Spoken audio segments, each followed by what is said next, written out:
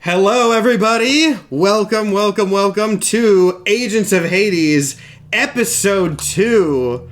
How's everybody feeling today? Cast, audience, after the events of Episode 1, which we will, of course, recap in a minute. How's everyone doing? Nothing but fear. Nothing but fear? Great. See, I was talking to one of my friends about this show over the week, and I was laughing because it's so nice for me as the DM, since I no longer have the burden of being funny. I just get to be scary, and that's way easier. Being funny is on you guys. It's our job. Yeah, I don't have to do that. Now undercut the tension ourselves. God damn it.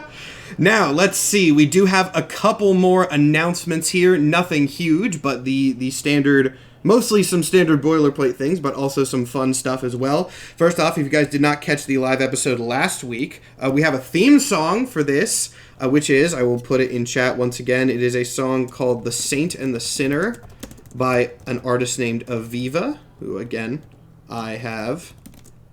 Well, I mean, with stream delay, it's already there, but I have just put that in chat for you.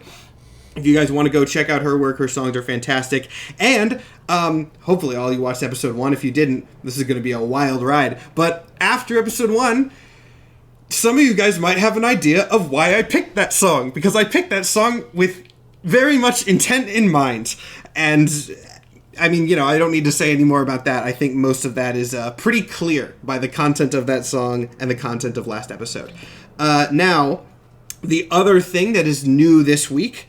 And I once again did not... I updated the cast about this. I did my job. Merch store. The merch store changes that we talked about last week, as promised, have been implemented. So most of the Symmetry Saga stuff has been sunset. Maybe we'll bring it back for a special sale at some point. I'm not ruling that out. But it is not regularly available anymore, just to, you know, declutter our merch store. However, the first drop of Agents merch is there. There will be more, but right now we have the Agents of Hades logo merch, we have Ronnie merch, we have Jack merch, and we also have merch for Lord Cringe.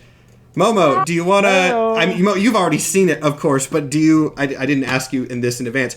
Do you have anything you'd like to say to hype anyone up before we do reveal? I figure we might as well go ahead and do it now. Before we go ahead and reveal the official Lord Cringe art. Yeah, your fear of being cringe is holding you back. And here he is. Here's the boy, Lord Cringe. Tagline specifically requested by Momo, so don't blame me for that one. Wow. Let's see. Let's take us over to this one. My boy. Where's my art that cards? Art is incredible, and Momo, I just want you to know I fucking hate your character with my entire soul. That Panda, cardboard Jake armor? Morton, the person, hates your character. It is cardboard armor. He's got the roller backpack. He's got the legally distinct key blade, key space blade.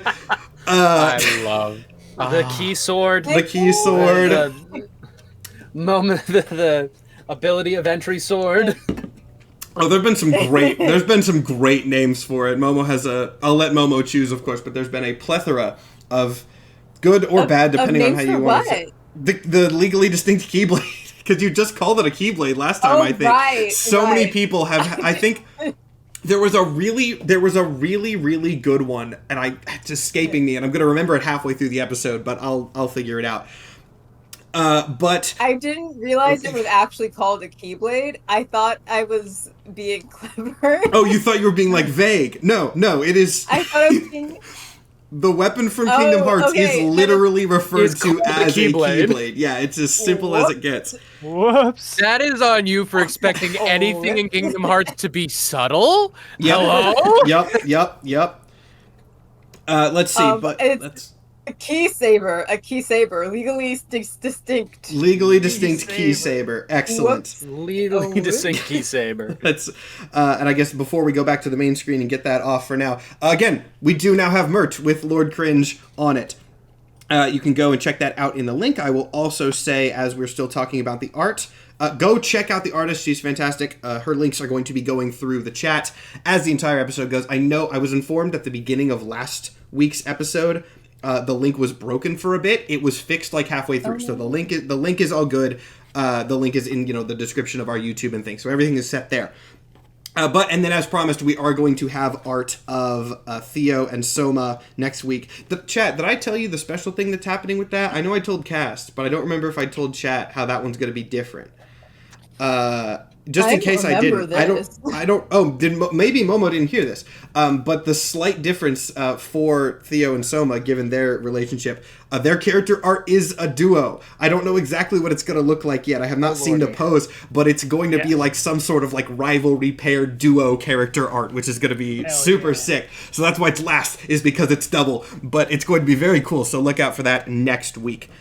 As for announcements, I don't think we have... as for why next week, it's because art... It's obviously very professional level art, and it takes time.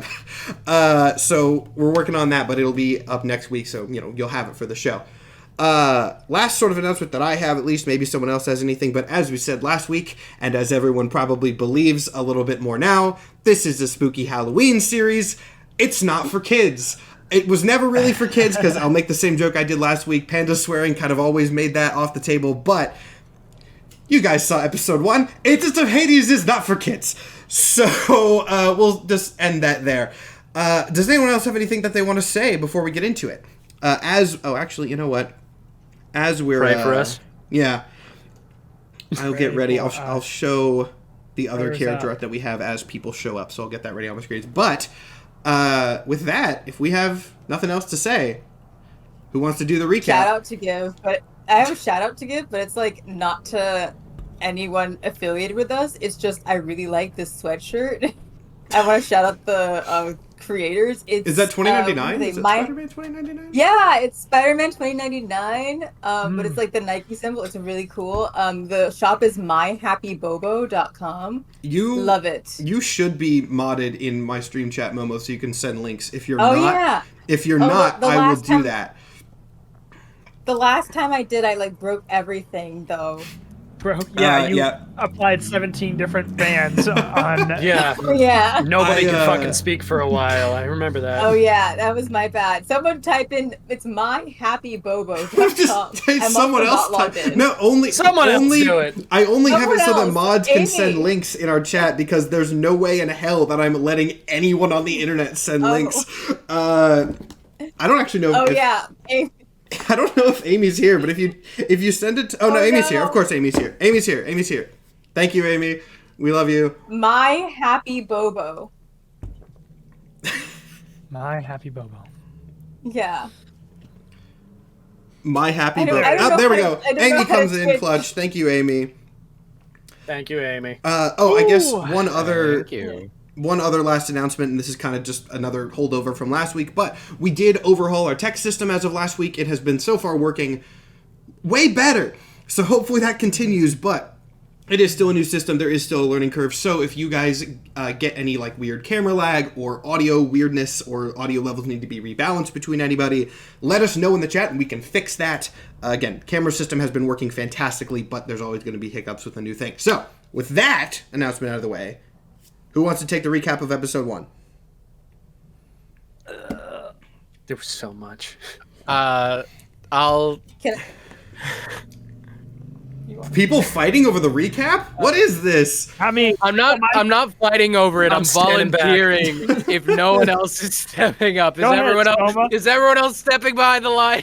Yeah. I mean, I was just gonna say we should do it in character. Oh, that would Please be that would me do a recap in my character's voice. That would fit the sort of Suicide Squad-y vibes. Sure. So here's the deal, you worthless reprobate. We're all this is gonna dead. be good. Love it. Me personally, I was headed up to the tallest building in Irkala, the mediocre afterlife I happen to go to, when I see these three schmucks auditioning for something called the Agents of Hades, some kind of superhero fighting thing in hell. How fun.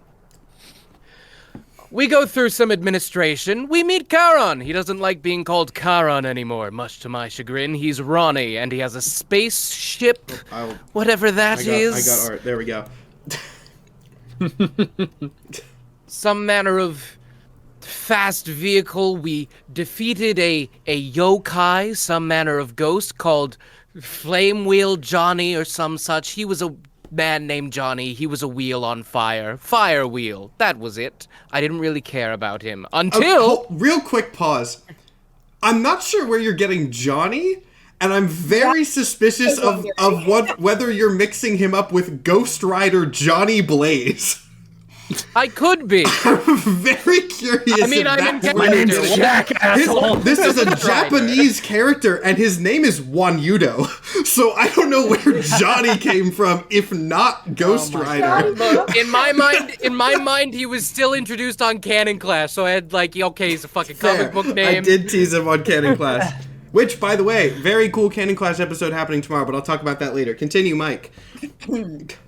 As I was saying, he wasn't a big deal. Theo, my cousin, took him out. Until he started getting weird, he became an angel through a very horrifying and seemingly painful process. Only for the rest of us to find that he was not the only one. You see, an entire army of angels came down onto hell, I have that art flanked by God himself, and seemingly they're not a fan of this form of the afterlife. And I still don't get to raise my fucking complaint, so what are we going to do now? Nothing good, I think, is the main thing that I've got for you here. Let's see. I'll go through the other character art that we have as well. Yes, excellent recap, Mike. For anyone who wants a refresher, this is Panda Red's character, and as I should keep saying as we bring up this art to give credit where credit is due, this one is drawn by Panda, so credit to Panda for this art.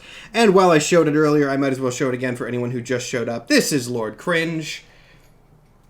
Love it. I don't have any other relation things to say. to characters existing or otherwise is completely coincidental. Panda, Our our legal merch team store consists of us. So. Panda, on our merch store, the description for the Jack art is I believe it's any dissimilarity to characters living or dead is purely protected under parody law.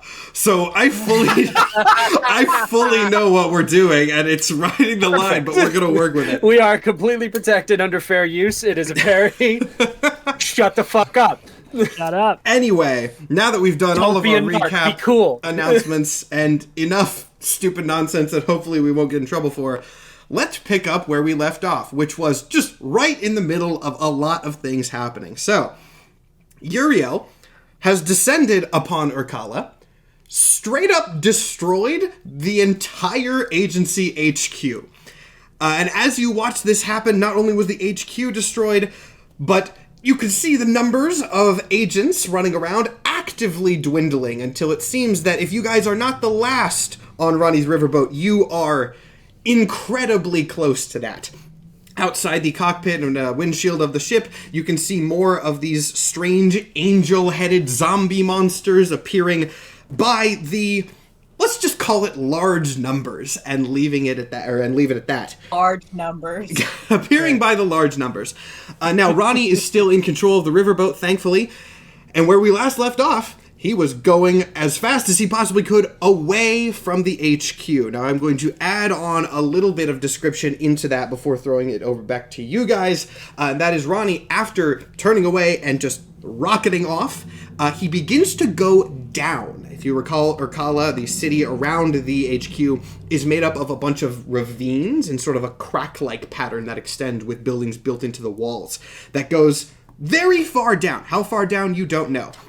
And Ronnie seems to be descending into one of these ravines rapidly. And with that, we'll throw it back to you guys. I would like to do the ultimate move of call my mom. That does make sense, yes. To the highest degree, divine intervention. Divine intervention that sounds good. As an action, you can request your deity's aid and roll percentile dice. If your roll is equal to or less than 10, your deity intervenes. Your DM chooses the nature of the intervention. If successful, you can't use this feature again for 7 days. Otherwise, you can use it again after a long rest. So, 10% shot at God comes to help in some case. Okay. Mom, help! Man, imagine you call your mom and there's only a 10% chance of her picking up the phone. Hey, you know... Well, he's been down here a while. This has happened a lot. That didn't sound like a good well. Yeah, no, that is a 90. So that is nowhere I'm close. gonna actually say something here. Roll me an Arcana check really quick. All right. Don't tell me his mom is dead. I don't like that. Roll me an Got a Arcana check. 12. A 12? Okay, this was not a super hard check. I assume this is something that you've done decently often. You cannot tell if your mom is dead or not. I'm going to go ahead and tell you that. That's great. From that 12. But what I will say... ominous sentence. I Thank you for that. I also wouldn't have said that were it not for Momo explicitly making that an option with her phrasing. What I can say is that message does not seem to go through. There is something blocking it, and with a 12, that's all you're going to get. You can tell that there is some sort of block in place. No idea of the nature of it or anything like that. Cool. That's all I got. And again, right now, Ronnie is very focused on piloting, so he is in this scene, but he is not going to interact with you unless spoken to. He is busy. Gotcha. Jack is going to go straight up to the cockpit. Does make sense. And he's going right to the passenger seats. Are these swivel chairs? Are we talking Millennium Falcon style, they can move, or are these nailed in? So there is not technically a passenger a shotgun basically on the riverboat. Yeah. The riverboat has the seats in the back, but then the cockpit that Ronnie is driving at actually doesn't even have a chair. Mm-hmm. He is standing in the center of this kind of oblong control center, and his oars are stuck into... He is essentially piloting it, as if he is standing in a normal riverboat. Gotcha. All right, but is the back in that case is the back end sealed, or is it? No, the back end is open. I need to get art of it because I think it's cool. But it's like this. It's like this shape, and he's in the center of it. Gotcha. Which have fun, Spotify listeners. Jack's walking up to the back, and he's like, "Hey, what the fuck is that? What is going on?" After a moment of just sort of collecting himself, realizing what's going on, processing that someone is talking to him, in not a panicked tone, because Ronnie doesn't really panic, but in a more serious tone than you've heard him say before, without turning around, he just goes, "That, Jack, is a goddamn archangel."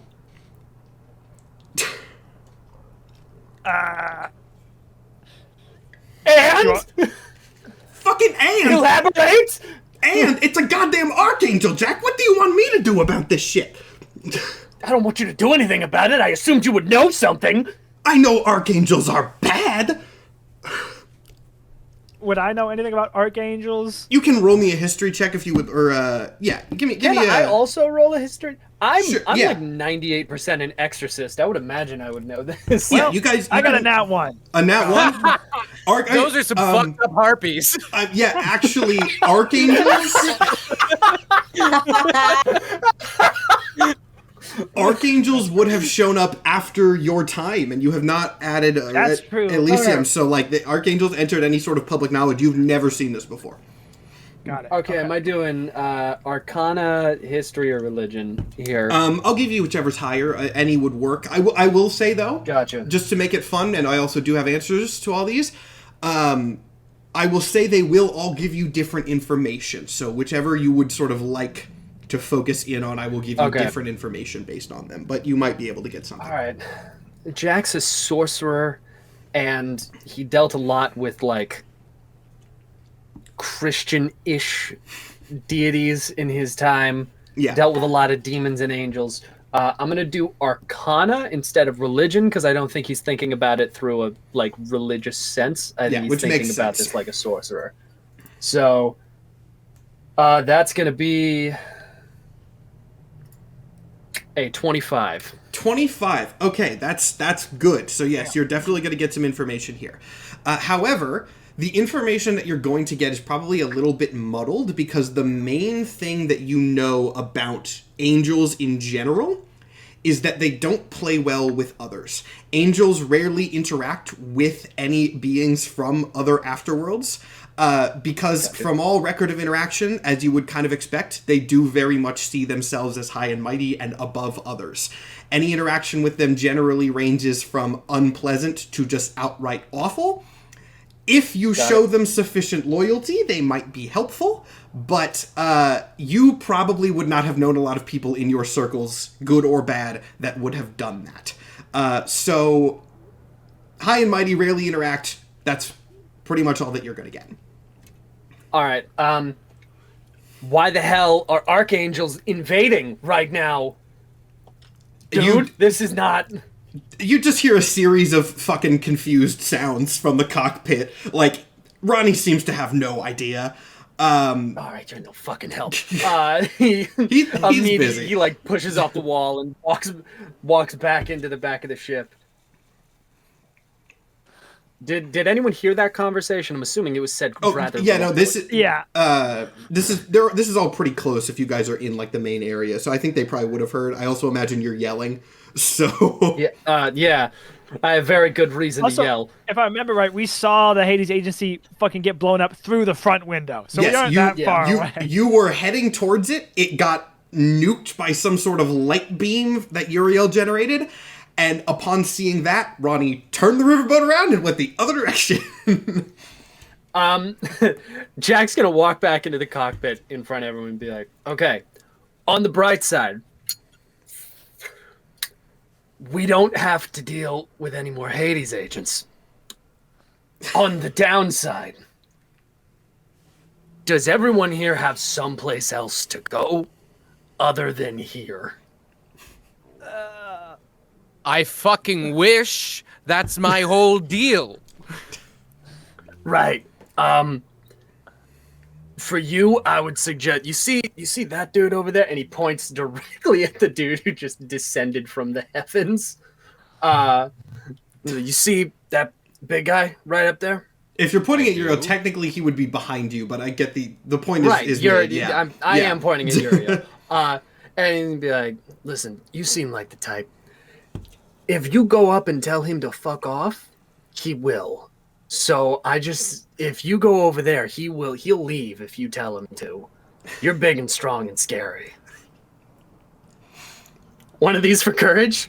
He hands him over the cigarette he just lit. Which, need I remind everyone, he offered last episode. Yeah.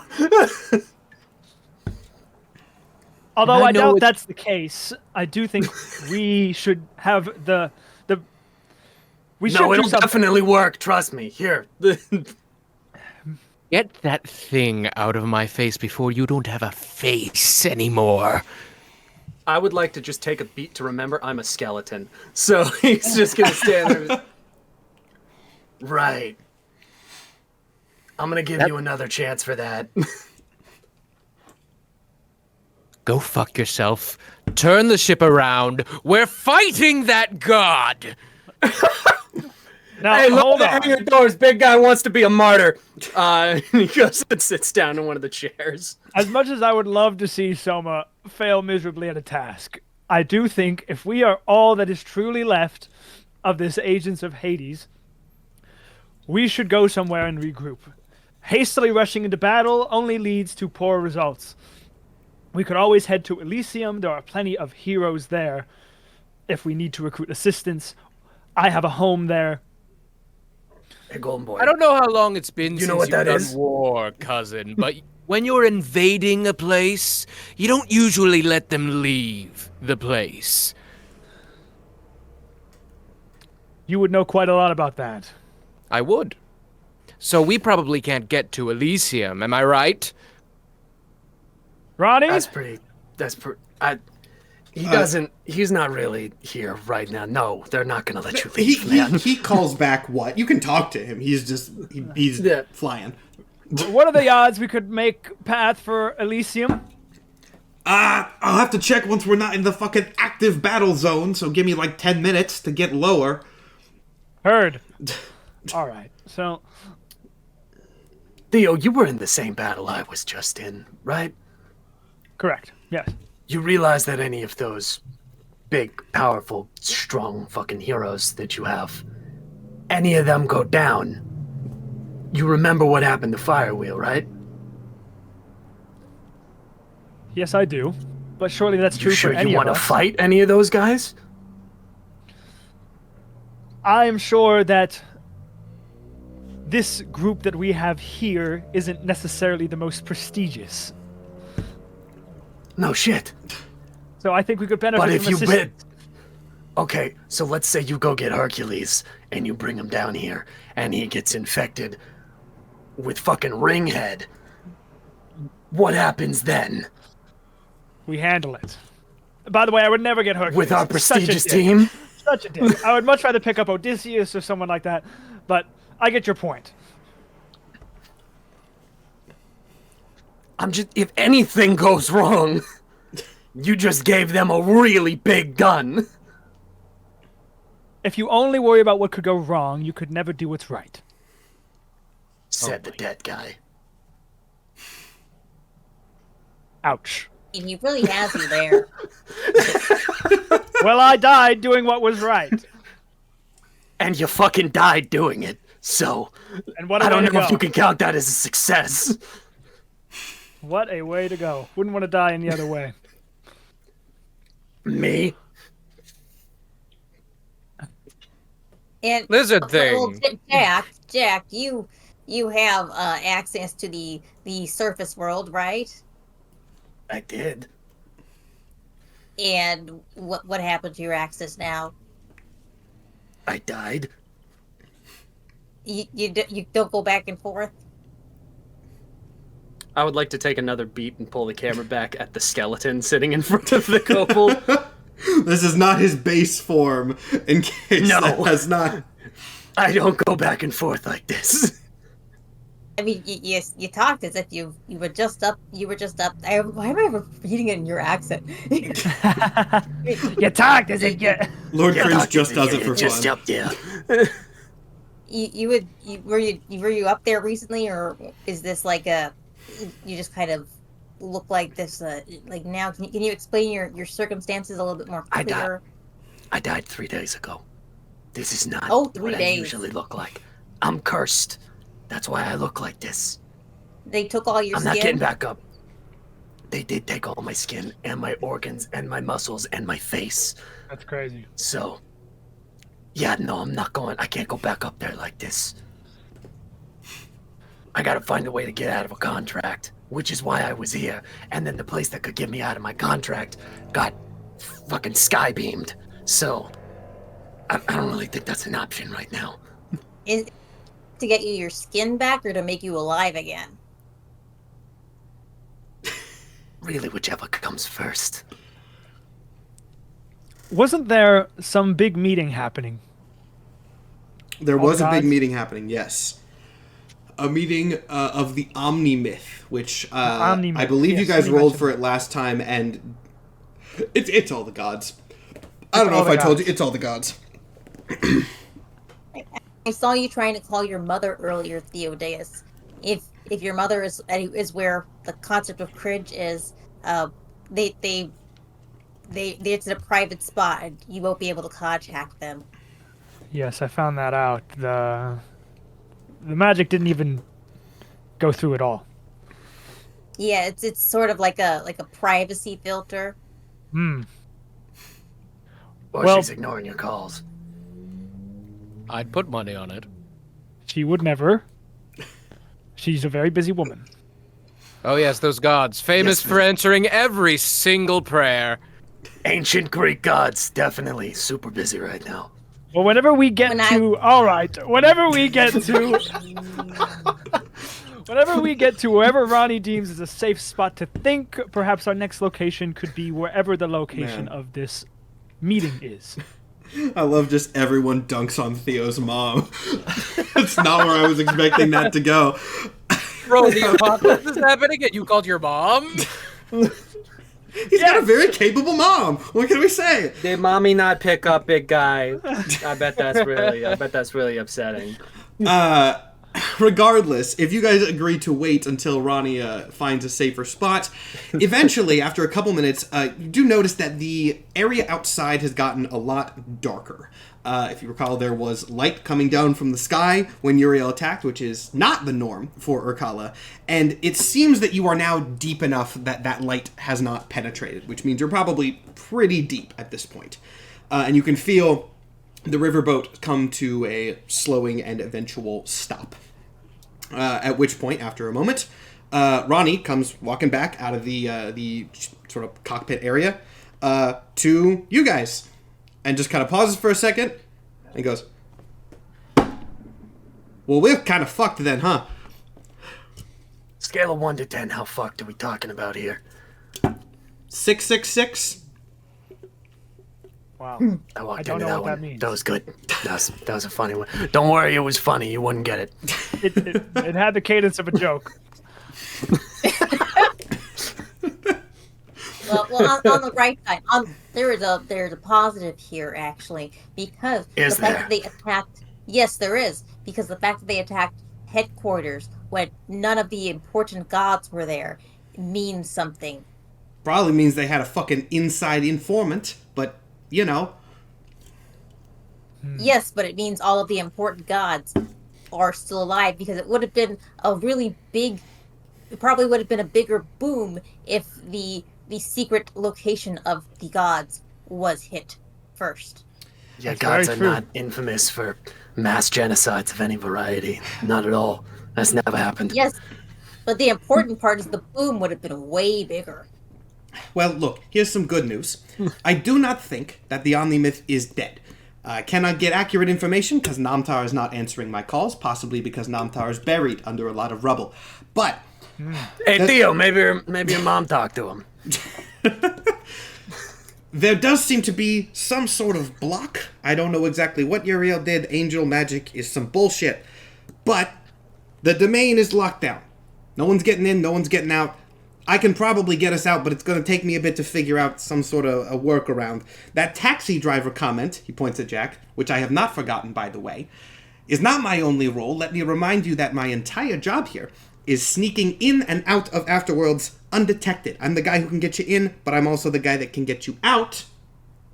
But it's going to take me some fucking time, because I don't know what this shit is, so who wants to go somewhere in like 3 days? 3 days. Time's screwy here, but 3 days-ish? Do we Do you have think 3 that days? those guys are gonna get to us in 3 days? The riverboat's faster than those fuckers, but everyone else is probably fucked. Yeah, Lizard, why are you raising your hand? You asked if I wanted to go somewhere in 3 days. You can just talk. Oh, I would like to go somewhere in 3 days. I feel we Would should you go like to go sooner somewhere than 3 days. specific in 3 days? Yes, out of immediate danger. Okay, you know what? Someone else talk. Golden Boy over here had an idea. I feel like 3 days is a long Tell him your time. dumbass idea. It'll work out just great. I feel we should go to the Omni-Myth, or at least the known location of it. Omni-Myth's not here, bud. Omni-Myth is in a different afterworld. We can't get in or out until I figure out a workaround for the angel block. Look around for the angel block. So what? We're just expected to sit here? Look, This reminds me of an ancient film that I had to watch once in class called Home Alone, and that is when the entire the support structure of this household was out, and just one snot-nosed brat child was left behind, named Kivin. And Kivin, we are all Kivin in this situation, so that means we must fight against the burglars of this underworld, which would be. I can't remember who played the burglars, but I think it was a guy in a show called Home, and it's basically we have to fight off the angels. This Kivin sounds like a noble warrior, and we should all try to be like him. Shut the fuck up. Jack's You gonna didn't get any of that either. Jack's gonna walk over to Soma and be like, Hey, buddy, if you could just like grab my skull and crush it, that would make this a lot faster. I won't give you any such mercy, but keep dunking on Theo. I may consider it. I, for one, shame I cannot can't get drunk stand anymore. to just sit around and wait. There has to be something we can do. at this point, Ronnie is kind of like leaning up against the wall of the ship. Doesn't look happy. He does look concerned, but in a surprisingly like sort of nihilistic, like fuck it kind of attitude. He goes, look, I don't know what all of your opinions are of me. I've known Jack for a bit here, but the rest of you, let me make something clear. I am a mercenary, technically, by trade. I do shit for money. Now, I've worked for the agency for a while because over a very long immortal existence, I have learned that if you work for the good guys, you're less likely to get stabbed in the back. But I do shit because I get paid. and the people that pay me just got fucking obliterated. So I am going to wait this out. I am going to dip off to another plane the second I can, and it sucks for everyone here, but that's the option in front of me. Ronnie. Ronnie's a dick, by the way. I've told everyone this so many times. Ronnie's a dick.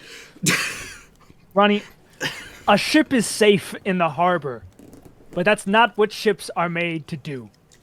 They're not made to sit in the harbor. They're made to sail. And I'm going to sail off to somewhere where I can get paid, Theo. Were you listening? He's running. Oh my god. This isn't a battleship. That's a fucking... It's called the rowboat. Riverboat, you ass. Whatever. It's the same fucking shit. Look, whether you think I'm good or not, it doesn't fucking matter, because there's no way out of this. That's a goddamn archangel. Unless you idiots want to go to the fucking 9 circles or some shit, there's no way out of this one. You think Lucy's gonna be able to help us out? I'm sorry, what did you just say? You think Lucy can help us out with this? I'm assuming you wouldn't fucking like Big Not Dude that, over here. Jack, do you not know what the fucking 9 circles are? This is your shit. Do you not know? By the way, you can roll a check. I will give you the history. Can I get a history check for this? So here's the thing. You can roll a history, arcana, religion check, whichever you would prefer. Theo, Got it. you can also roll a history check here. Hell yeah. I got an 18. 18. Let's see what Theo gets. Also an 18. Oh, this is going to be fun then. Okay, so, Jack, though it takes you a second to remember this, you have heard of the 9 circles in a different context before. The 9 circles of hell are not literal places.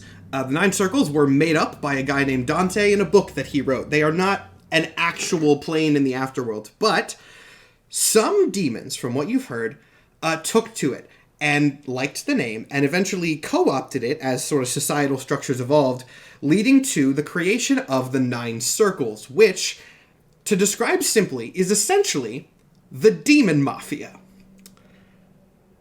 Not a great option for helping, but they are sort of in the sphere of things that might have some helpful information for you. Theo, you might be a little bit confused as to why I had you do a history check on this, because this is, again, after your time. But while you don't know a lot about it, the name The 9 Circles does ring a bell, as travel to and from different afterworlds is very much allowed in this universe. And you have heard the name floated around as a place and a group where the Golden Boys of Elysium can go for, let's say, things that don't necessarily represent the plane.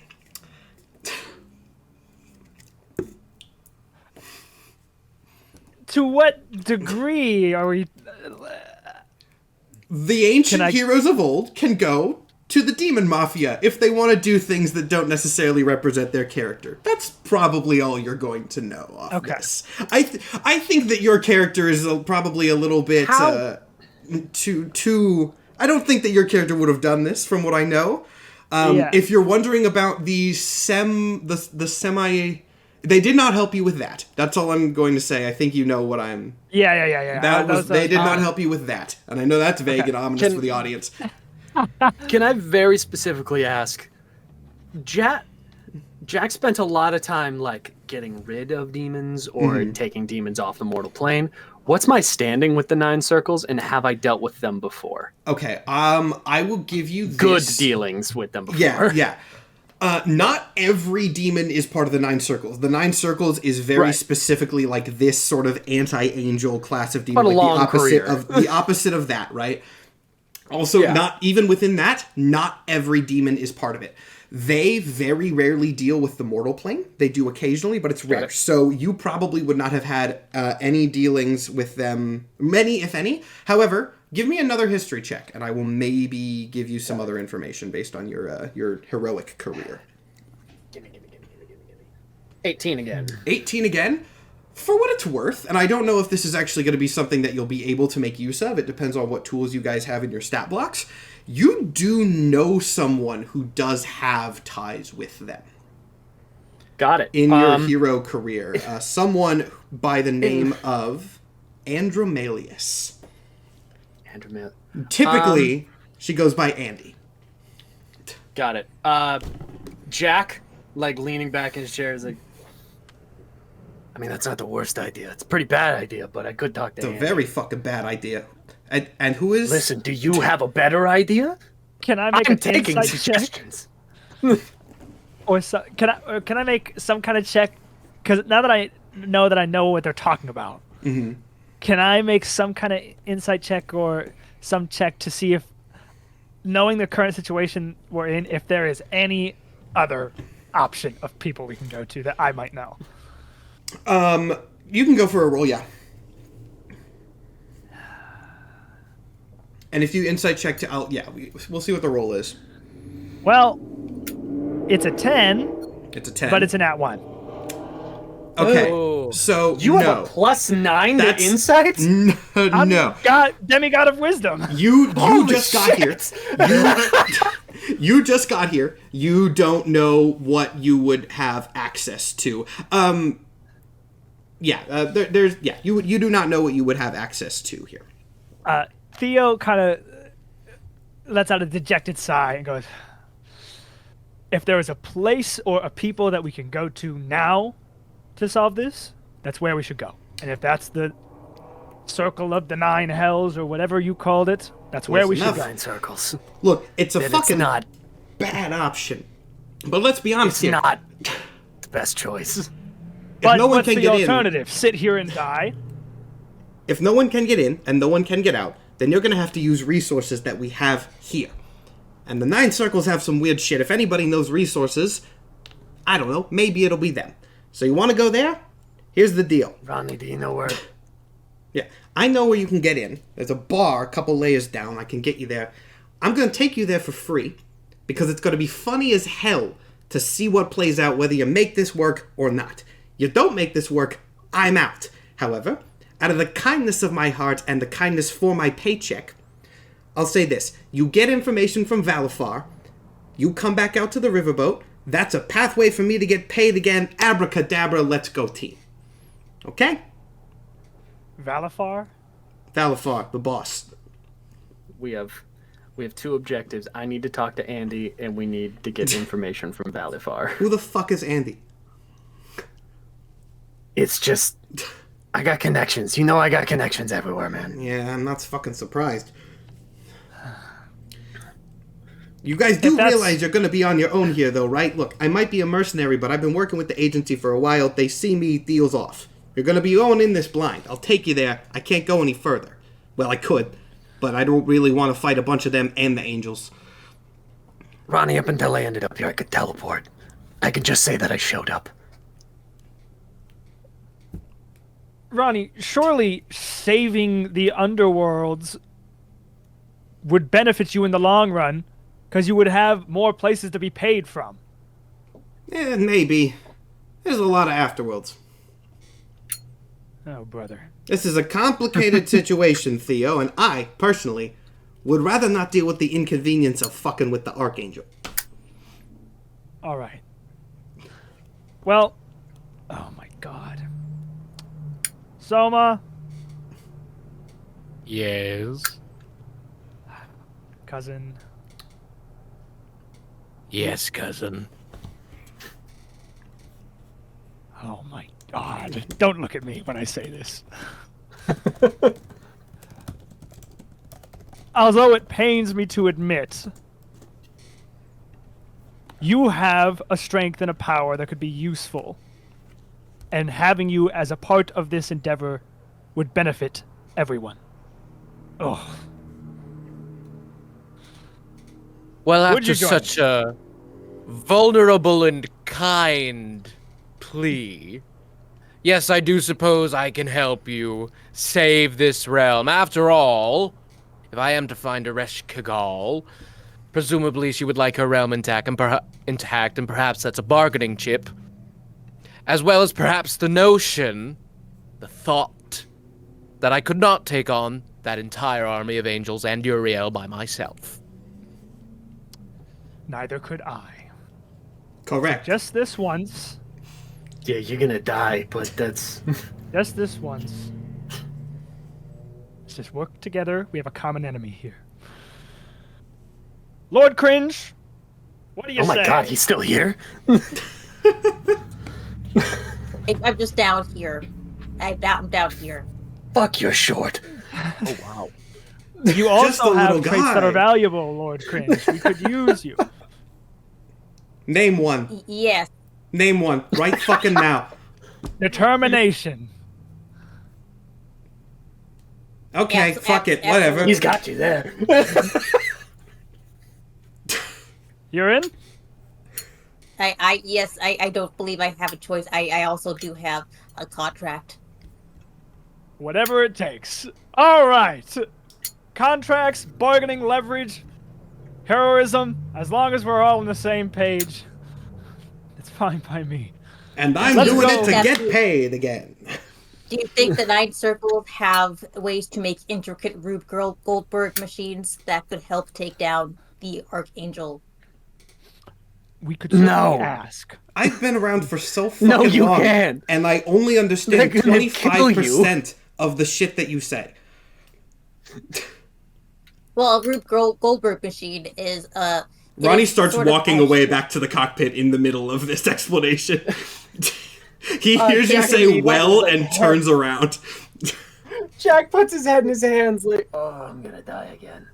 Oh. One action triggers another action, which triggers another action, which triggers another action. It actually is based off of Newton's law of inertia.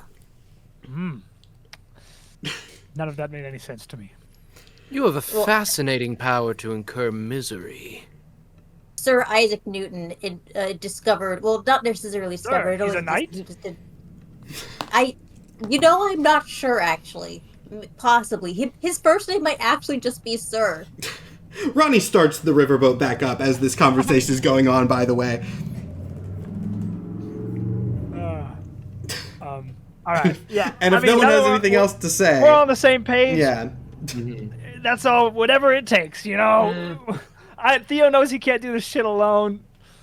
This is so out of his element that we need some kind of team, and it's a smoker, a fucking dude who just wants to get leverage, and someone who's stuck in a contract. And if that's what we got, that's what we got. Yep. All right, so after a couple more minutes of flying, Ronnie parks the riverboat once again, just at what seems to be a normal street. You are very, very, very far down. Things do look a little bit older, but... Jesus. Sorry about that. You good? I'm good, yeah, I don't know what that was. Anyway, as I was trying to say, that was the first horror bit of the episode, I guess. Everything down here looks notably, well, normal by Urkalan standards. There is no angelic light from above. You do not see any mutated things. It's probably safe to assume that whatever is up there is spreading, but it has not reached down here yet. After parking the riverboat, Ronnie comes back to you guys. Says, okay, so place you're going to go is a nightclub down that way. And he points and then points again to indicate that it's like around a corner in another ravine. He goes, go see Valfar, try not to die, or do.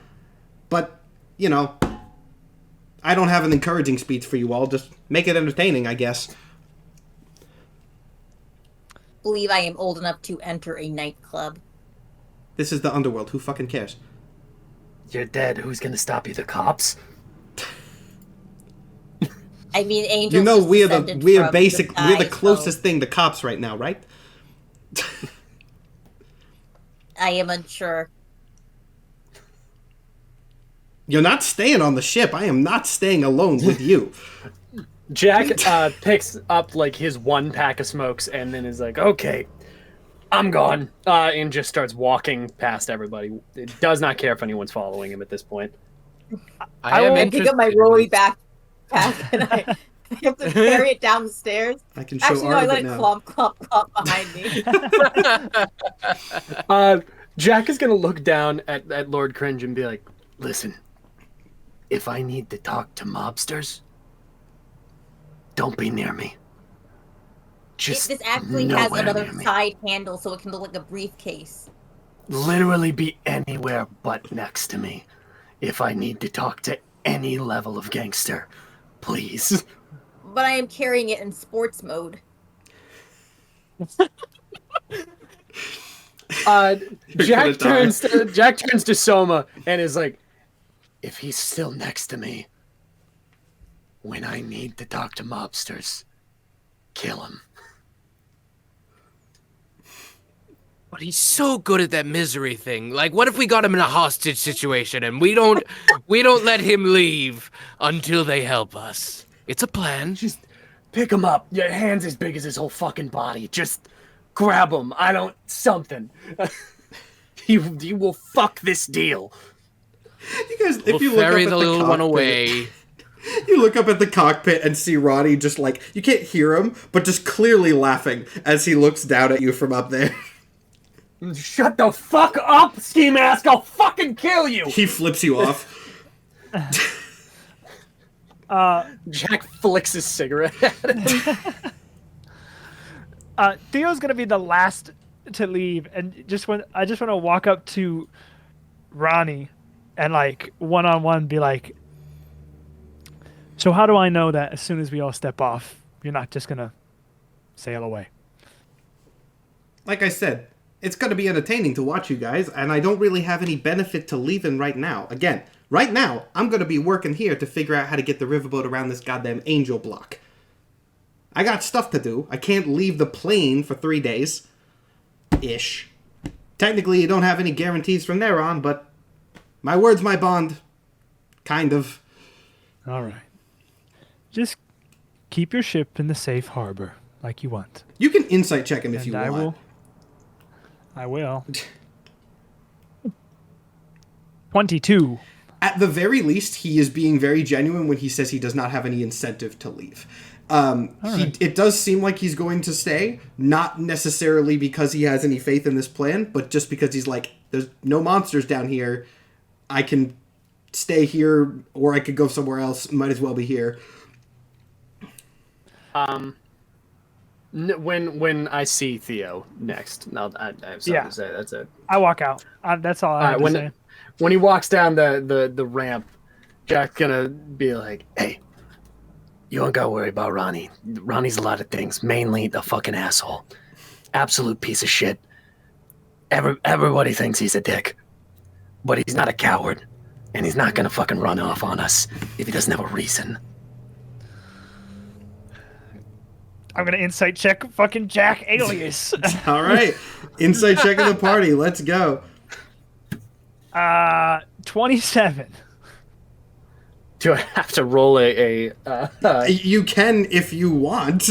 I mean, are you going to beat that? I'm a very secretive person. I'm gonna check. Yeah, no, I wouldn't have passed anyway. No, I'm telling the truth. I take that in. I go, all right, I'll take your word for it. Can we say the same about you? No. Appreciate the honesty. All right. And we walk on. Let's go. Let's go inside. All right. So good to know. Genuinely does, though. Genuinely does appreciate the honesty. You can't make a good battle plan unless you know exactly what you got. So listen, the second shit goes sideways, I don't want to be here. In what I think is a very bad pairing, but this is how this, kind of shook out. Lord Cringe and Soma are walking along first. Oh, no. You guys are going along the Urkalan streets. Now, again, this is notably deeper than it was. And somewhat paradoxically, in Urkala, the deeper you go, the older things are. So while the architecture looks largely the same, there is a wider range of beings down here. It's still mostly humans, but you see that like a lot of the human forms are altered in some way or another. Like, for example, there are Egyptian, more like Ba forms flying around, things like that, which is, like human head on bird bodies. Weird things that, from older mythos where people believe the soul's transformed more after death. It was a bit more common. You turn this corner into this other ravine, and from the fire, it's pretty obvious which building you're supposed to go to. There is a large building, which is seemingly a nightclub, called Dante's Paradise. Of course. Actually, yeah, as we walk up, Jack's gonna look and... Boo. He's gonna walk right in. Yep. He's gonna see the title and like, are you fucking kidding me? And just walk straight in afterwards. And yes, for anyone in chat, the Nine Circles is the name of the organization. This is clearly one of their areas of operation, this club specifically. It is not the name of the club. But yeah, is everybody walking in then? Soma's gonna check in with Lord Cringe, because that's how the pairings are. Yeah, and you guys are first, so... So, are you well versed in nightlife? I was 14, so no. Been invited to literally any party that's ever been thrown? I've been to my own birthday parties. Well, a novice then. Well, They were at arcades, so I guess this is basically the same. Tonight, we will let loose like warriors. And we are not leaving until you have some hair on your chest. And he like bumps your chest with the back of his hand. God. Do you think they have skee-ball?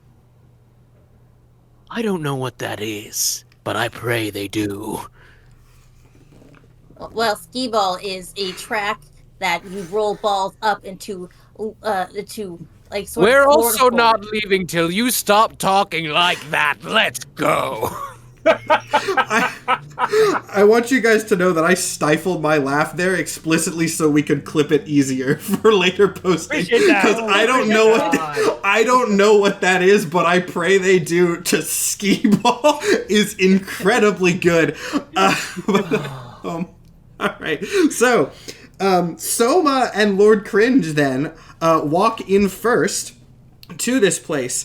Give me a perception check. Why not? This is a very sort of different place, so give me a perception check for what you guys see, and preemptively the other two can as well. So all of you give me a perception check.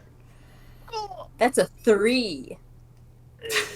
Lord Cringe, you've never been in a mortal nightclub, so this is a lot, I would say. I only got a 6. You're not the type to go to this place, Theo. This looks sinful. What check are we running again? One sec. Perception. What check are we running again? Perception, got it. Also, no, to answer chat, skee ball is not inherently cringe. Skee ball is fun. I will support Lord Cringe. Skee ball is cool, damn you.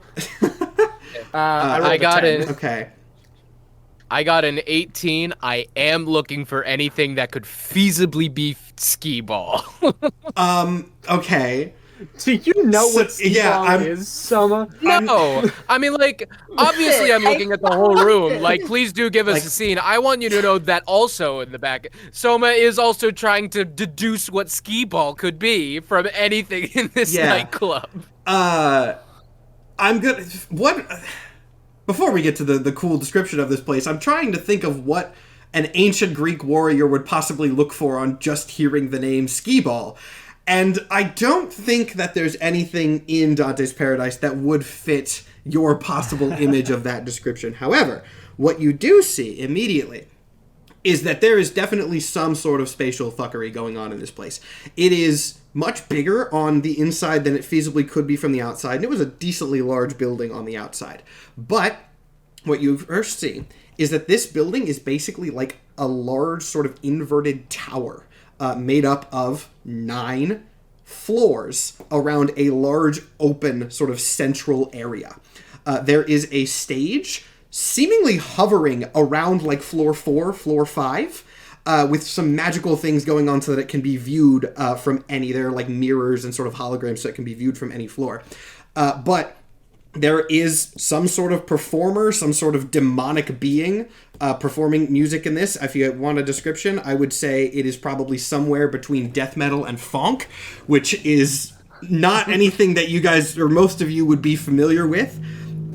There are neon lights at first all around this area, not attached to anything, just free floating in various shapes and formations. However, upon closer inspection, that is not neon. That is just straight up fire, like little lines of colored fire hovering in the air. And that is the only thing that is lighting this place. So there is a lot of light, a lot of shadow. The light is moving, and mixing between those areas of light and shadow are just all sorts of beings, most of which don't look like beings that you would want to interact with.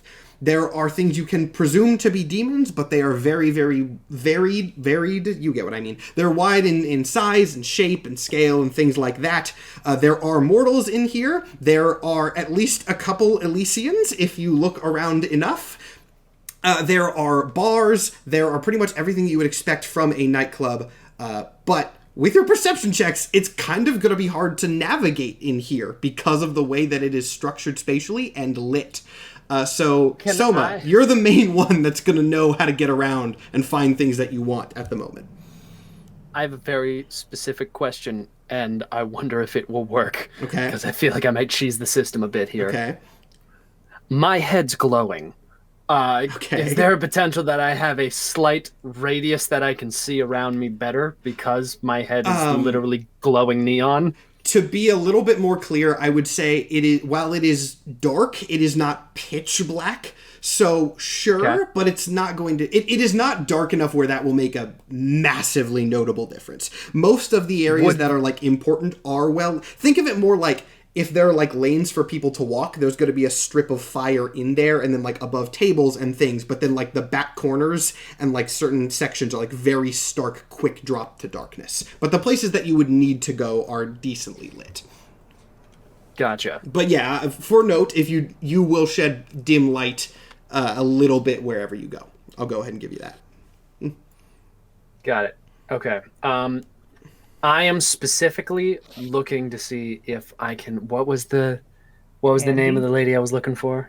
Andy. The name was Andy. Andy. You did know I'm Andy looking from for the Andy mortal world, I will say. So you do not see. Do not see her here. I'll give you that. But again, this place is supernaturally large, and it is 9 floors. So if you're looking around the entire thing for a specific person, that is not going to be incredibly fast. I'll give you that. I am here to make deals with gangsters. So I am going to try and go straight down to the bottom floor. Okay. I want to go to the 9th circle because I want to talk to the boss man. All right. So Jack immediately starts looking for the stairs and heading down there. Let's go ahead and establish real quick now, and then we can cut around to different things. What is everybody first doing when you get to Dante's Paradise? And if you have more specifics about the layout or what you can find here, feel free to ask. As I said, it's a very large place, and I did not describe the whole thing because that would take a while. Yeah. Our gambling machines. There are places for you to gamble, yes. They are not on the floor that you are on. You will look, but if you can figure out that there are. Okay. This is so out of Theo's element. Yes, I would imagine that. Would I mean, can I make a check to see if I see any people that I know from Elysium in here? Go ahead. Give me, I guess, a perception check. And you know what? That is a dirty 20. Okay, now here's what I'm going to do. I'm going to roll to see if there is anyone you specifically know in here. And I will go ahead and say with the dirty 20, if there is, you will see them with that. Cool. But I maybe should have been an investigation, but same difference. There is not anyone you know here. Okay. I don't think. There are Elysians. There is no one that you know by name. Maybe someone at most, maybe someone you've seen in passing and think you recognize. But no one you're familiar with personally. I think Theo, Theo's led armies before. He knows when someone, the best thing a leader could do is to let people who know their shit better than you do to run their shit when it's time. So Theo's just going to follow Jack. This is Jack's area. This is going to quickly split into the decently responsible ones and Theo Soma and Lord Cringe. I said I'm partying with Lord Cringe, so if he's looking for gambling machines, I am going with him, but also looking for a bar nearby. Okay, yeah. So you can definitely find. There are several bars here. That will probably be what you find first. The gambling, I'll go ahead and say, is on like a floor down. We'll say it's a floor down. And there are bars on every floor. Okay. This reminds me of the Hard Rock Cafe my foster parents used to take me to for field trips.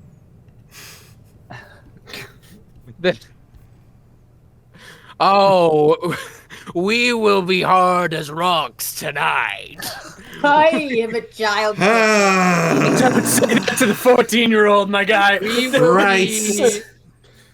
We will be. Let's go gambling now.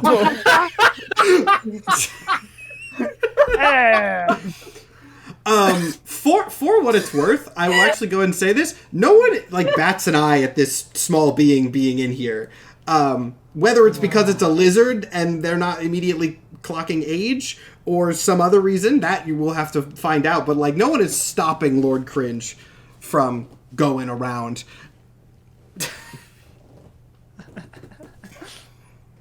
Yes, the slots are the closest we will get to arcade games, and I don't think they have skee ball. The Hard Rock Cafe did not have skee ball.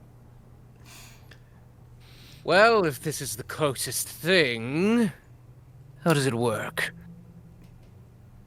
How does it work? Okay. So I was about to ask if you're going to the bar or the machines first. But I'm taking that as machines. Yeah. Both of you guys, who I would heavily presume have not used anything similar to this in your life, are going to have to give me... What check would it even be? I will go ahead and say that it resembles something of a modern slot machine. However, again, there is no electricity in Urkala, so you can presume whatever this thing is powered by magic, and it does look a bit more magic-y. But I'm thinking investigation. I think that feels right. If anyone has a strong feelings against investigation being a check to figure out how slot machines work, please suggest something else, because that's not in the rule book. Yeah. But I think that's fair. It depends on how much you love gambling. You could argue a survival check. For the 14-year-old, let's say no, and I don't believe Soma has a... I don't believe a gambling addiction is part of Soma's character. I need this to live. I think investigation is fair. DM ruling, investigation. Insight was my other thing, but insight's more reading people, or at least that's how I treat it, so I think investigation is probably fair. 14, which is... Okay. I was expecting to roll way low. Yeah. The thing is, this was going to definitely be a harder check for Soma than it was for Lord Cringe, because at the very least, Lord Cringe, you've probably seen like movies where they maybe use one of these. Soma, you have zero frame of reference. So these are probably fairly equivalent rolls.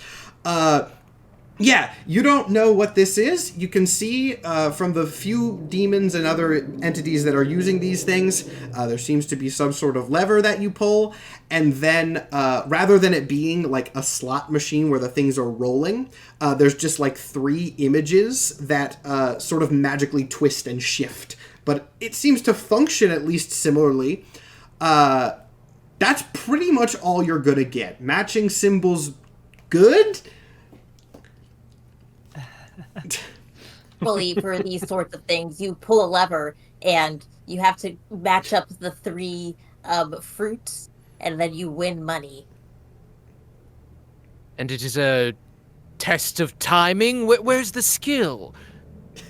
I don't believe it is skill. I think it is a chance and luck. Before we move too far forward in this very quickly, I'm sure Soma has things to say about this, but I want to establish something.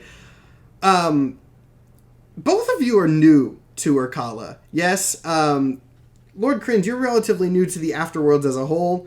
Soma, you are not new, but you were not active. I'm going to go ahead and make the DM ruling, since neither of you have asked yet. Neither of you know how or if a monetary system works here. Just real quick, I want to establish that before we move forward. That is great. Would I know anything about that?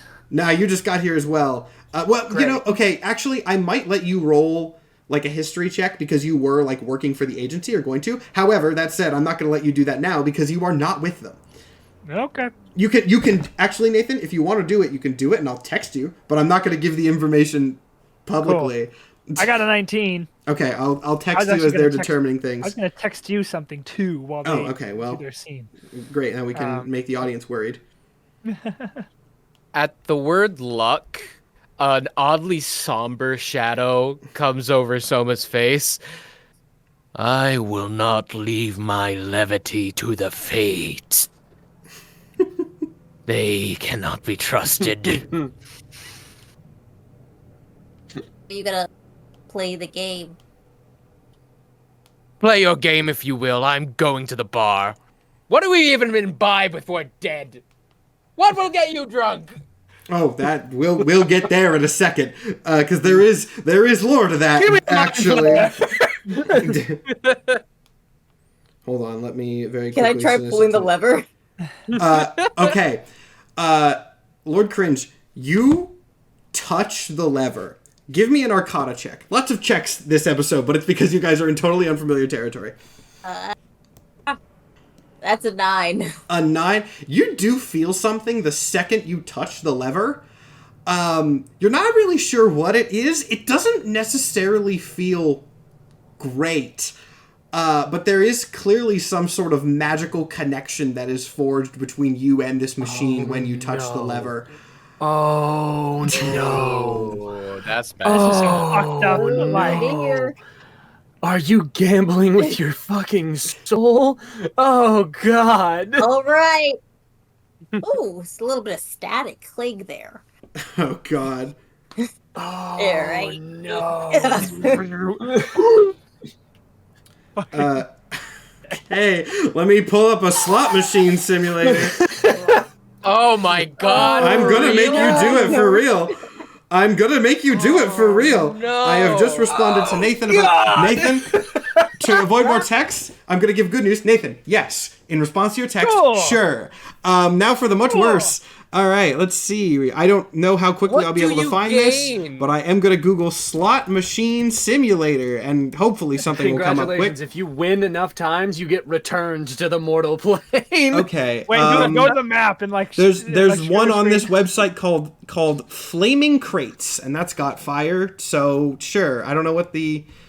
Do I play one line, play 3 lines, play... Okay, we're just going to hit play 1. Like a D100. Can I could pull this up on the screen, actually. Hold on. Let's do the drama. Let's do the drama. Let me pull this up on the screen.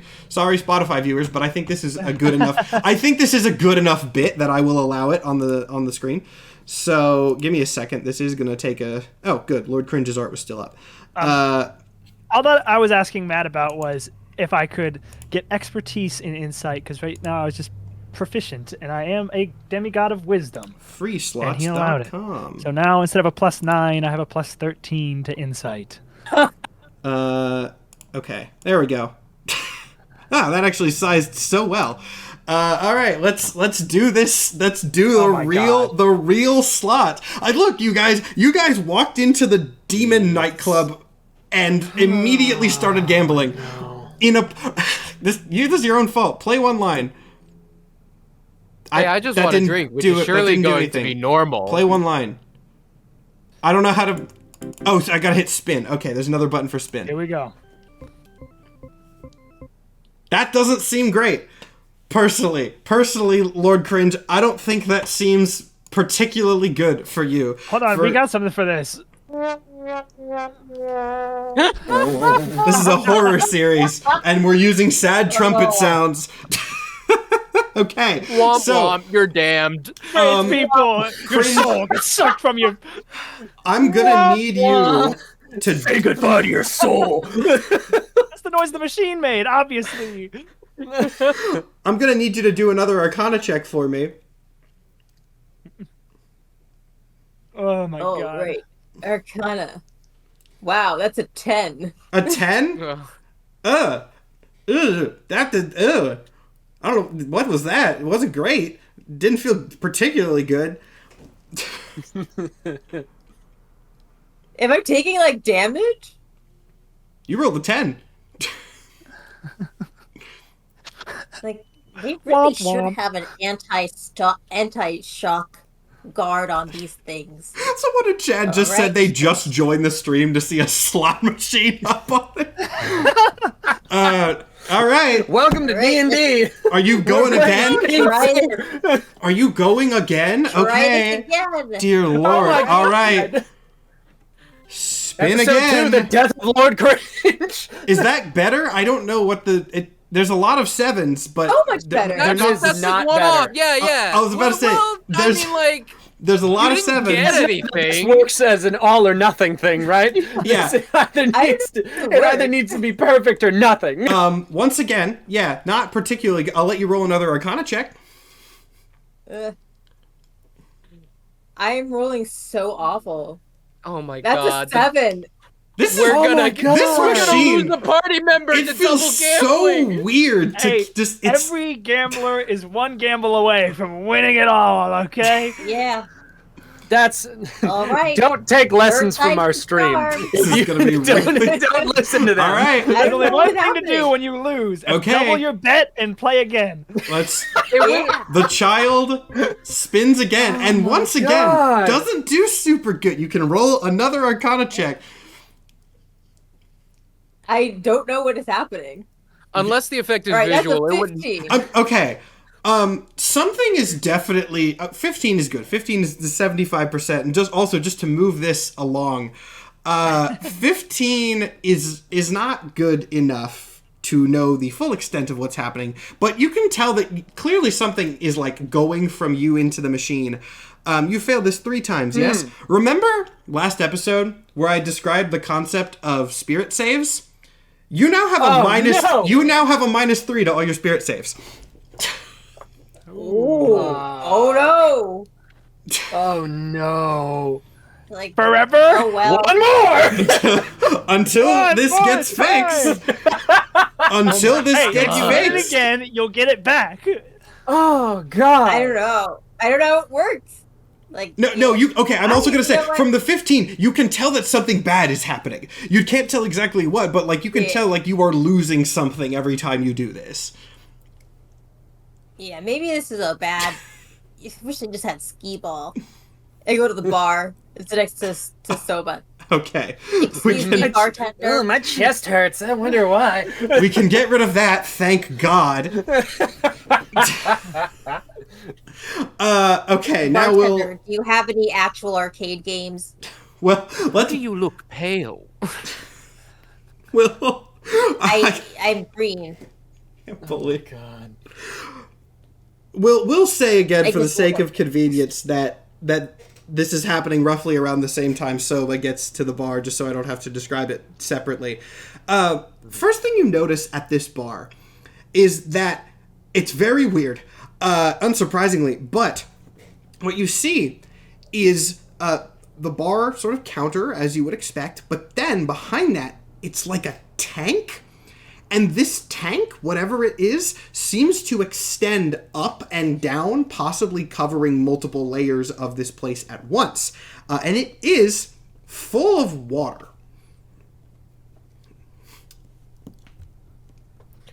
Oh, what is this? As Water? you approach, as if sensing. Oh, I should also say. Well, no, we'll keep it like this. As if sensing your approach, some form swims down from farther up. It is at first, sort of mermaid-like form. You see as it quickly goes down and then sort of shoots back up. You see a sort of humanoid upper half, and then a fish-like tail. But as it sort of stabilizes and hovers in front of you, it is more reminiscent of... do you guys know what a Fiji mermaid is?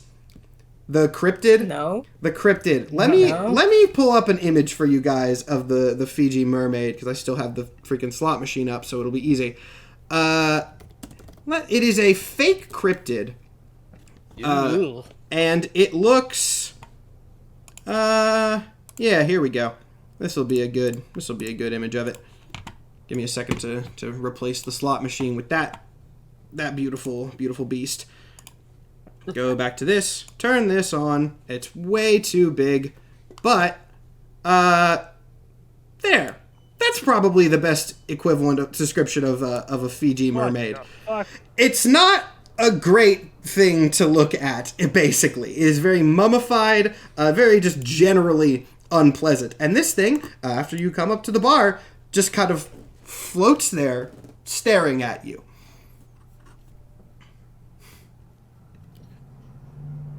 Hello, my good merperson. Obviously, I know how all of this works, but my friend here is a first-time peruser of the parties, as it were. So could you explain the whole thing to him and how exactly getting drunk in a place like this works? The thing opens its mouth slowly, and a bubble just kind of emits from it and floats up.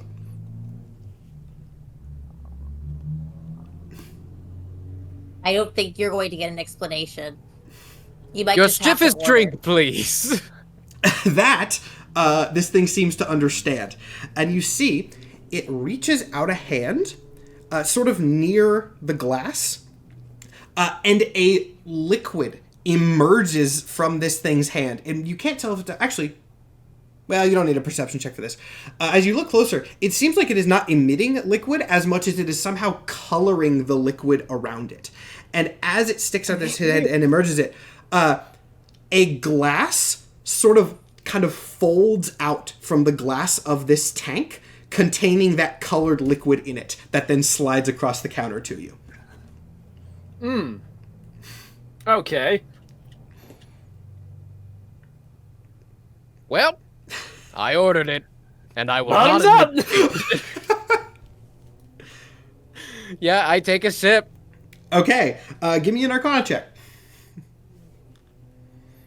Pretty sure that's not a good stat for my barbarian. It's not.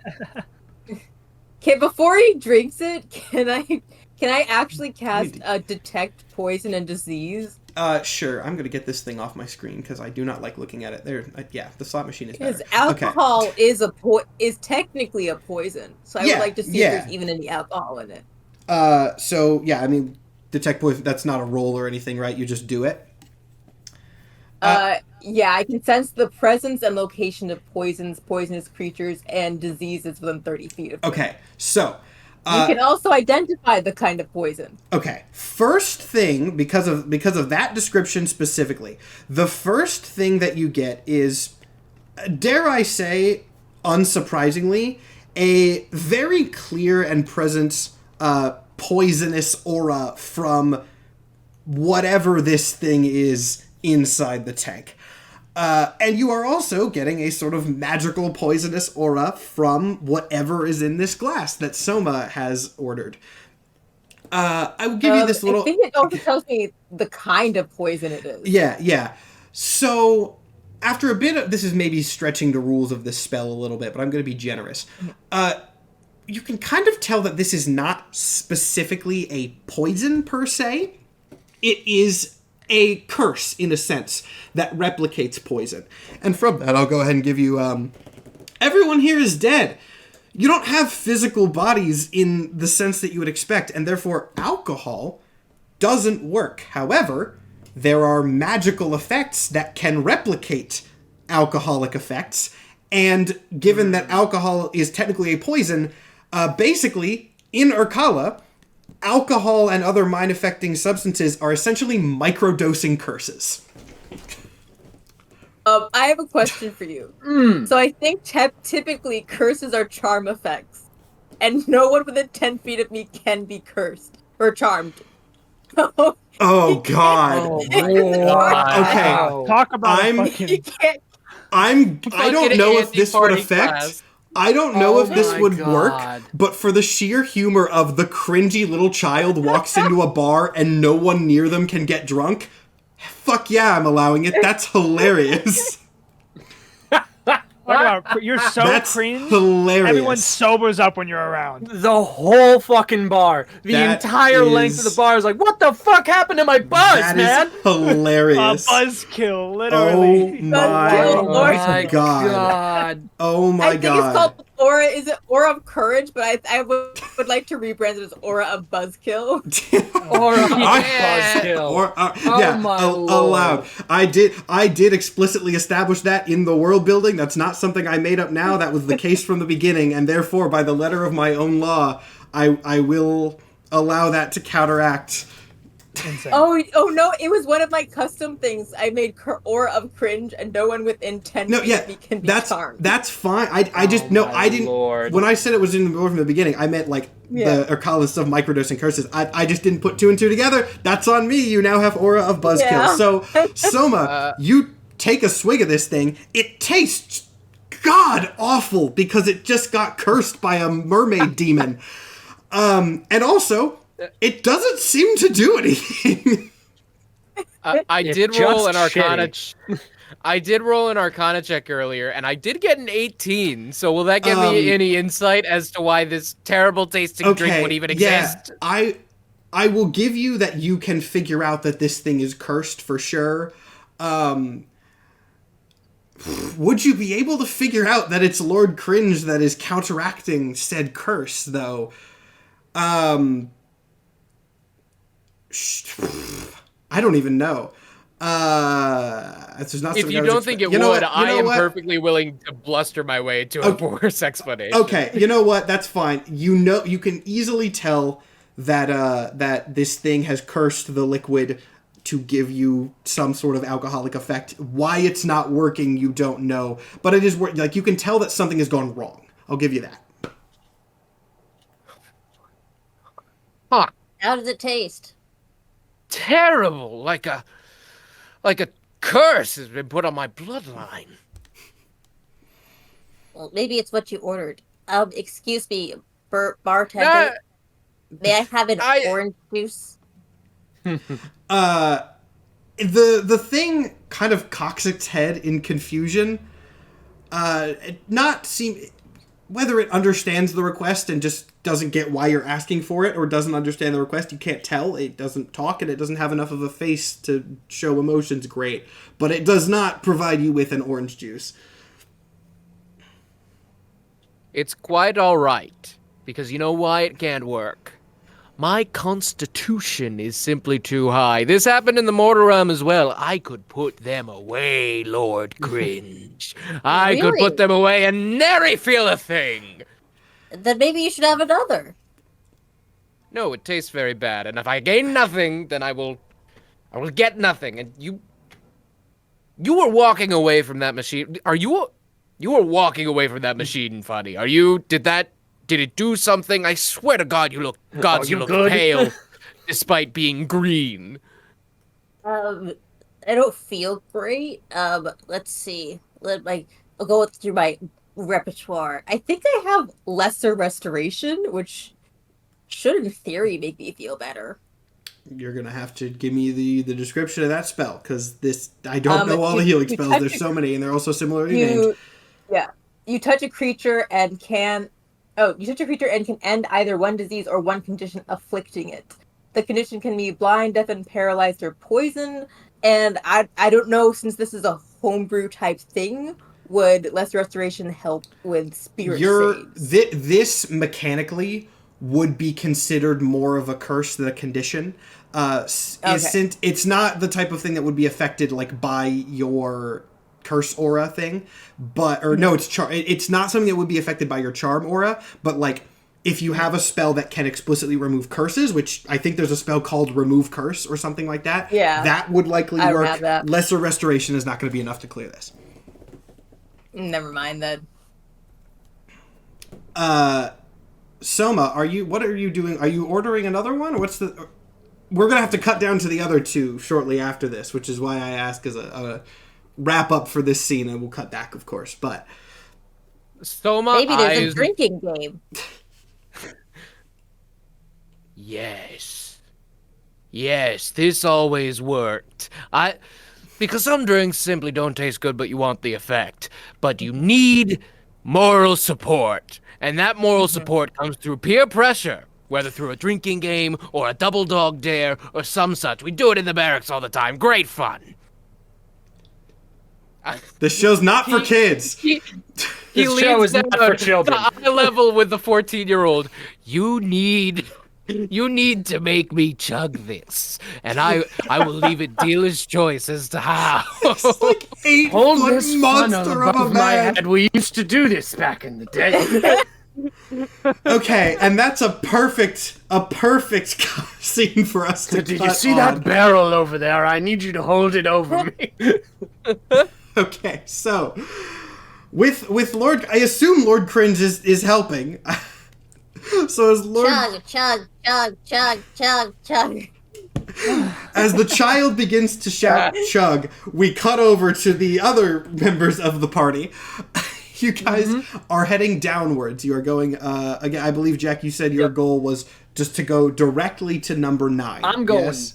straight to the boss. I'm walking with the confidence of someone who has been here 1,000 times. All right. And So I'm following his lead, even though I've never been here. And as we walk, I will also give you Neither have I. guidance. I will give you guidance, so you can add a D4 to any ability check of your choice. Much appreciated. Because I know I'm about to be talking to some scary people. you walk down this sort of spiral staircase along the edge of this large sort of circular tower, down several floors, and when you get to the 8th, your path down is blocked by like a gate made of fiery bars, essentially. This is clearly some sort of more exclusive area down on level 9. Gotcha. Okay.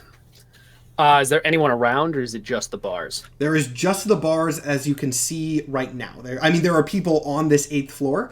It does seem to be a little bit more exclusive. There's not as many, but also it is still open, so there is a decent amount of people here, but no, like, guards actively there. Looking around, is there anyone that I would recognize as somebody who could open the gate? Like, just getting the vibe of Give me an somebody insight who... check. All right. Can I convey this to the god of fucking wisdom behind me can with a I? plus 9? Yes. Now a plus 13, thanks to the DM. Me. By the way, this is another piece of information I meant to give you earlier and forgot. I know you said you were looking for Andy. For what it's worth, you knew Andy in the mortal realm. So, like, Right. whether You said that. Okay, I did say that. Never mind that. All right. Yeah. 26. 26. Okay.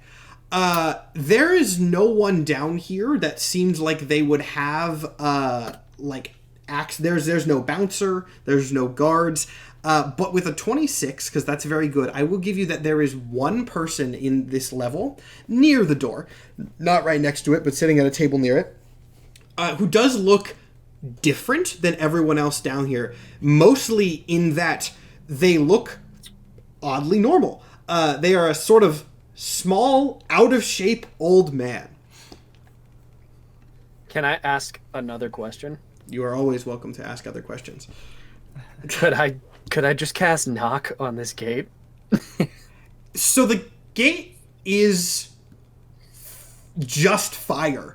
I don't know if it's just fire, can I cast thaumaturgy? Because I can cause flames to flicker, brighten, or dim for a minute. dim not go out though. Yeah, can thaumaturgy If it's just fire, can I just walk through? You can certainly try. I'm assuming it's hellfire, so I'm assuming we're not able to actually get through, like, I don't know anything about unscathed. If it's held shut with arcane lock, the spell is suppressed for 10 minutes, which is all that I know. Or is it more like a wall of fire that I'm like, you can't pass through that? It's like like portcullis. I think that's what they're technically called. Yeah. That, but fire.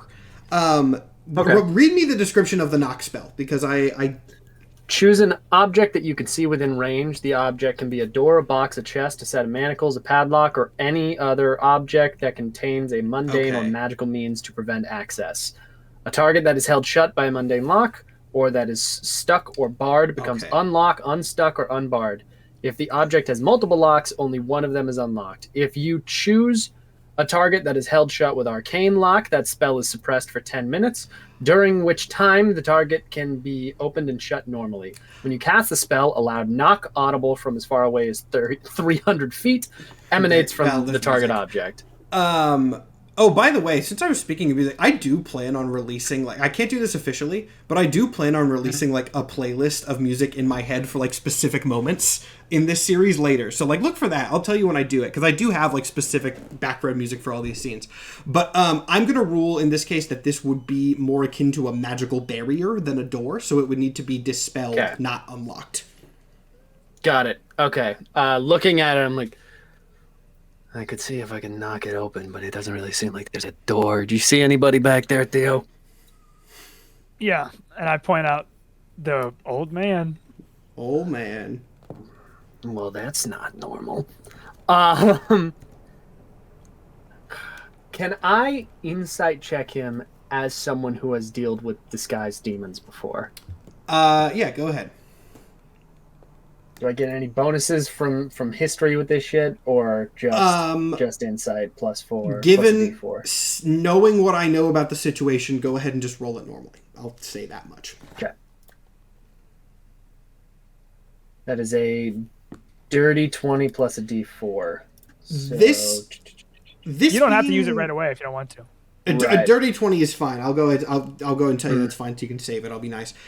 This being does not seem to be disguised. This does seem to be its natural form, or at the very least one of its natural forms. But you also do know from your personal experience, demons can be a lot of different things. Demons do not always take the stereotypical, like, you know, horned, like the tiefling. They can look like that. There are demons around here that do. But they also can be just whatever, and most of them do have multiple forms. Got it. So it is believable that this thing would be a demon, possibly. I see that. I'm like, all right, well, that guy stands out as being fucking weird at the 8th level of the 9th circle, so... Fuck it. I don't tell Theo the plan. I just walk over to the old man. I'm going to go see what I can do. You walk over to the old man? I follow behind, yeah. The old man kind of looks at you, just sort of sizes you up, looks back down, and then just sort of waits. Say, buddy, you wouldn't happen to have a smoke on you, would you? No. By the sounds of it, you like them, though. You want one? And I sit down next to him and pull out my pack. Are you just, like, offering him one? Mm-hmm. I mean, he takes it and just, like, incinerates it in his hand. Doesn't look angry, just does it. That's not usually how people take that in, but okay. He puts the pack back in his jacket and goes, say, buddy, I'm a little bit new to the scene down here. I gotta get past that gate, because I got an appointment downstairs. You wouldn't happen to know anybody who could open it, get through it, move it, any sort of way to get past it, really? If you have an appointment, you should know. Well, like I said, I'm new. They didn't really give me all the best instructions. Things kind of move fast down here, and you know how orientations go. Hades is not exactly great with giving people all the information that they need. Did you just say? Yes, I did. Oh, yep. Okay. That was okay. That was a wild thing for you to say. Doing it on purpose. I figured as much. The guy looks like he raises an eyebrow, and he has about the same reaction that I just did. Like, did this guy actually just, like, say that? Are you sure you wanted to say that? Yeah, like, was that what it was about? At this point, also, he, like, kind of looks around you to the, like, very obviously Elysian guy, who is not, like, holding a drink or indulging in any of the things that you would typically see. I'm literally standing, like, cross-eyed. Like, standing like a good cop, bad cop kind of thing, I would imagine. I mean, you guys aren't cops, but, like, I imagine that is the aura that this is giving. I mean, he's just gonna kind of sit back and wait for anything else, because that was... I assume you have a plan from saying that. Yeah, I'm like, listen, I've been on the inside a long time now. I'm sure you can tell. So, I'm not exactly sure how to get past that gate, Because last time I was here, that gate wasn't. But I do have an appointment downstairs. And I can guarantee you they know I'm coming. I just need to know how to get past it. What's the appointment for? Trying to prevent this place from going up in flames like it did. What?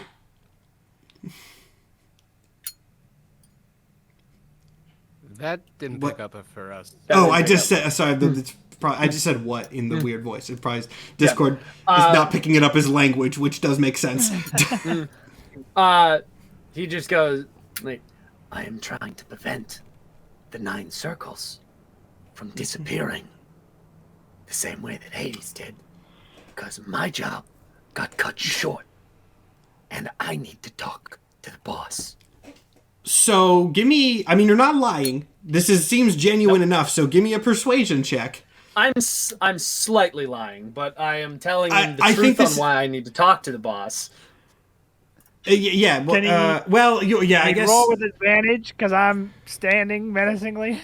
I will give you just do straight persuasion. If you actively are trying to do this in a deceptive way, that's fine. And you can do deception for that. I'll kind of leave it to you. I'm using I'll my be guidance. nice again. Use that guidance.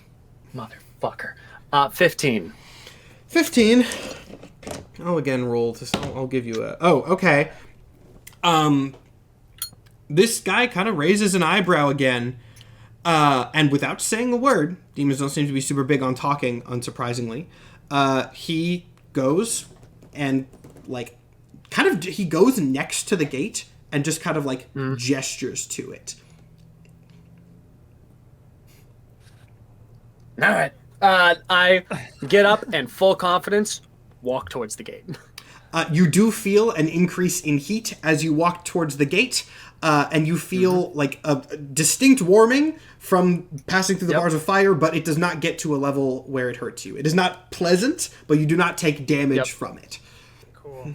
And I'm right behind, so. And I also immediately give you another guidance.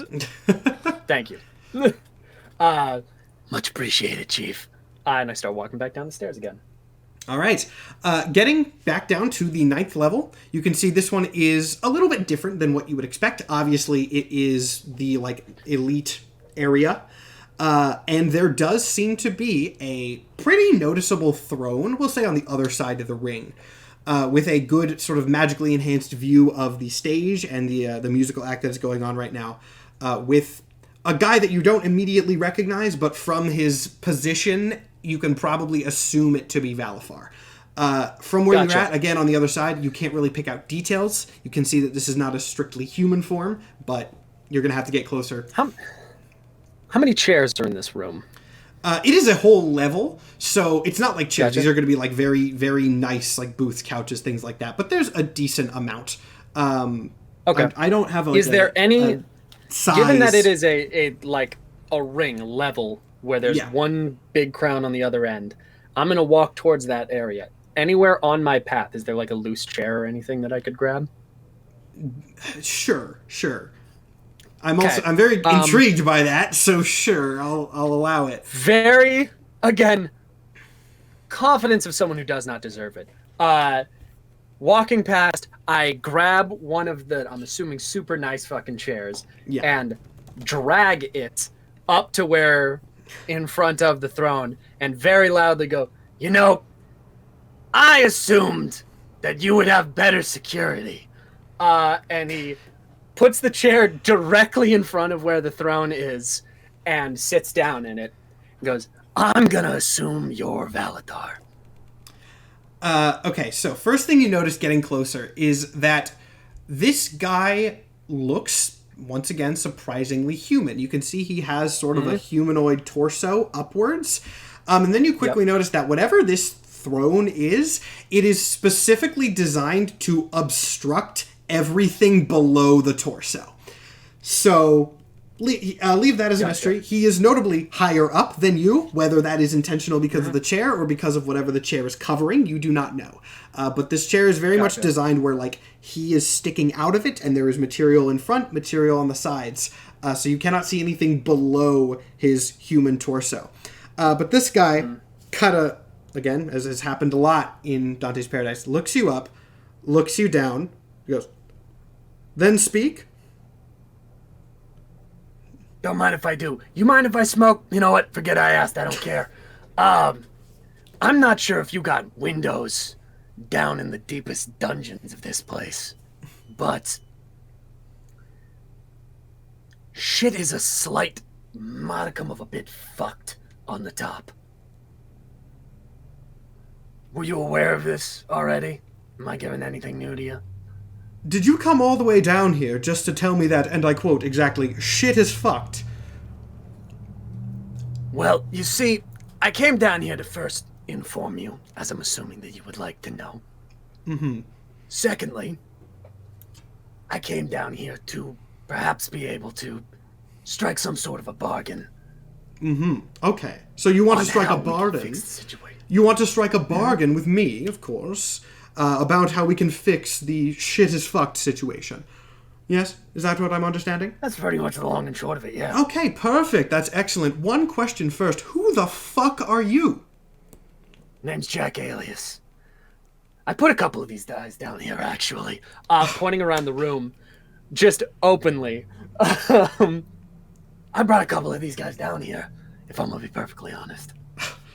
I love your confidence, saying your name just like that, like I'm going to know it. But I simply don't, Mr. Alias. Yeah, you know, people usually seem to think that Jack-A.D.E.S should be a name that is known, but, you know, if you say it a little bit slower, you might realize that no, you're not supposed to know it. Mm-hmm. And who's your friend? Points at Theo, of course. Don't worry, he's, human target. He's just supposed to be in the way, just in case any of you guys act a fool. You Tom King motherfucker. He looks again back at Theo, back at you. He goes, indulge me for a moment. Assume I don't know how exactly shit is fucked. And tell me specifically what's going on, because I really don't enjoy this little game you're playing. Right, yeah. I didn't like walking 9 flights of stairs. Does the name Uriel mean anything to you? Yes. Can I ask what it means? I think since you're asking, you know full well. Uh-huh. Mm-hmm. How fucked would shit be if Uriel nuked the tallest building in Durkala? I will grant you that in that situation, shit would be fucked, and I'm assuming, since you're coming here with that wild claim, that is indeed something that has happened?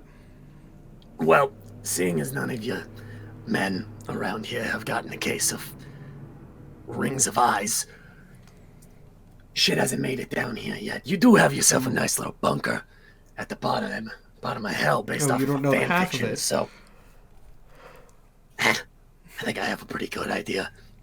Oh, I really love your whole deal. You speak with the aura of a much more powerful man. You know, I would say that's the first time I've heard that, but unfortunately it is not. So, let's assume for a moment that what you're saying is true. Maybe I know, maybe I don't. I prefer to keep my cards close to my chest. What would you like me to do about it, bold little man who has strolled into my club? If I'm gonna be perfectly honest, I don't give a fuck what you do about it. When I say unfuck shit that is up here, I know it's because you have assets that you would probably not like fucked. Oh, I don't think they will be. You haven't seen it yet. You don't know the relationship between my little group and Uriel's, do you? I would be remiss if you didn't tell me. I will. Again, you amuse me. So, angels, demons, we try not to get involved with each other too directly as a whole. Well, lots of politics there. Uriel won't touch this place. And I won't touch Uriel's business. Right.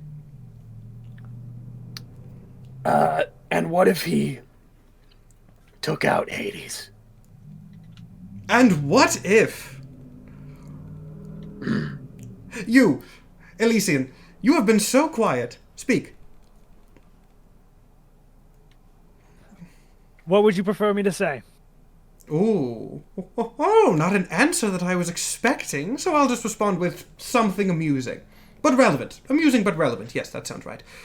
Amusing but relevant, all right. Well, look. We need to travel between afterlives. We are stuck here. You are in the business of, I wouldn't say helping people, but you get jobs done. And we have a job that needs to be done. Whether you care for the survival of Hades or Irkala or not doesn't really matter, because I do. We do. And we, at the very least, need to get to the Council of the Omnimyth. But currently, Uriel is impeding any sort of magical communications, and we can't go through Irkala. I see. Now, I like you as well. You say things as they are and don't try to make yourself seem more intimidating. I'll be honest with you. I'll repay your honesty in kind. I don't fucking like Uriel. Did we not have this pact in place? I'm sure I would see taking some sort of action against this little incursion, which, to be clear, I have been well aware of from the start. But if you, little band of fools, I assume it is not just you two that you've come barging in here with, if you would like to take some sort of action, well, that's not on my head then, is it? Here's the issue.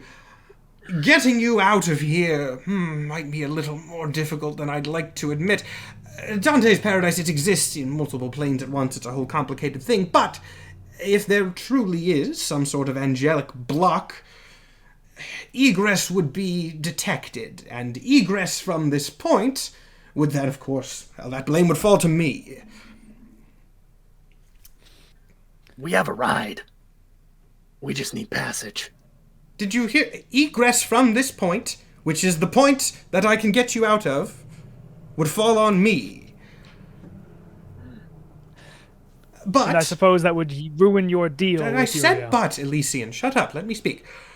But there is perhaps another option. Go on. No, I'm done speaking now. I'd like to hear your sort of dramatic response. Give me something better than go on, please. Oh, Valfar, please enlighten us with your wisdom. Felt sarcastic, but I'll take it. There are things in Irkala, perhaps, that could get the job done, and I, powerful as I am with all my great wisdom, could perhaps give you information as to where you could find such things. Nothing gets in, nothing gets out. If that's the rule, you'll have to work with what resources are already here. Yes. Such information would perhaps be very useful. Excellent. You happen to have a list of shit you want from us, sir? Well, yes, I was hoping you would offer something, and then I could sort of double up on it. You know how that goes. But you've clearly been in your fair share of negotiations. I do sense you have some familiarity with demons. Fight for it.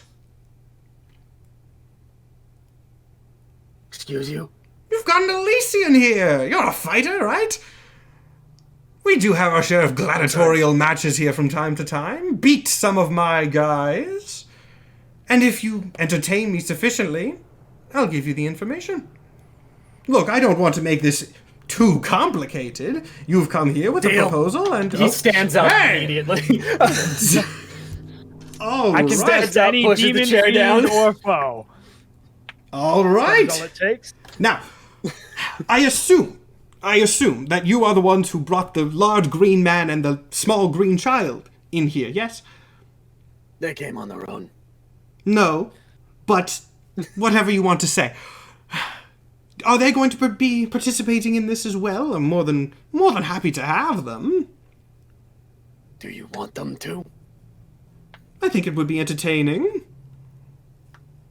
Sure, why not? All right, go fetch them. Come back here. Theo, go fetch them. Come back here.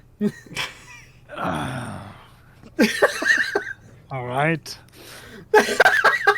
I just walk off. All right, you just walk off.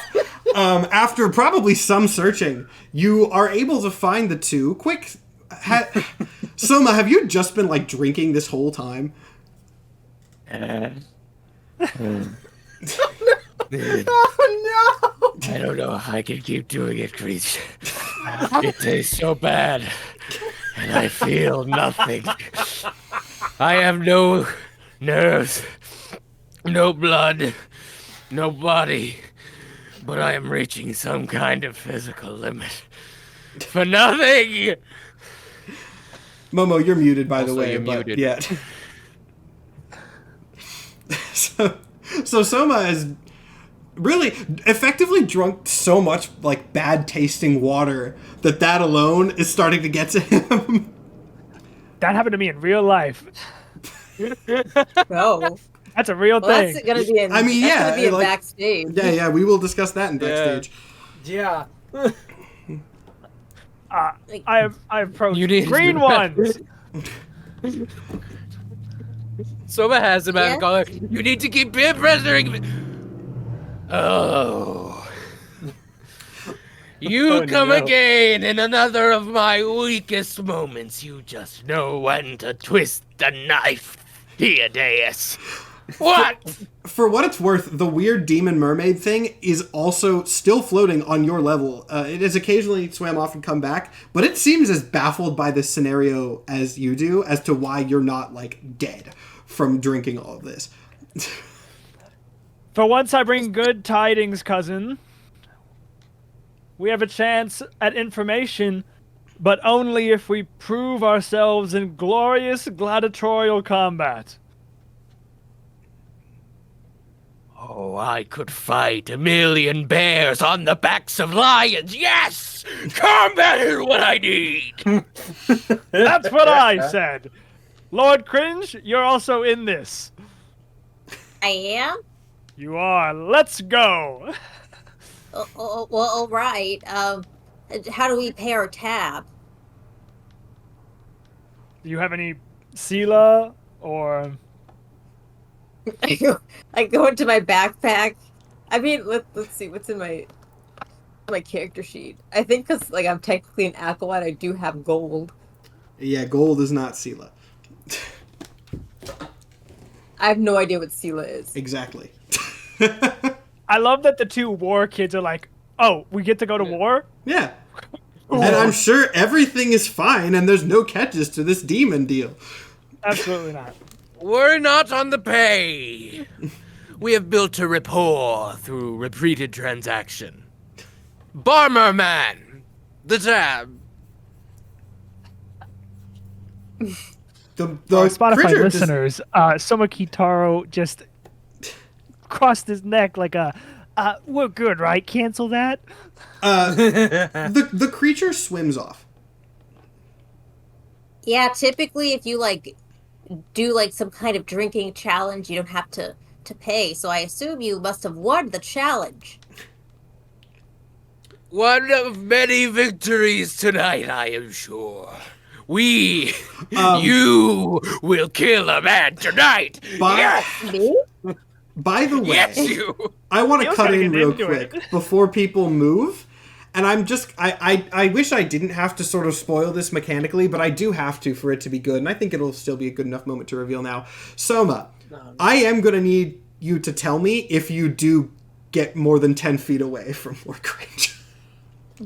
You got it. I am gonna need you to tell me if that does happen. God. Another notable question, Lord Cringe, did you drink any of this stuff? I didn't drink any of Okay, this stuff. I Is didn't. that tasted? I didn't think so, but I wanted to be sure. Anyway, with that in mind, I assume you guys are going back down to Valfar. Yes. All right. So you go back down. Valfar is still sitting in the chair, but notably there is a tank that has lowered a little bit next to his chair, and the mermaid thing is sitting there, seemingly having some sort of conversation with Valfar, though the mermaid does not talk, but it's clear that somehow the two can understand each other. After seeing you guys, the tank goes back up into the ceiling. Valfar gestures you over and goes, yes, lovely to meet you too. Vapar tells me that you've had an interesting experience with our alcoholic services. Me? He can't get drunk. I feel everything. I was told that our curses here could bypass most resistances, but... Oh well, I suppose. I'll have to have a talk with Vapor about that later. You're clearly ready to fight, in some form or fashion. A child, are you prepared to fight? Yes, in the name of the concept of cringe, I will fight. Valfar takes like a long moment to process that one. Goes, well, I for one hope you perish.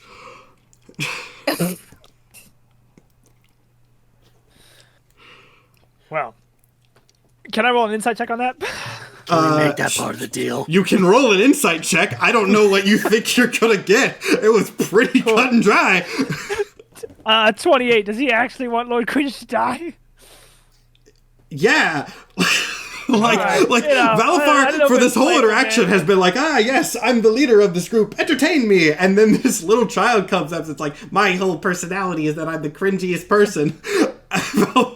Now that said, I will go ahead and say before someone answers, perish, die, they're still common, like, colloquial terms. Obviously, I'm not going to make this whole, like, if I made this whole slang for Akala, they don't use those words. I think that would be more annoying than it would be fun world building. So the world building is people still use those terms colloquially for other fates. Anyway. Can I say something? I think in the Corin Cringe's mind, like, that might just be something that they say in the underworld. So we doesn't really know how to respond. So he says, and also with you. Valfar, okay, you know what? little pop-up of like Valfar reputation +1. like all right, cool. Yeah, Valfar kind of looks over the group, claps his hands, goes, all right then, well, we'll wait till Andrusius finishes his act. It should only be a few more minutes. I've signaled him to wrap up, and then we'll switch out the center for a arena combat. And if we defeat whatever beast, fiend, or demon, you will... I don't deal with demons or fiends. No, often. You don't look like it.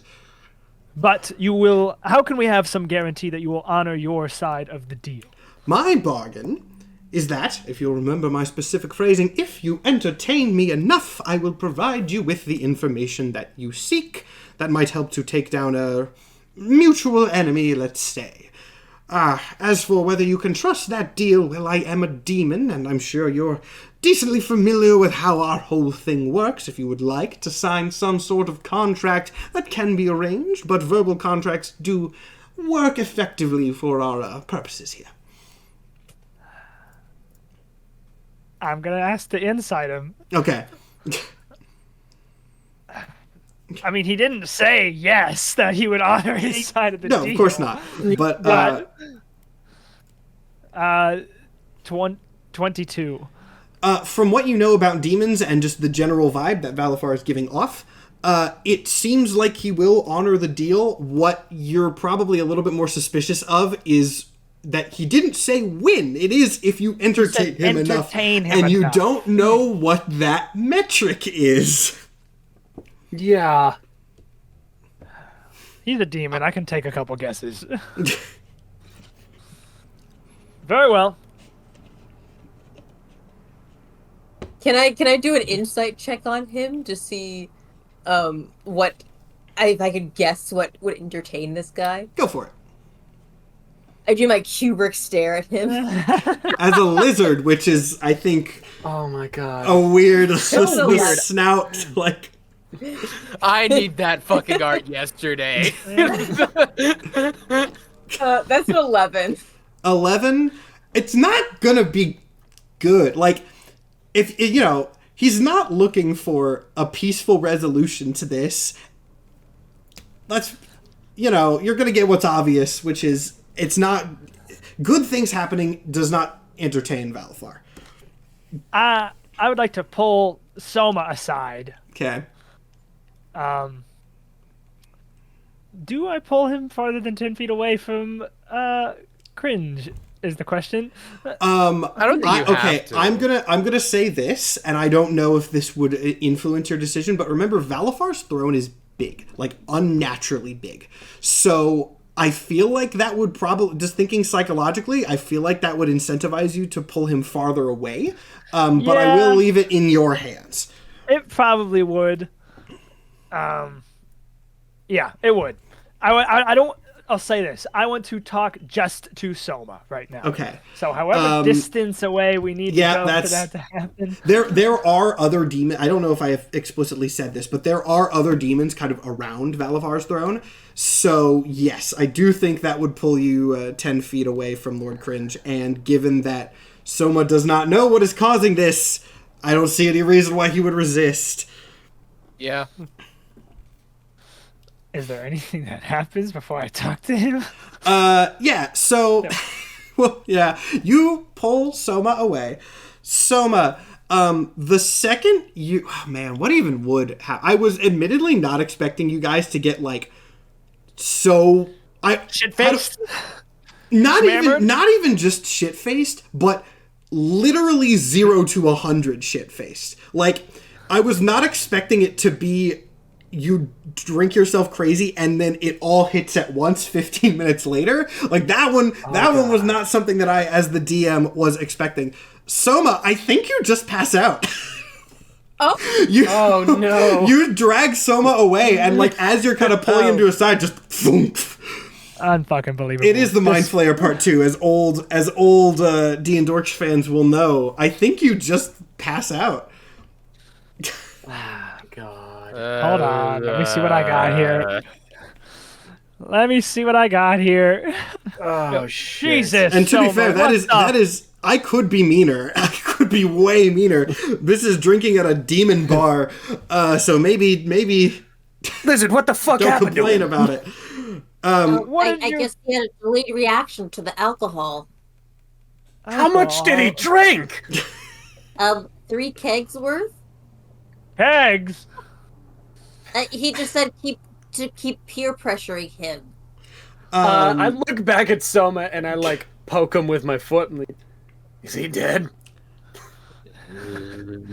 Can you die here? Oh, he's... Things can happen. I'll admit, I've not seen that before. Not that fast. Are you not entertained? From the man passing out on my floor?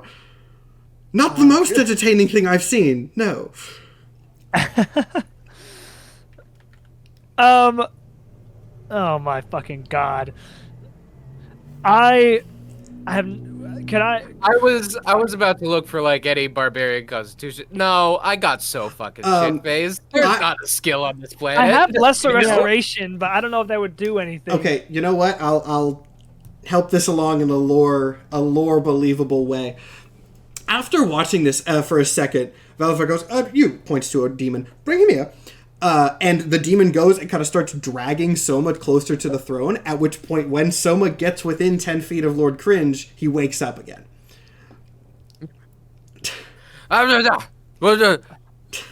Did you fucking trip me? Pointing at Theo. No, you passed out like a belligerent drunk. How much fucking alcohol did you drink?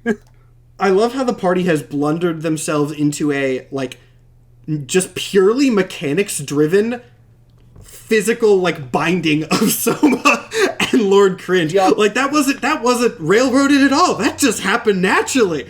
That happened. Are we able to, like... You can Arcana check. You can okay. Lord Cringe, I'll give you advantage on it since it is your power that would be causing this. But everyone can Arcana check. Lord Cringe, you have advantage on this to see if you can figure out what's going on. All right, thanks for that advantage because just kidding, that was a 4 and a fucking nat 1. So that's he crazy. Keeps falling over. This is what alcohol does to people. Well, you know what? Oh, that's funny. Okay. Alcohol is, I guess, a poison, so he might just be poisoned. Does anyone have a cure for poison? Well, I might, if I can interject. analyzing the situation a bit more, I may have something that could come in handy to fix this. I promise you the most entertaining fight you would see is one where Soma is of clear mind. So that's a yes on fixing it then? Yes. Great. At the very least, make it so Valfar snaps his fingers, and a chain appears, physically linking Soma and Lord Cringe so that they cannot get more than 10 feet away from each other. And I'm going to go and tell you guys are going to have to fight like this. You don't know what you did. Hey, Valfar did it. Valfar did it. Maybe it's a buff if you guys are close together, but it'll be damn funny. It is a buff. It is a major buff for me. A paladin who is a kobold with pack tactics. Oh, God. Okay. All right. Well, then congratulations, because that's more believable. Soma's still on the ground. You walk over to him as still on the ground. He beckons Cringe to his ear.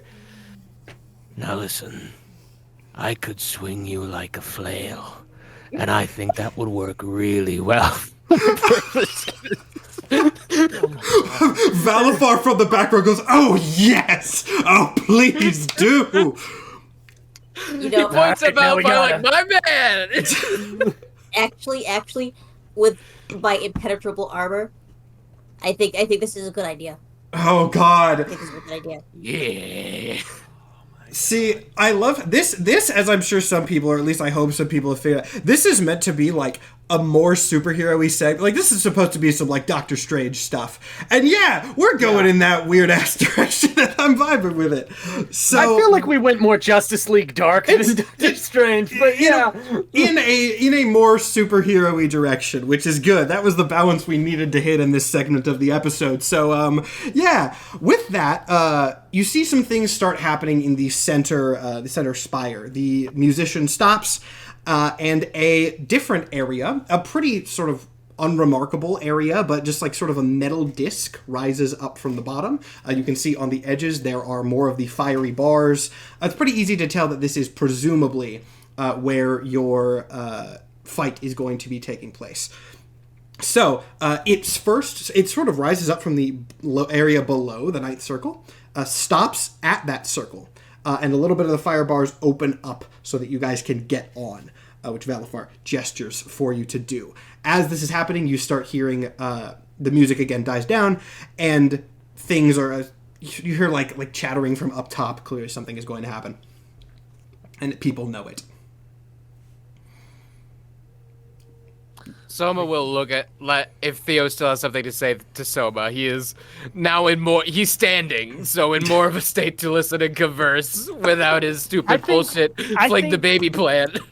I think no. I think Theo was gonna pull Soma aside and be like talk with him, and the fucker's wasted. It's like never fucking mind. He's too fucked up right now. By the gods, man.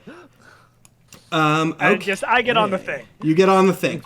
Everyone, go to Roll20. This is a fight, and it is going... Whoops, I just made the entire map a giant picture of Jack Alias instead of putting a token on. That wasn't what I meant to do. We should probably go to our break. We will go to our break as you guys start to enter this arising fight arena. And as you do so... actually, you know what? Well, no, we'll save that for afterwards. But as you do so, Valfar kind of leans back in his chair, and with just the biggest shit-eating grin on his face, says, "Do entertain me now." And with that, we will go to our break. So you guys will get to see this fight and their opponents and all that nonsense when we return. We'll be right back. All right.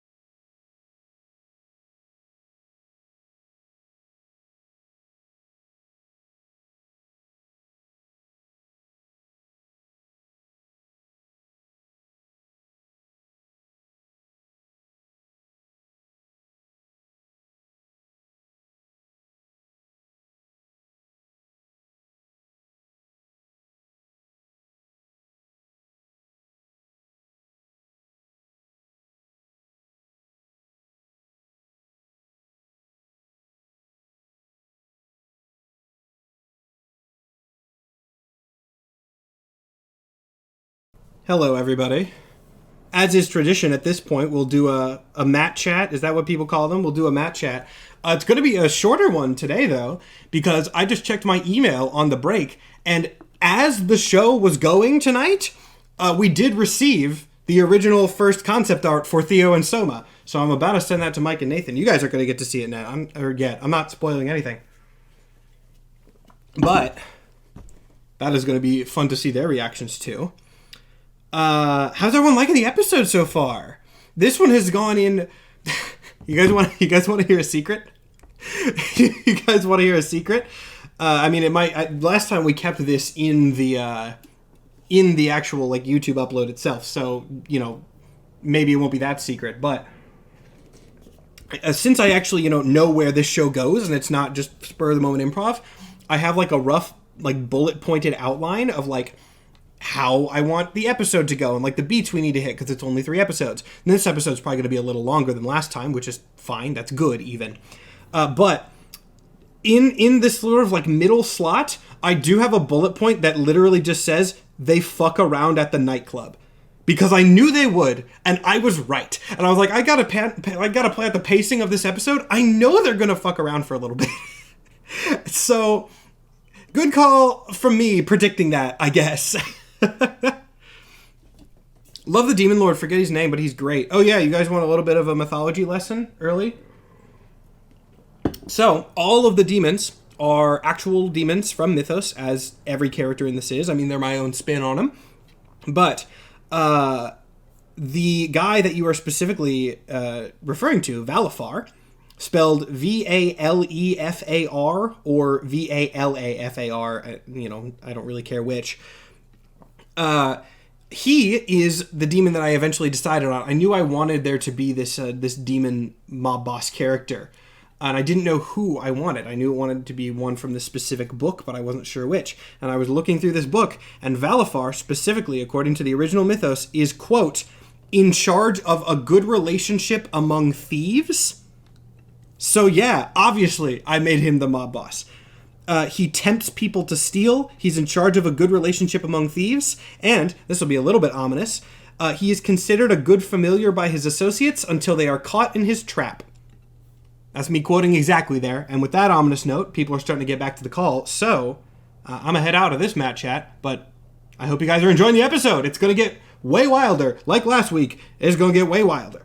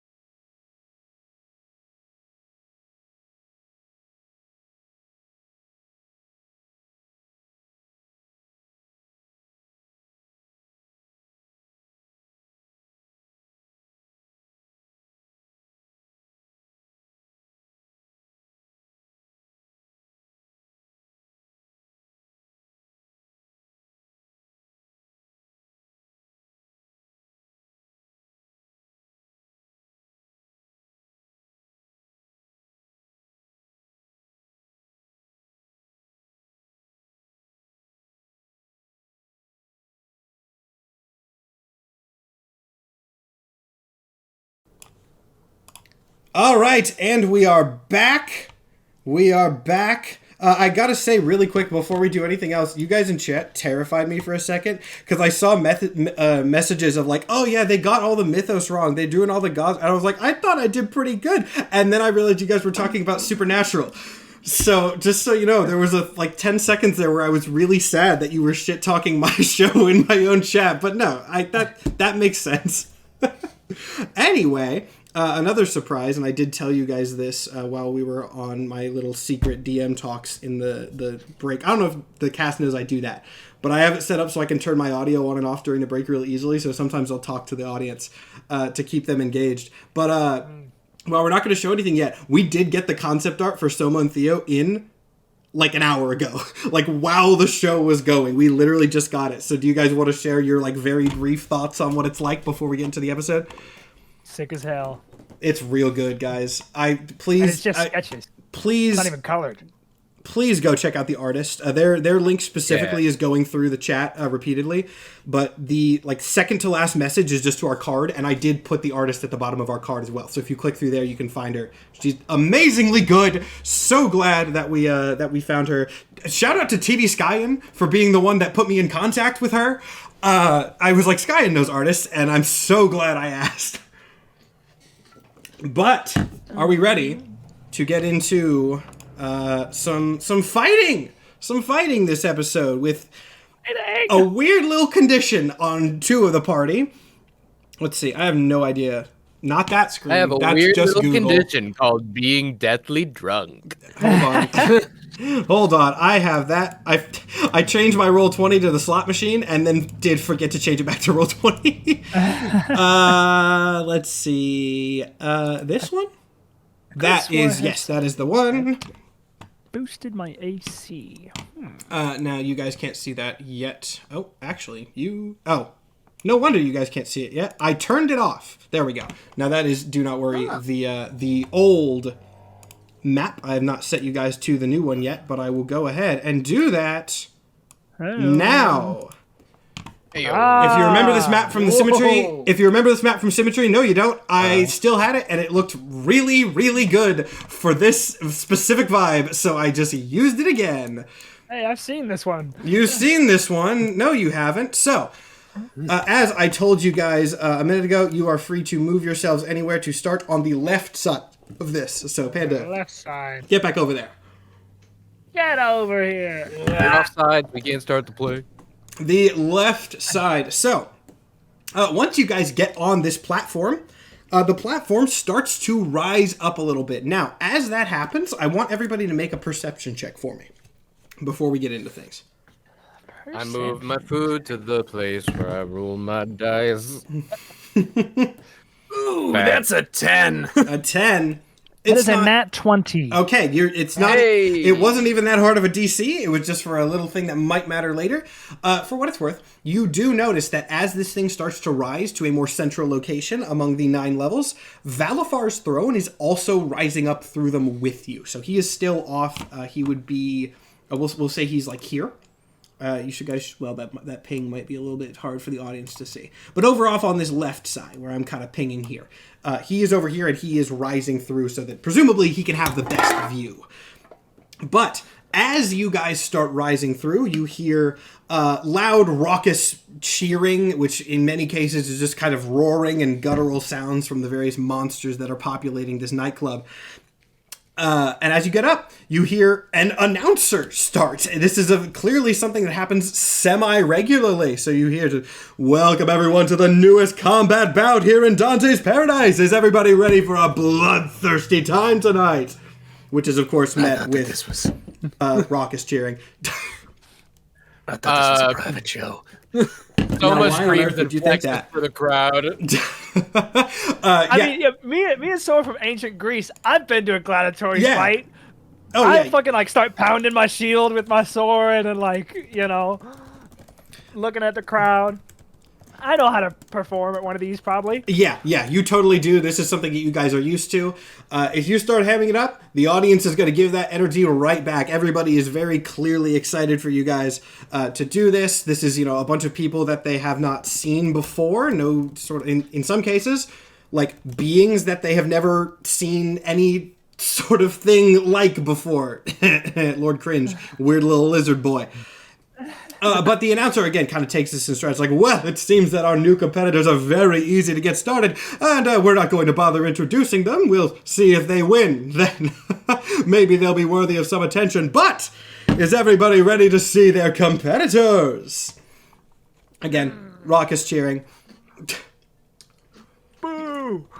Now, two beings, then, appear on the other side. A walkway extends outwards from the wall, and two beings. First off, I'm now realizing that, annoyingly, this thing that I put in for one of the enemies is a PNG and did not save properly. So we're just going to have to use a token for this one, but oh well. One of the beings that walks over the side here is the old man from earlier. Oddly enough. This kind of like normal-looking, shabby old man kind of just sort of sidles up. Oh, I'm trying to do this on the player side. That's why it's not working. There we go. Just kind of sidles up and walks over here. And as he does, there is another raucous cheer, more so than you would expect for this kind of just sort of schlubby-looking guy. And the announcer shouts, "Everybody welcome returning favorite Agares!" And once again, raucous cheers. Now, he just kind of waves to everybody. Nothing super notable.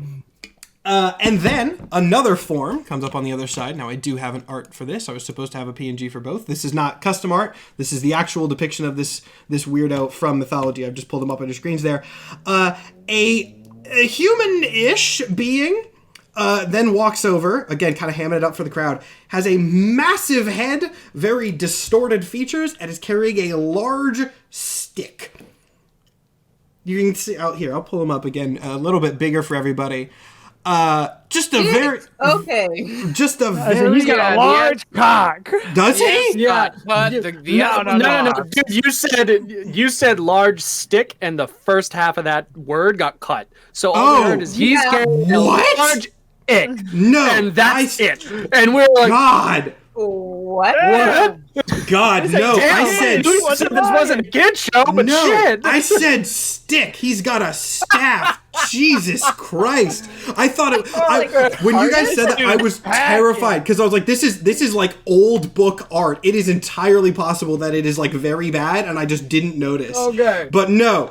Thank God. Dear Lord. Now, this is a horror show, but I'm not supposed to be the one that gets scared. Holy fuck. He's got a stick. My goodness. S-T-I-C-K. My heart rate spiked. Like from a dream. My heart rate spiked. Okay. Someone commented, he's swinging. And He's swinging. Oh, we got to get this fight done quick because any tension has been removed. However, there is one more thing that can add a little bit more to this fight. Oh, this guy's name is Ronwy, by the way. I don't want to... Ronwy. I don't care about doing his intro anymore. Everyone hates this man now, including the DM. God, I'm so glad I have other things in this episode so that, like, I'm so glad this is not the only tension moment. Live show, everybody. So, after these guys step out, the announcer kind of pauses for a second and then laughs into his mic or whatever he is and goes, "Oh, and of course, I'm sure everybody wants to know where the sort of pseudo-third member of our combat is. Of course, Agares, no offense to you, but you're not that intimidating on your own, are you?" To which there's another laugh throughout the crowd. And what I can really only describe as a gigantic demon crocodile kind of sidles up from below the bar and crawls its way up with a roar, at which point Agares jumps on its back. All right. Yep. All right. Giant crocodile. Let's see. Everybody roll initiative as I try to gather myself from that wonderful little bit there. Just for that, I'm going to add more to everyone's AC. I turn to Somokitaro, and I say, I could do that too if you gave me 10 minutes. What? How? I could do it. I could do it. I've been practicing on how to summon my own steed. Dear Lord. And we're chained together. We'll have time to talk about this. Yeah, more. you'll figure this out. All right. Fun fact about me, I get advantage on initiative because of barbarian things. I rolled a 2 and a 3 for an initiative of 5. I'm gonna take this in canon as you actually do go first, Soma, but forget that you're chained to a little guy and like run forward and almost trip and then get knocked to the bottom of the initiative order. But yeah, with that, what is your initiative with bonuses in? 5. Oh wait. Sorry, I got 7. 7. I got 18. I got a 4. Boy, guys, I'm gonna go ahead and tell you that Agares and Ronwi rolled a 19 and a nat 20 respectively. Jeez. So have fun with this. You guys are not gonna be going first. Can we say, since I obviously knew we were heading into a combat, that I cast Shield of Faith on myself before initiative started? Yes, I had more to that intro sequence, not much more, but like you fully can. That sequence got screwed up by this being a live show. Anyway, give Jack, what was your initiative as well? Panda, your initiative? 4. I said 4. Sorry. 4. Oh, wow, you guys really did not do well on the initiative. Okay, hold on. You guys really have to get it together. I can't be hard carrying this team as a child. Yeah, seriously. Okay, well, after finishing the announcements, which I will, for the sake of my own sanity now, not go into, the announcer just very quickly and super abruptly goes, 3, 2, 1, fight!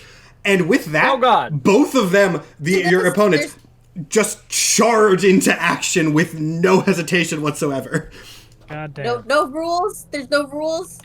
No, if there are rules, the goal that you are aware of is presumably don't die and entertain Valfar. And since these enemies rolled a nat 20 and a 19, they're definitely going first and jumping into everything. So, first thing that's going to happen is Agares and his giant monster crocodile that he rides on are going to just straight up charge you, of course. And hilariously, you guys are pretty much in, like, linear order to get charged by this crocodile. So I'm going to need to make everyone dex save. Is this an edge? Oh, God. Or are we like, is it like a cage match? There are fire, like, think like a wrestling ring, how there's like the ropes, but they are fire. So presumably they will not be pleasant to touch, and maybe you can fall through them if hit hard enough. I got a nat 20 dex save. Ooh. Yeah, you're good. You're good. Okay.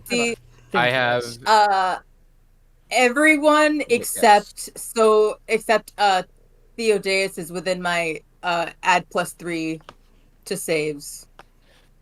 That is okay, because as a shield master, I add, as long as I'm not incapacitated, I add a +2 to my dex save.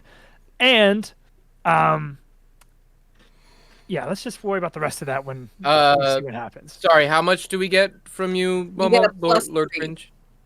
Okay. Fucking, what's the use of advantage? I rolled 2 9s, but that will get us up to... Yeah. Oh, wait. 14. Awesome. You Very can subpar. You can add your shield's AC bonus to any dex saving throw you make against effects that target only you. So never mind. Yeah, this isn't... Yeah, that's... And that is a 7. A 7? Yeah, sorry. All right, well, I have some good news that may end up being bad news if it scares you. None of you are going to take any damage from this. Oh, I'm sorry. At some point, would we have gotten a long rest? This has not affected me in literally forever, gameplay-wise. By the way, no. Fuck. No, you have not gotten a long rest yet. I'm coming into this with... There might have been a chance for you guys to ask, but you did not ask, so... You know? I'm only missing one spell slot and like, remember, 9 health. You can't die. We have different death mechanics. Yes. So we'll see what happens there. Anyway, none of you are going to take any damage from this, which may be good, maybe bad. Jack, remind me what your save was? Nat 20. Oh, yeah. You're fine. But I got a dirty 20. Oh, no, it doesn't matter for you. Don't worry. These guys have special things. Soma, this crocodile is now going to snap at you. And what's your AC? 15. 15? It is definitely going to hit. If you guys want, you can give me an insight check on stuff, because I'm going to go and tell you there are gimmicks to learn. And this is about to be crazy, because per my demigod powers, when in combat, I roll wisdom and intelligence checks with advantage. Okay. Soma, you're only going to take 12 damage. Not too bad. Oof. Not too bad. Dang, that was kind of a bad roll. I got a 19 on insight. A 19 on insight. Okay, I'll go ahead and give you something here for that. You can tell that people who are sort of knocked aside by this thing's charge are going to be its targets, and it seems to be very good at hitting things that it has recently charged at. Got it. However, that is going to be its whole turn, is this charge and bite on Soma. So it is now Ronwi, my new least favorite NPC we've ever had in the game. What's wrong with him? Going to go. If Ronwi and his massive stick. If Agares is going to go for that pair, he is going to immediately run to, I think, Lord Cringe, I think, is going to be his first target. He doesn't want to go and rush the gigantic guy immediately. And he's just going to try to hit you with a stick. Go ahead, Lord Cringe. What's your AC? Teen. I just heard teen.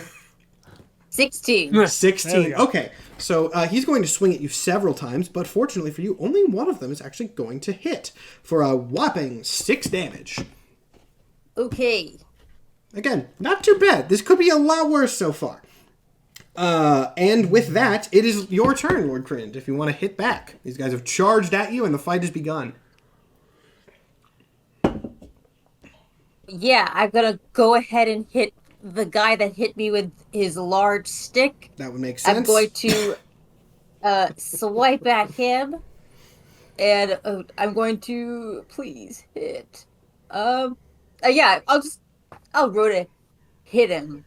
I don't know how to play a paladin. I don't know how to play a paladin. Divine smite. Playing a paladin. These are demons. I found that like you stand near people you need to get to, and the attacking phase is just generally confusing because nothing's great. Oh, they're demons? They are demons. They are demons. Oh, in that case, hell yeah, it's smite time, bitches. Yeah. Okay. Oh right. Let's see. I'm gonna roll the hit. No. How bad are we talking here? Oh no. I have a +7 to hit with my key saber. Okay. That really doesn't help if you roll in that one though. Here's where things are gonna. No. So this is a statistical wonder. You hit. What? Pardon? This is a statistical wonder that you got. You are so incredibly lucky. You hit. In fact, go ahead and do double damage for me. Oh my god! This fucker works weird? Yeah! That's insane. Oh no. That is. Oh my god, I'm gonna go fighting these types of monsters. You have to hit under their AC. Yeah, he's favorite. inverted. And you roll a nat 1 on the first hit on the invert. That was supposed to be a gimmick. You guys, everything about this fight has gone horribly for me. There was the whole, you guys figured out his gimmick with a statistical wonder of a roll immediately. Fortune is in your favor right now. How do you fucking... So I'm gonna, I rolled double damage already with my great key saber. So that is now, what? 4d6 plus 3, right? Probably. I'm thinking of lore, so I was not thinking of numbers. I'm trying to see, do I add my strength modifier twice? No, you do the dice twice. It's dice twice. It is the same as a 20. And that's 4d6. The smite damage is also 3. double, though, for what that's worth. The smite dice is also double. All right. So that is 12. Hold on, but I think I have something where I can re-roll 1s or 2s on my damage die, but I don't know if I want to use that just yet. It's like a feature. I mean, you're going to be rolling a lot of dice. I have great weapon fighting, so I can re-roll 2 on my damage die. So I rolled 2 2s, so I'm going to roll 2d6 again. Okay, so that is 5 plus 3, 8 plus 6 is 14 plus 2 is... 16. What number did I get to? I forgot. 16. 16. You're at 16. 16 plus 3 is 19. Crap. Hold on. I tried to do something and it... Give it a second. Chat. You guys aren't going to know what this is, but chat. This is good. Hopefully this will work. All right, you said you got a 19 on that? 19 damage. That's what... And then I'm divine smiting him. So I'm going to expend a spell slot to do an extra 2d8 radiant damage to the target. Which is up to... Well, is it usually 1d8 or... Because this also gets doubled because of the crit. Oh, so that's 4d8 radiant damage. Damn. And yeah, I'm just going to do it at a first level. And then I get 1 plus 1d8 against undead and fiends. So that... I don't know if that also gets doubled. I think it does. I think it does. Yeah. Then that is 6d8 I have to roll. Dear Lord, I put this on at the wrong time. Or at the right time. Good Lord. All right. Then that is that's 20. Okay, so well... Oh my Lord. What is that, 19 plus 20? That's 39. Crazy. 39. Sorry, I'm setting up one more and thing. Let's see. If Great Weapon Fighting lets me reroll 1s and 2s all the time, then I would roll 2 more d8 and change that. Actually. I believe it does.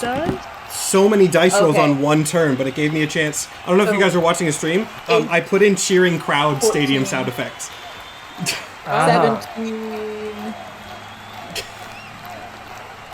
17 plus 10 is 27. So it would be 27 plus 19 damage. So much right off the jump. Fucking, is that 46 damage? 46 damage. Okay, so this guy runs up to Lord Cringe, tries to smack him around a couple times, gets in like one tiny little hit, and then Lord Cringe takes a second and just home run swings at this guy. I'm actually, you know what? Just for the flair, I'm gonna say he actually does get like knocked back a couple feet from just the sheer force of that strike. I don't even know what to say. God. Like that. Okay. That is baffling. That is absolutely baffling. This is okay. I can't keep talking about the statistical wonder of this. Attaboy, Lord Cringe. Hell of a shot. That is fucking good. I'm actually gonna say we have the crowd music going right now, but for flavor purposes, I'm gonna say when this hit happens, there is a moment of just like total silence before everyone starts going like twice as loud as they were before. I think Lord Cringe is so shook by the hit because, like, he had fumbled with the key saber, legally distinct, and was definitely thinking they were gonna, like, absolutely miss, and then did, like, a direct hit. It's almost like the guy stepped into the key saber, and he's so, like, taken aback by the screams from the audience, he, like, misses up the, like, are you entertained? It's just like, you're entertained! You're entertained! And for what it's worth, Valfar, I mean, I did say entertain him, and that was your win con. And, like, good start! Dear Lord! Like, I wanted Jack is now slightly afraid. Jack, this is the first time he saw this little cringy bastard fight, and just immediately damn near cut a guy in half. I always believed in Lord Cringe. Speaking as the DM, my God, this fight started off in such an awkward place and just boom! Anyway, we gotta move on. There's so much more to cover. Theo, it is your turn. Holy shit. Okay, well, I got Doc Croc in front of me. You do. I am going to. I mean, I'm just a paladin. I'm a cleric. I could cast a spell. Oh my god, you're a cleric? Yeah. Yeah. Did you not know that? Oh no. No, I didn't know that. Oh no. He's a little bitch. He's a little clericy bitch. Oh my god, we're fucked. We are not fucked. I am going to just. I get divine. I get to add a D8 every single time I attack with my sword. Do the just like divine fucking voodoo shit. It has a name. I don't know. I don't play cleric. Here we go. Divine strike. I can do it every single time. And it costs no action. So I'm just gonna roll the hit. Huh. That is a 9 on the first one. A 9 to hit. That is not going to do it. But they're not. They don't have the same gimmick, unfortunately. As a thing, let me make sure this isn't actually something I have to expend. Hold on. Is this just a feat? I can take. I can do another attack as a bonus action. For somehow. Divine domain. War priest. Oh yeah. Okay. 5 times a day. Yeah, That's we'll use a lot. One of those. Yeah. And I'll take another go at it. Okay. Go again. Much better. That is a 22. That is going to do it. Yes. Roll damage. Ha! That is going to be 11 damage. 11 damage. All right. 11 damage into. It's my turn. Let me put that down in here, and then after that, something special happens. Oh. I don't like that. After that, I need everybody to make me a dex save. God damn it again? Oh boy. Yep. I used all my luck on the first one. That's a 12. A 12? Ooh. Oh my fucking god, a 2 and a 3 again! Ooh. 5! Oh my That's lord. a 12. I got a 19. Okay, only Theo is going to succeed this. The rest of you are going to take... oh, wow. Okay, not too bad. Not too bad, once again. 10 damage to all the rest of you. As from the sidelines, you see Valfar shoot a bunch of fucking fireballs into the air that start crashing down onto the arena as he laughs maniacally. I'm not even a little bit surprised. No, you shouldn't he made be. a deal with a demon. You shouldn't be. He never said he wouldn't be involved. Yeah, this is fair. That's fair. He did not say he would not be involved. So he hit us with fire? Yes, it is magical fire, but what's your Okay. I'd like to use my reaction to absorb elements. Okay, sure. I'll allow it. I didn't take any damage from this? No. Cool. And then, for the sake of time, Jack, go ahead. Momo, I trust you to calculate the damage. Jack, you're up. Alright. That was unrelated. Don't worry about it. Yeah, definitely. I'm not worried at all. There's no worry here. That was unrelated. Don't worry about it. I am also directly in front of Big Crocodile Bastard.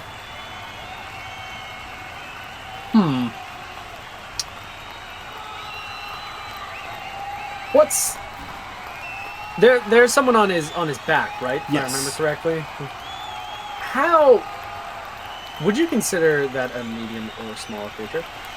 I would consider the guy on the back a medium or small creature, yes. Yeah. Okay. I'm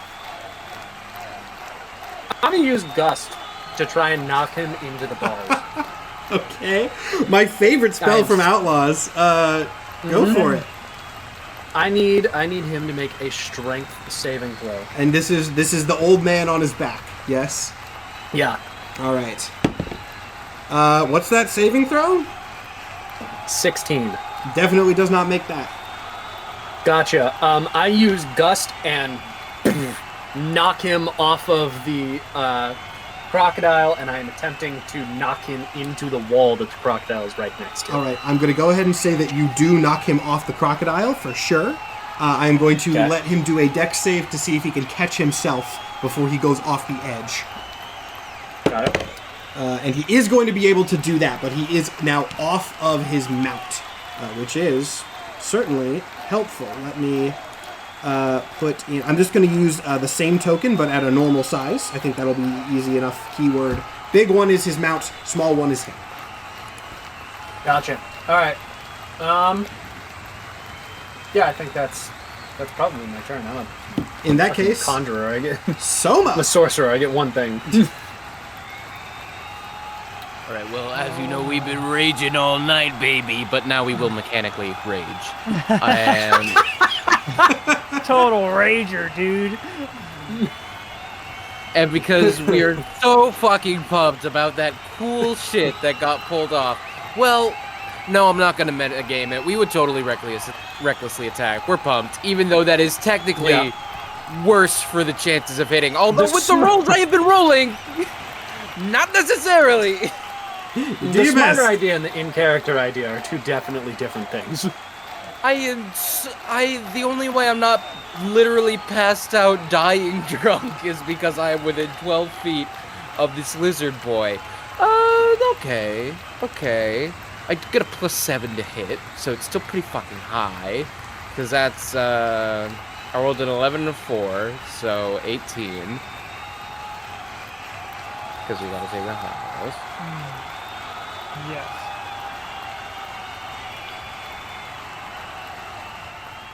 Which I assume doesn't hit, man. I'm sorry, was that your final number, or was it 18? 18, No, yes, 18. No, of course not.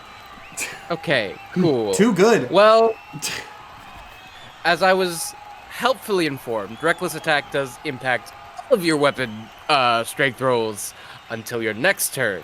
Yes. So we are rolling with advantage again. Darn. I literally can't crit. I would have to get 2 nat ones to crit. That's crazy. No, that's 10 and 14, so 21 to hit. No, that is not gonna do it. Well, it must have an AC of 22. God damn. I'm drunk. That's all my character said. Yeah, that is about how that's gonna go. That's all I got. So is that your whole turn then? Yeah. All right. This motherfucker is strong. So here's something fun. I'm gonna need you all to roll a dex save again. God damn it! Cut it out with the dex saves. Here we go. Okay, well now advantage helps. That's a 6. Thank God. Dirty 20. Okay. Just a 13 for me.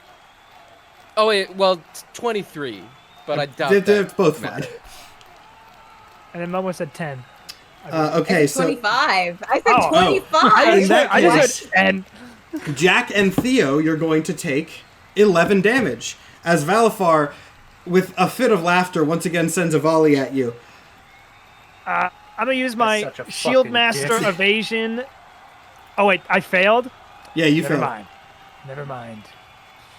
Never mind. How much damage? 11 damage. I'm officially below my first soul threshold. All right, yeah, this one's a little bit harder. Oh wait, no, I'm 1 point away from being below it. Okay. Oh, I'm 63 definitely. health. I've got it. At 62, I get lower. Well, now, unfortunately, What's the soul? It's the threshold? 75% of your health, then 50%, then 25%. yeah, starts at 20, Okay. goes down matching your health. That's what you- except for Momo, I'm at yours exactly 50. Yours is -3 to whatever that is. You're at 50% of your health right now, I am at exactly 50%. so you would only Remember add a now, +10 you to your don't- soul save or whatever. Die Yeah. if that happens. That's concerning that we could potentially be making soul saves at full health. Yeah, I'm sure it very much is. right. Anyway, moving on. It is now I do the soul save. Agares' I'm turn. at 75%. So, Agares' mount does not seem to have a lot of agency without him on top of it. So all he's going to do is just kind of thrash around in place and bite at the people who are already there. This is far less effective without any guidance, so both of you guys are okay. And then Agares himself is going to use his movement to get back on. But that is his entire turn. Then Ronwi is up next. You guys are really just cannot get a break with these enemy initiatives here. So he is going to go ahead and very ticked off at Lord Cringe, actually. He is, I think, if there was ever a time for him to do something fancy, it was after that just what the heck kind of thing.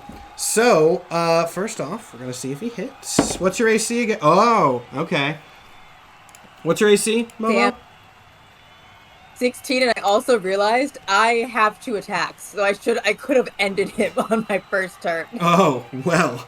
The good news is damn it. you see him, like, take a step back and then do a larger swing at you, sort of like you did at him, with some sort of magical glow around his staff, but you are able to deflect it with your sword, so you are okay. And now it is your turn once again, so feel free to hit back and try to take him out. Let's see.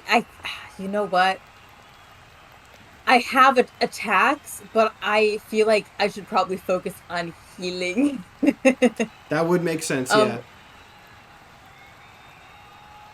Yeah, I think I might have to focus on healing. Do I have a healing aura of some sort? I think I do.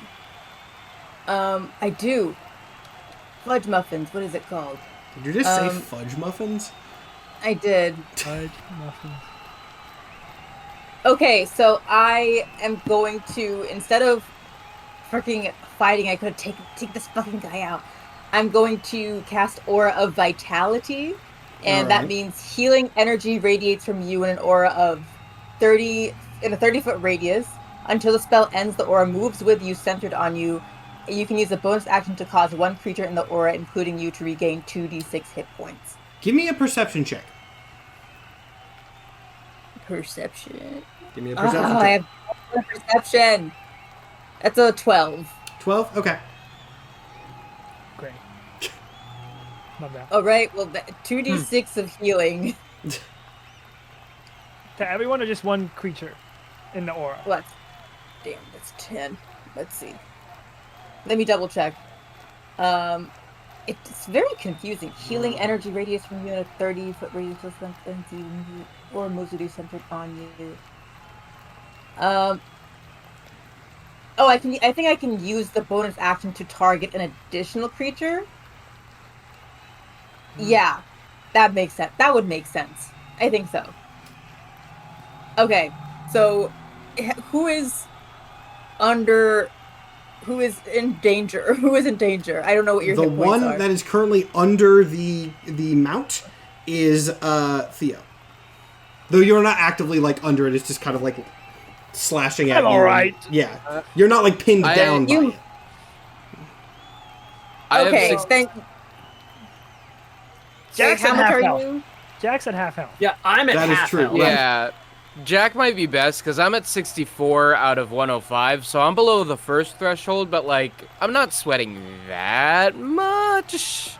Okay, then I'm gonna go ahead and hit up Jack for 2d6 hit points. Gotcha. Okay. Do I roll it or do you roll it? I don't think it really matters. You can roll. Yeah, it doesn't matter who. There's no bonuses to it, so it'll just be the same either way. Whoever feels luckier. 11. Okay. Off 2d6? That's real good. That's great. Yeah, I got a 6 and a 5. Score. Awesome. Thank you. I can't really move because all I could do is move slightly farther away, but Yeah, still you gotta- within Yeah, 10 you are. feet You of are. Soma. I'm gonna go ahead and say, Soma can, if he tries, drag you. You cannot drag Soma, just off of your statures. Okay, so and then, as you move again, for the sake of time, this Theo, way. you go ahead as Lord Cringe is moving. It is me. All right. I think I'm just going to. Do you want to cast a big thing? I don't know how often we're gonna get a long rest in this short campaign. That's a good point. I'm not anywhere close to Death's Door right now, so I'll just stick with what I know, which I'll just take two attacks on it again. Go for it. First one is going to be off the table. First one is good. What's my 12? A 12 is not going to hit this guy. Okay. A 17? A 17 will. All right. Rolling damage. Dog shit. Get 8 damage. All right, 8 damage. You hit this crocodile thing. I feel like I'm flipping between saying crocodile and alligator, but it's also a demon and technically neither. So, it's fine. So you hit this thing. It roars. It does not look particularly pleased that you hit it. Jack, you're up. Okay. I thought it was fucking hilarious when I knocked the guy off the first time. And it worked. So I'm going to try that again, because I didn't say he could get back on that fucking mount. So... The mount did less without its rider, so... Indeed it did. So I'm going to be like, get the fuck off of there, and I'm going to cast Gust again. Same thing, strength save? Off the horse. Well, he sees you trying to do this again, and braces himself on his mount so incredibly perfectly that he is not shaken in the slightest with the nat 20 that he rolled. Oh my god! Alright, so just light breeze. Yeah, just his beard just kind of like flows in the wind for a second. Not phased in the slightest. Soma. I knew I was being too fucking confident. Soma steps between, right in front of the monster, between him and Lord Cringe. Are you stepping up to my boy right now? You step up to my fucking boy? Let me tell you something. I met this kid today. We partied. We fucking hanged. He peer pressured me. He's my boy. You know what happens when you come after my boy? I burn your fucking house down. You don't got a house, so I'm gonna settle for your torso. I've had a lot of drinks. This being just kind of like looks at you, tilts its head, and grunts in confusion. Just like, what? Yes, it's a 2. You love 2s today. Yeah. Now the question is my bonus to hit just too high? No way. Will a 9 hit? A 9 will hit. By the logic of this thing's weirdness. So yeah, after your kind of just stumbling, awkward speech, you do smack him real good. Smack him real good. I get that 1d8 plus 3. 1d8 plus... No, 2d6 so plus 3. Already. We use a great sword. Hiya. That is an 11. 11 more damage on this guy. A decent sum, considering how much he's already taken from just Lord Cringe. And we get another attack, so... that is a... Yes, 14. Does a 14 14 hit? will, actually. Oh. I'm nice with the inverted ACs. I'm not going to be too awful with those. Not as stellar, but pretty good. 8. Now that you guys are pretty easily figuring out how to handle this thing, I mean, Lord Cringe started this fight off literally the best possible way that it could go, and this demon has been shaken by it ever since. You can kind of get the sense that, like, this guy is very used to having the upper hand, at least at the beginning of fights, because no one can figure out what sort of weird magic surrounds it. And you guys, by pure sort of idiotic coincidence, have figured it out. And it does not makes so much sense. It's so much sense because Cringe's whole thing is knocking people off kilter. So yeah. It makes perfect sense. Yeah, it actually really does make perfect lore sense. It is going to be Agari's turn now. And with Agari's being a little bit pissed off at Jack specifically. Sorry, Jack. That is, you are going to be the target of this thing. It is going to... you know what? It doesn't even need to charge. It could charge. But let's see. Let me remind myself of what exactly this... there we go. So, the man, not the beast, the man is going to look at you, Jack, He is going to sort of do some weird little hand motion and thrust his hands out towards you. Make me a charisma save. Lots of saves on these guys. That's going to be a 22. A 22? All right, you're good. Nice. You're good. You guys are good on your saves. Now he is going... Seeing that did not work, he is going to command his mount to move to do at least something. Let's see. Or, you know what? No, the mount is busy. The mount's just gonna attack Theo. And he is going to miss. These guys are not doing too hot. These guys are not doing too hot. And then it goes to Ronwi's turn. Now Ronwi is going to move a little bit. He's mad at both of you, but he's still kind of extra mad at Lord Cringe, who he sees as the one who kind of started this fight off on the wrong foot for him. So he's going to sort of dance around that, not provoking any sort of opportunity attack because he is still within 5 feet of Soma. And he's going to do the same thing again, I believe. And he's also going to miss. Dear Lord! These guys have cool things, and you guys are just tearing them apart by virtue of both their bad rolls and your good. Some shithead kid in the crowd was like, his dick's out, and he's been thrown off. Seriously, me is the one who's been thrown off by that. Lord Cringe, you are now up. Smack him again. It's been working great so far. All right. Let's see. I'm gonna put my Keyblade on my back. I'm gonna swing and hit him with my rolly backpack, which I assume, since it is not a weapon, I don't get a bonus to hit with. No, at best it would be improvised weapons, so no. I don't get any additional. No, you're being smart here, trying to hit him with something that you're less. Yeah, I got you. A flat roll. So that is, let's see, to hit, that is I swear to God, I rolled another nat 1. No way. Lord Cringe is just messing you up. Okay, wow. This is good. Okay. Another nat 1. You guys are playing around with the mechanics that I have set up for this fight in ways that are even better than you know. You smack him, roll your billion damage dice again. All right. Yeah. And I'm not love to see a fail boss winning. No, there's it's gonna get even funnier in a second. Fucking hilarious. Okay, so what damage die is a rolly backpack? Probably a bludgeoning weapon. Yeah, I'll go with improvised bludgeoning weapon, whatever that would be. Is that, I don't know if that's a D.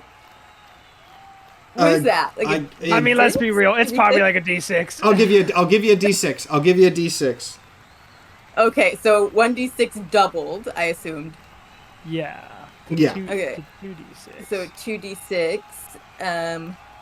Let's see. So that is 11 damage. Plus, let's see. Can I smite? Yeah, I can divine smite with anything. I'm going to use another spell slot to divine smite. So that is 2d8. Well, that would be actually 48. 48. And I get 2d8 again. So that's 68 because it's a feed. Boy. 68. Man, the numbers here are going to be really interesting. This is not going how I expected at all. Oh, shit. So that's 45 damage. Oh my god. Yeah, these numbers worked out so well for you in such a hilarious way. Okay. He doesn't look good. He does not look good. He stumbles backwards again, clearly hoping that was a fluke last time, and it was not. 2 attacks. You have 2 attacks? I get 2 attacks. You have... Okay. I get 2 attacks. If you want... Yeah, I'm gonna hit him again. Okay. Hit him again. Hit him again. Get him with that backswing. I know. I hit him front-handed with my rolly backpack, and I'm gonna backhand him with my rolly backpack. This is gonna be a quicker fight than I thought. Just Firaga. Hey, I'm glad. There's other stuff we gotta get to, so... Does a 7 hit? A 7 does hit. Alright, so that's a 1d6 damage. That's 4 extra damage on top of that. Only 4? Okay, 40 okay. 49 Only 4 total? damage. Only 4. Hey, that is still damage. And a really funny thing that's going to happen here now is Jack and Theo make me dex saves. Ah, damn it!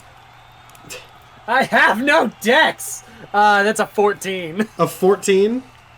That's a 12. Okay, you are both going to take 10 more damage. Wow. But here's the good thing. As Valfar sends his next volley of fire, one of the fireballs strikes Ronwi, obliterating him with a terrifying shriek as he is reduced down to ashes. And you see Valfar clapping hysterically in favor of the very entertaining performance of this weird little lizard kid.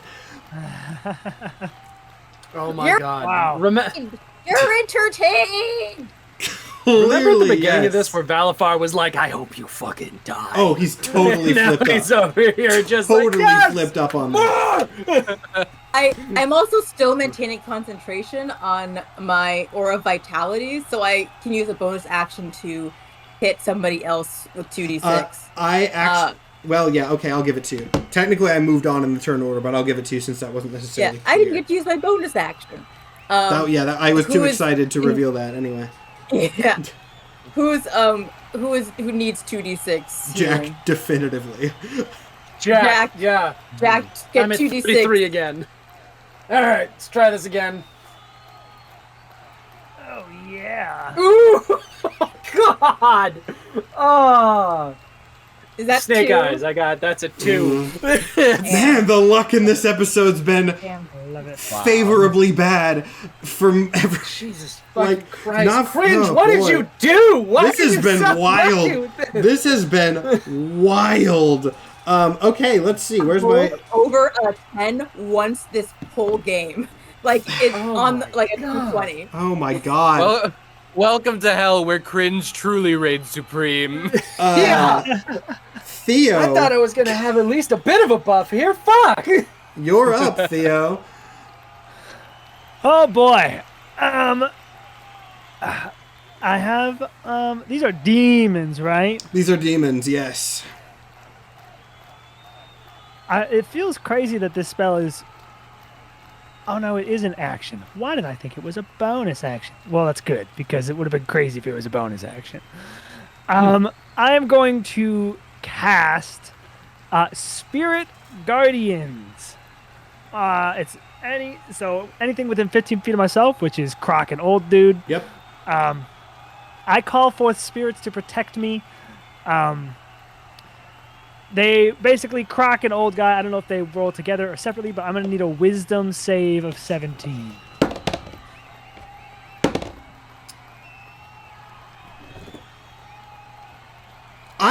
This die isn't weighted. I can't I've hear. tested this die many a time. That was 2 consecutive 20s. Wow. They still take half damage. What?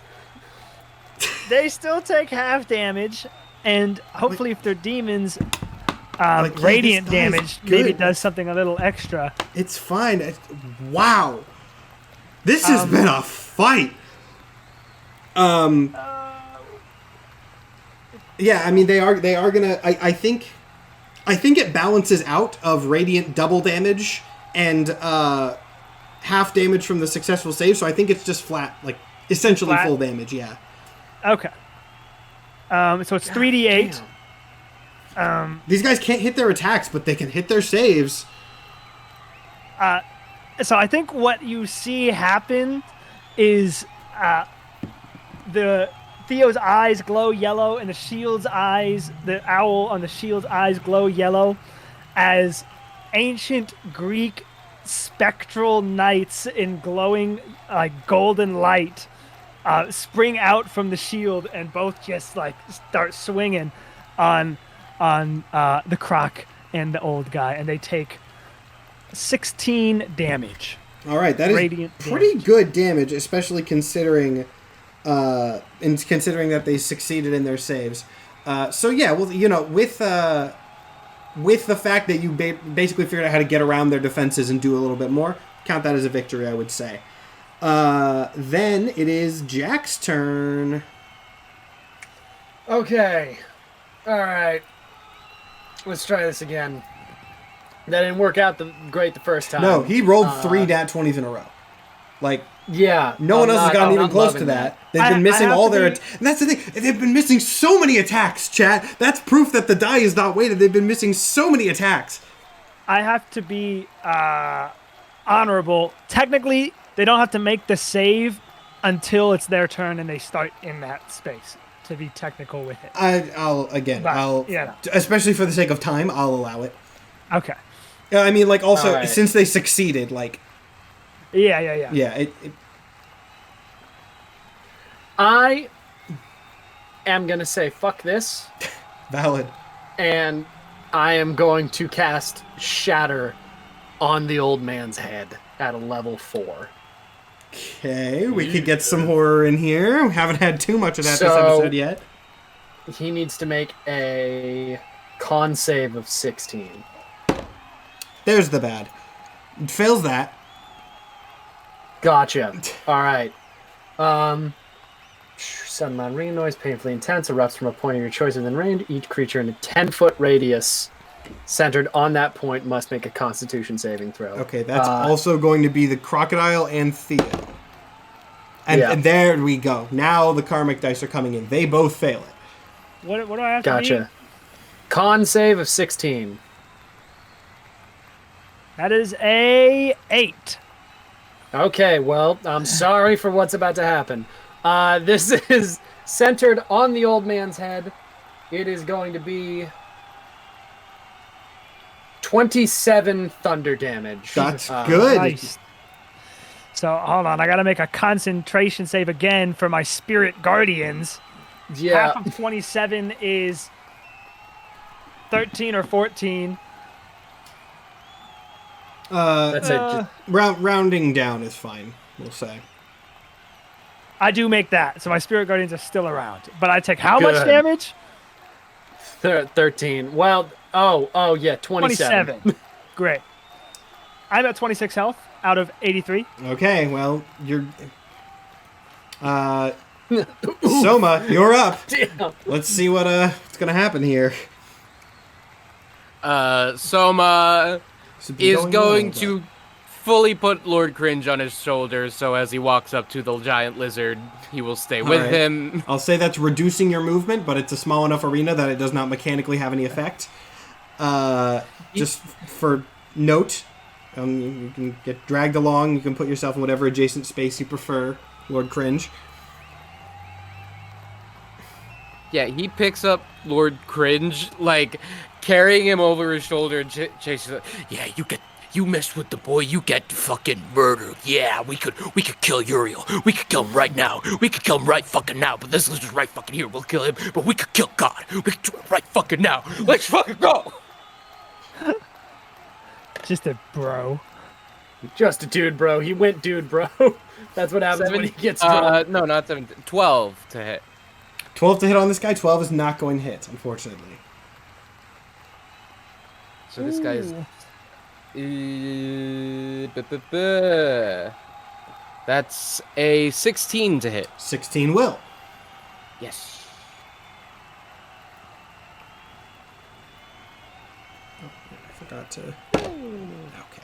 That's a 6 damage. 6 damage, not a lot, but it goes on there.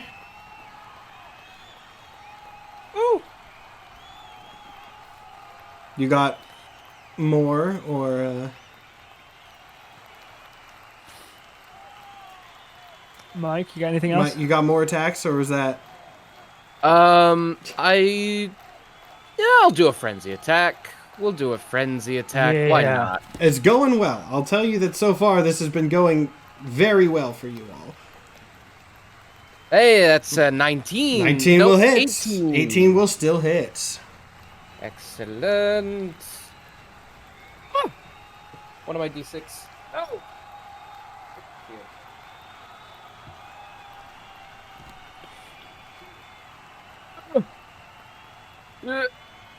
God, snake eyes. So that's 5 damage. Every little bit of damage does help. It's now this thing's turn. And very ticked off at everybody.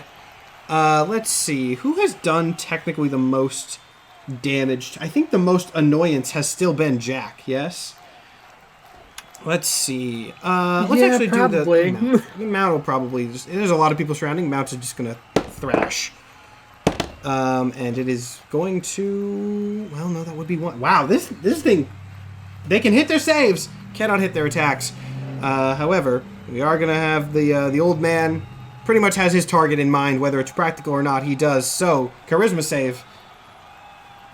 Had to piss this guy off. For everyone? No, for Jack specifically. Oh, okay. Yeah. Charisma save. Let's do this again. Nat 20. Yeah! This guy sort of throws another magic wave at you. You're fine. You shake this off with no issues whatsoever. It goes right between your ribs. Like, you're totally fine. Just... what do you keep trying to do, old man? Now, the Mount did attack, and it did not do super well, but it does, at least, it is going to move at this point. So, I think... It does have half speed when it's because of Spirit Guardians. Yeah. I'll say that. Okay, I think it can still move out of this range. So, everyone make me a dex save. Cringe, if you are still on Soma's shoulders, I'm going to say you do not get a dex save, and yours will be dependent on Soma's. 15. 15? Did he put me down? I don't know. That's up to you two. He had a turn, so did he you put me could down? have. I mean, theoretically, I could swing my sword with one hand. I don't know that I have the mindfulness to have put you down. And you do get opportunity attacks if you went out of... Well, yeah. You know what? Yeah, I probably did put you down. Okay, then I'll make my own dex save. I probably won't do very well. Yeah, it was like, all right, you've done enough, King. I'm gonna do some work in the fight. Okay, I actually did well. That's a 22. Okay, you're good. And we still get your +3 bonus. Yes, you still get my +3. Sweet. That everyone here is close enough to get my +10. Yeah. My +3. 17. And Theo? With that +3, I now got a 22. All of you are totally fine. Wow. It loops then around back to Lord Cringe, your turn, the MVP of this fight. Yeah, damn. It is getting to finishing off range. This has gone very well. I'm gonna try to swing and hit. I have not been rolling very well. And that will no longer be a benefit. All right. Okay, that's a 19 to hit with my first attack. Your luck is just working well. Yes, that will hit. I'm gonna just roll both of my attacks. That's a 12. That's not gonna hit. So at least one attack. But one does. I think instead of doing a, actually no, I will do. Hold on a second. I'm just gonna do. Sorry, let me move my person closer. Why is it not letting me? Oh, I'm moving my character closer so I can actually hit him. Yeah. And I am going to Divine Smite. But that's just going to be 2d6 plus 3 for my weapon attack. Let me re-roll that 2. Okay, never mind. So that is only 7 damage with the sword. My smite is... What is it? It is... Actually, I don't think I have any level 1 spell slots left, so... That is going to be a level 2 smite. Okay. So that it's going to be... Sorry, I'm really not used to playing... No, you're all good. Don't worry. 3d8... plus 1d8, which is 4d8 damage. 1, 2, 3, 4. I can re-roll that 1. So that is... Ooh, that went away. That was 11... Sorry, that was 10 plus 5, 15 plus... What was my other roll before? I forgot. You said a few numbers, so I don't know which one you're meaning. Sorry. No, you're good. 15 plus however much it was before. It was 2d6. Oh, was it the 11 before? Was that what you were meaning? Yeah. Oh, I already factored that in. Yeah. Okay. Okay, so then it's 15 on top of that. Okay. I'm just gonna go ahead and tell you guys this now. How do you want to finish this thing off? It's got about 3 health left. Oh. So I just. Ooh, can I have Soma help me? Go for it. Go for it. So I quickly turned to Soma and I explained. So back on the surface world at my time, there was this new toy called a skip-it, where basically there was a center fulcrum and you spun around this thing, which we could use as a chain, and then I would be the ball. So just throw me at him, and then spin us in a circle. I could throw you. Having very little of the rest of it. So you want me to swing you? Swing me like a skip-it. And everyone else will jump over me, but the demon won't know what's gonna be coming. Like a hammer toss. Yes. Jesus Christ. What a wild fight. My key saber is just out. Fucking spin attack. Literal Crash Bandicoot shit. Man, I wanted this campaign to have moments of horror and moments of superhero bullshit, and I think this whole fight very well qualifies as superhero bullshit. Yes. Yes. All right. You Tetherball special. That might be the episode title. I think Tetherball special might make it to the episode title. You Tetherball special Lord Cringe right into this thing. I mean, just clearly and actually, you know what? I'll flavor it a little bit more as a tag team to make this extra cool. At the same time that Soma Tetherball specials Lord Cringe into the body of the old man, Soma also brings his blade down on the head of the mount, killing them both simultaneously in one clean paired strike. At which, of course, the crowd roars loudest that you've ever seen before. Not quietest of which is Valfar, whose voice is audible above everybody else. Definitive win for you guys in this arena combat. Not at all how I thought that fight was gonna go, but hey, that is the appeal of an unscripted live show. My God. Soma is fully holding Lord Cringe above his head as he has his... Yeah! You're entertained! Oh, yeah. Fucking entertained! Extremely. So the announcer starts talking about some stuff, just sort of like things for the next fight. But as this is happening, you guys are lowered back down to the 9th circle, as is Valfar. And he, the drawbridge opens. He's clearly gesturing for you guys to come over to his throne. Unsurprisingly, looks extremely happy with how that went down.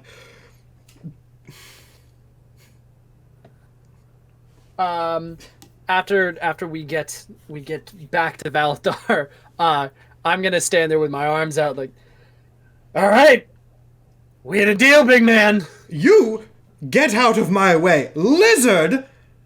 That was fantastic. Soma holds him up to eye level. He gestures for Soma to bring Lord Cringe over. Which I assume you do. Valfar reaches out, vigorously shakes your tiny little lizard claw in both hands. The chain goes away as this happens, by the way. Valfar clearly is so incredibly pleased by how this went. He goes, I thought that you were going to be the worst person we've ever had in the arena. You're so small and so annoying. But wow! That was just truly wonderful. But thank you. Most people just say the small and annoying part, and not a compliment following it. So thank you for that. Yes, of course. We'll have to see. Can I possibly convince you to stick around as a returning fighter? You'll be compensated wonderfully, of course. You would have to contact my a guardian, the concept of cringe, to arrange something like that. But at the moment, we are kind of preoccupied with a separate quest. One Uriel is kind of messing up the place. Right. That small minor business. Of course. Well, you've certainly entertained me, so I'm more than happy to give you any information that you require. What is it you're wanting? Just something to take care of that little nonsense outside? Oh, well, yes, and I haven't been feeling very well since I tried the slot machines. If you have some sort of doctor that could take a look at me.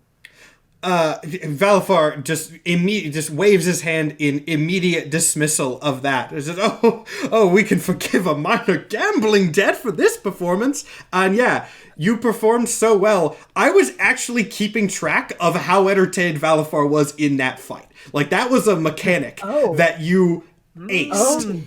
Valafar's thing, he had two things. Number one, he re-rolled his initiative every round, so you didn't know when he was going to hit. But also, I was keeping track of which ones of you entertained him the most.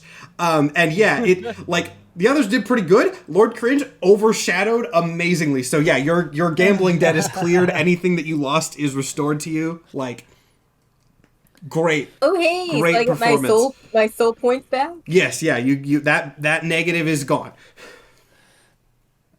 All right, I feel so much better now. Yeah. Thank you. Any information on weaknesses of Uriel and any information on passage to the Council of the Omnimyth Right, would be so greatly appreciated. it would be a little bit messy for me to give you any direct information on Uriel's weaknesses. We are doing a sort of middleman approach to any possible wrenches being thrown in the plans of the angels. Not that there are any, if you understand my drift, but if you're working with resources that are here, what I might be able to provide to you, and as he does this, he snaps his fingers and another demon kind of comes rushing over with what seems to be a scroll of some kind. He goes, now, I should warn you, this is maybe not as helpful as you might think. This was something that I assumed would likely be helpful, or an adequate level of helpful for the performance, and my expectations were truly exceeded, he says, only looking at Lord Cringe. But someone hands a scroll to Valfar. Valfar then passes it to Lord Cringe. If someone, I guess someone was probably still holding him, but yeah, notable height difference between those two. Because yes, so this is a map of sorts. You said that you had transportation, correct? This is a map to one of the older areas of Urkala, and as I've found in my many years of magical experience, older hidden things sometimes have older hidden powers. I'll be honest, I can't speak to what you might find down there, but if there's any shot in rebuffing Uriel's invasion without my direct involvement, it will be here. Fantastic. Perfect. If you take it from Lord Cringe. Oh, he gave it to Lord Cringe. You gave it to Lord Cringe. Yeah. All right, great. All right, well, nice dealing with you. Turns around and starts walking out immediately. I am not having any more of this. He does not stop you. I don't imagine he would. Yeah, I don't think so. I am not the object of his attention. Nope. Nope. If you just contact the concept of cringe, we could arrange possibly a leasing of my services. The demon who is like his attendant is writing this down. Oh, he's like this is going to happen. Maybe not in this campaign, but this is going to happen in lore. He is gonna fucking die. As we're walking out, I want to walk up to if Cringe is still being carried. But I'll like give Cringe a pound in the chest. Be like, you should be very proud of yourself, Lord Cringe. You fought incredibly Knocks well. me off of his shoulders. Like, ah! Oh my god. Are you coming for the king? You coming for my fucking boy too? I fucking knew it, Theo. I knew you were a piece of shit. I knew you Calm down, Soma. God damn! I pick Lord Cringe back up onto his feet. I go, you should be very proud of yourself. Thank you. I am very proud of myself. I did really well at that battle. Yeah, you did. I always believed in you. And I go to walk away, and I just look at Soma. And I don't think in a necessarily bad way, but also not necessarily good way, I give him like a nod and go, Soma. And then just leave. Go follow Jack. Actually, Jack's gonna stop for a second and turn around once we're out of earshot of Vakala, and he's gonna go over to Lord Cringe and be like, Are you sure it's the concept of cringe and not luck that you sold your soul to here? Who is your contract with? There's no fucking way that just happened. I give him the Kubrick stare and intimidation check. You've earned it. I mean, fuck. What do I got? What's the? I have to roll intimidation. Let's see. Yeah, charisma against it, I believe. Charisma. Got it. If that's fine, we'll go with that. 12. Okay, probably gonna be fine. Yeah, just charisma roll against it. Yeah. No, you succeeded. No, you succeeded. Jack is like, The concept of cringe is what powers me. You're fucking weird, kid. he's gonna go, you're fucking weird, and start to turn around and then come back. Good job. You scare me. And he's gonna start to walk away. I catch up to Jack and give him a playful but mean shove. Like, watch it with those shadows out there. It helped, did it not? I suppose, but at what cost? I thought you were supposed to be some sort of hero. You died a hero's death, right? You've been in this. You know what this takes. Yeah, Would you rather be crushed by the crocodile? I'd rather not be blown up by my companions. I didn't blow you up. The crocodile was crushing you. I killed the guy riding the crocodile. Problem solved. I just feel there might have been better methods, but either way, we come out victorious. So well done. Maybe so. We won.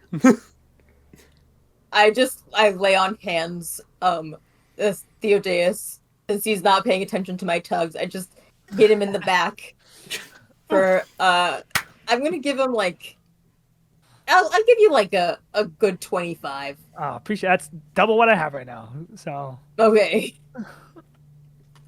Cool. I assume you guys are going back to where the riverboat was left. Yes. Okay. So, you guys round the corner. The riverboat is not there. But after a moment's notice, it does seem to be parked at a restaurant across the street now. I was about to fucking heal. Jack is this restaurant. What is the name of this restaurant? Actually, yeah. What is? I mean, I admittedly did not have a name of the restaurant prepared. Let's see. What's the name? Give me that H.A.D.E.S. Give me that what? H.A.D.E.S. The daddies they have in hell. Okay. I went to a random name generator and clicked restaurant names, and literally the first name that it gave me was just Pot Roast. So that's the name of the restaurant. Pot roast. Pot roast. That's great. That's the whole thing. That was all it gave me. I love pot roast. I've heard legends of this place. We got a pot roast here? Damn! Now we got it. This is such a vibe shift to what's gonna happen. Yeah, that looks pretty cool, but have you been to pot roast, dude? Have you been to pot roast? This is the same energy as the Avengers kicking everybody's ass and then going to get shawarma. It's you guys winning the arena fight and then going to get pot roast. Oh my god. Okay. Oh my god. Well, you go over to the restaurant. Ronnie actually comes out of the ship to meet you. He's not in the restaurant actively at the moment, which is why I did not have the name of the restaurant prepared on hand. But Ronnie kind of steps off the ship as he's apparently seen you approach. And he looks, I mean, he's still wearing his mask, so it's hard to immediately tell this, but from his kind of like slow claps, seems at least a little bit impressed. Did you fucking watch us kill it? Hell Did you yeah. watch my fucking boy kill it? I did fucking watch that shit. Battle. It wasn't through like legal channels, but I did find a way to watch that. They, of course, broadcast everything. That was fucking terrifying. Handled it. He's just gonna shrug and point at Lord Cringe and be like, That thing scares the shit out of me. Yeah. I don't know what that is, but that's terrifying. Yeah, that was not... Do well not to underestimate me, Ronnie. Okay, don't get uppity. But Ronnie beckons you all onto the riverboat and goes, so, I assume, from that, and knowing how Valfar is, that you got something of use out of the whole situation. Yeah. that's a word for it. Piece of paper he gave me. Ronnie takes the paper out of Lord Cringe's hand, unfurls it. The fuck is this? Is this a fucking map? The paper map. Listen, it took a lot of fucking work to get that paper map. Do you know what's This at is the where we end gotta go. of the fucking paper map? Something old. That's what we were able to take in. Something Something old and strong. Look, I would be terrified about the prospects of this mission right now had you not just done something that I fucking know Valfar enjoyed. So I don't think he would have fucked you on this. But, that said, he looks at the map again. I have no idea where the hell this is. I can get you there, but don't have high expectations. I mean, in all honesty, that's all we can really ask for. Okay. Well, we're on the ship. As was my promise before the ship went down, there is now a pathway to me getting paid again, so we'll see if whatever's at the end of this map is useful. Might take me a minute. Crossed. It's deep. It's deep and it's weird, so it's going to take me a bit to get down there. You guys should rest up. I'm assuming you're going to need it. I don't need As soon as Jack hears any that, rest. but no, hold on.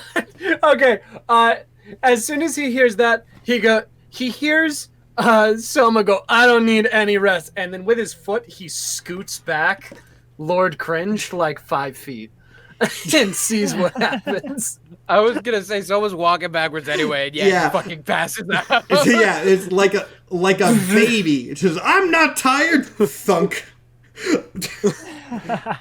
Ronnie just kind of looks down at him for a second, back up at you guys, back down at him. I actually don't care enough to ask. Just take him off the floor here. He's in the way of everything. I look down at this giant creature. I'm like, yeah, you got this, Theo. And I walk into the back and literally fall into a pile of bones. Just... Okay? Didn't know you could do that. He's tired. This is his passing out. Theo just stares at the passed out body of Soma. And just shakes his head. Real quick, I do want everybody, and I will let you do this before you pass out if you want, Jack. Make a perception check for me. Everybody? Everybody. Oh. Well, I That's don't a think nat that- Oh, one, actually, so- hold on. Yeah, not Soma. I got a nat 1, so I'm already a pile of bones. Okay, your bones. I didn't got see this. a 23. 23. I got an 18. 23 and 18 are both enough to say this, but 23 I'll go ahead and say. Theo, it is lighter out here. You can see out the cockpit. It is not, like, terrifyingly so, but it is pretty easy to tell that whatever is happening on the surface does seem to be spreading lower. I bring that to Ronnie's attention. Oh, I fucking saw. I was hoping you guys were going to get through it that fast. Best get a move on then, I suppose. Yep, that's the plan. He takes his oars, jams them into the side of the console for the riverboat, and again, without waiting for people to settle, takes the ship off and starts going down into a ravine. You guys can now get a long rest. This is not the end of the episode quite yet, but because it is now just for a moment, me and Lord Cringe awake. And yes, I was going to say, you have time for long rest, and you have time for any conversations that you would like to have as this is going on. You have downtime, essentially. As we're, like, preparing to sleep, I don't know if there's, like, bunks or anything in this place, or... There are, like, very, very, very simple ones. Not think this is a good comparison for you, Nathan. Think like tour bus, I would say. Like, this is a drop ship, but it is like, it is a drop ship for a mercenary who presumably spends a lot of time here. So yes, there are some very simple. You got beds. Like a cubby in the wall that can fit a person. Yeah, and that's where you sleep. That's about it. Cool. As we're like getting ready to rest, I imagine it as I come to like Lord Cringe's bedside like a dad, and for flavor, I'll just say Cringe chose the top bunk because obviously it's the coolest, and I'll like put my arms on it and be like, "So listen, Cringe. Again, I just want to reiterate, you did great out there today. You should be proud, and I'm proud of you. I would be careful getting so close with Soma Kitaro. He is not a good man. Not in the sense that Ronnie is mean. Ronnie's just mean. Ronnie's still a good man.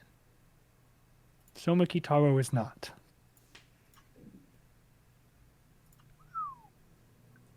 Is that all you have to say, or is there more? You paused in the conversation, but I was not certain. That is all I have to say, but what do you have to say to that? How do you feel about that? Well, I think we fought very well together, and he helped me with the gambling machine before he realized the fates would be involved, and then he said something about not trusting the fates, and then he got very, very drunk. So possibly he has other issues. Soma thrives off the thrill of conquering. The only reason he's being nice to you is because you aided him in that today. If you were of no use to him, he would have no use for you. Oh. But you did do very, very good today. I would just wield your conversations with him with caution. Well, thank you for your advice. You did not do very well in today's fight, but I don't think that is really much to do with you. You were really getting wailed on by a very large crocodile. This is true. This was not my best work for sure. But, there's always... really between a rock and a hard place there. For the entire time, yes. Yeah. But... And you got hit by that shouter. That was rough, buddy. Yeah, friendly fire happens sometimes. It's all part of battle. But you two worked very well together on the battlefield. I won't deny that. That was quite impressive work. And you should still utilize that while we are all together. But just don't let his veil cover your mind. I understand. Sleep well. All right, are you going to talk to your mom before bed? Sleep well. No. Why not? I don't always do that. I don't talk to my mother all the time, only when I seek guidance. Man, he's trying to be so nice and helpful, and he's talking to the cringy 14-year-old. There's nothing. Well, society sees talking to your mom and having a good relationship with your mother as cringe, and calling her every day, apparently in the morning and night, as cringe. But that is something that we believers of cringe thrive on. You would do well to accept it. Perhaps I will. And he goes into his bunk and like slides the curtain closed, and you'll see you'll see like a little bit of golden light through the curtain. Aw. And he is absolutely calling his mom. Of course. Gasp! Once again, just for flavor, if you're actually doing a mechanics thing, you can do a mechanics thing, but if it's just for lore, you're not going to be able to get through whatever block is. I mean, I'll absolutely try to cast... I'm about to sleep, so I'll try to cast something, but if it's not getting through, then it just is what it is. Yeah, go for the cast. It's just a thing that happens, I think. It's just a... go for whatever you need to do. I believe, and I think in this sense... Actually, I think it's called... What the fuck is it? It's a divine... No. Is it augury? Augury was the wheel and woe thing, right? Augury was the wheel and woe thing. I had another one that was... It wasn't, but it didn't involve channel divinity. It just involved me being like, "Yo, mom, help!" I'm not familiar enough with cleric. Right intervention. I already used that today. I guess I'll cast yeah. augury in my bed. And just see wheel and woe. I mean, it's only for the next 30 minutes, so I guess it'll give me some peace of mind to fall asleep. 30 minutes, knowing that nothing bad will happen in the next 30 minutes. Yeah, 30 minutes, you'll be fine. There is no. Nothing but wheel? If anything, minor wheel in that you are on your way to your destination and nothing will shake that for the next 30 minutes. All right. That's all I need. All right.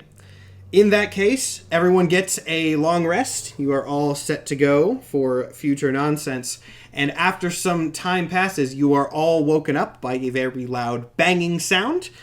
Which is probably very scary at first until you realize that it is just Ronnie slamming his hand on the side of the metal near all of your sleeping quarters to wake you all up. So, wake up, kids! Shit's getting weird out here. Nobody moved me from the floor of the... I think people moved you to a different place on the floor. Prince dragged you to a different place on the floor. Jack reconstitutes definitely like a dry bones. Just Ronnie startles a little bit, clearly having not noticed you in the corner. Don't fucking do that. Ow. Why is everyone talking so loudly? Wake up! What'd you say?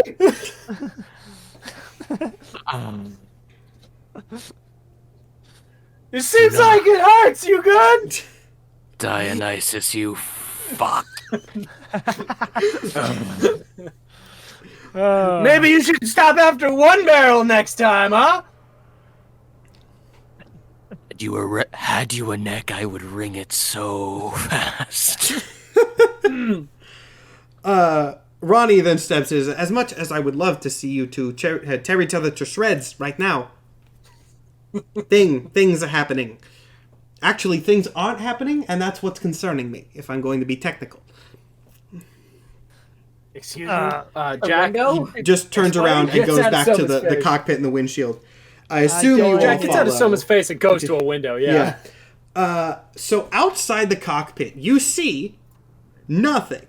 It is a gigantic black void. Much like the skies above Irkala. But you guys were going down, not up, so that's weird. If you go and crane your neck over the side, you can maybe see a little bit of ground, but you are in just a vast, empty, dark space. You do not know how far it goes because it is pitch black. But yeah, there's not a lot here. And Ronnie just kind of gestures to it and goes, I was going down the ravine, I was following the map through the weird twists and turns and shit, and then it opened up into this fucking place, and I do not know where this is.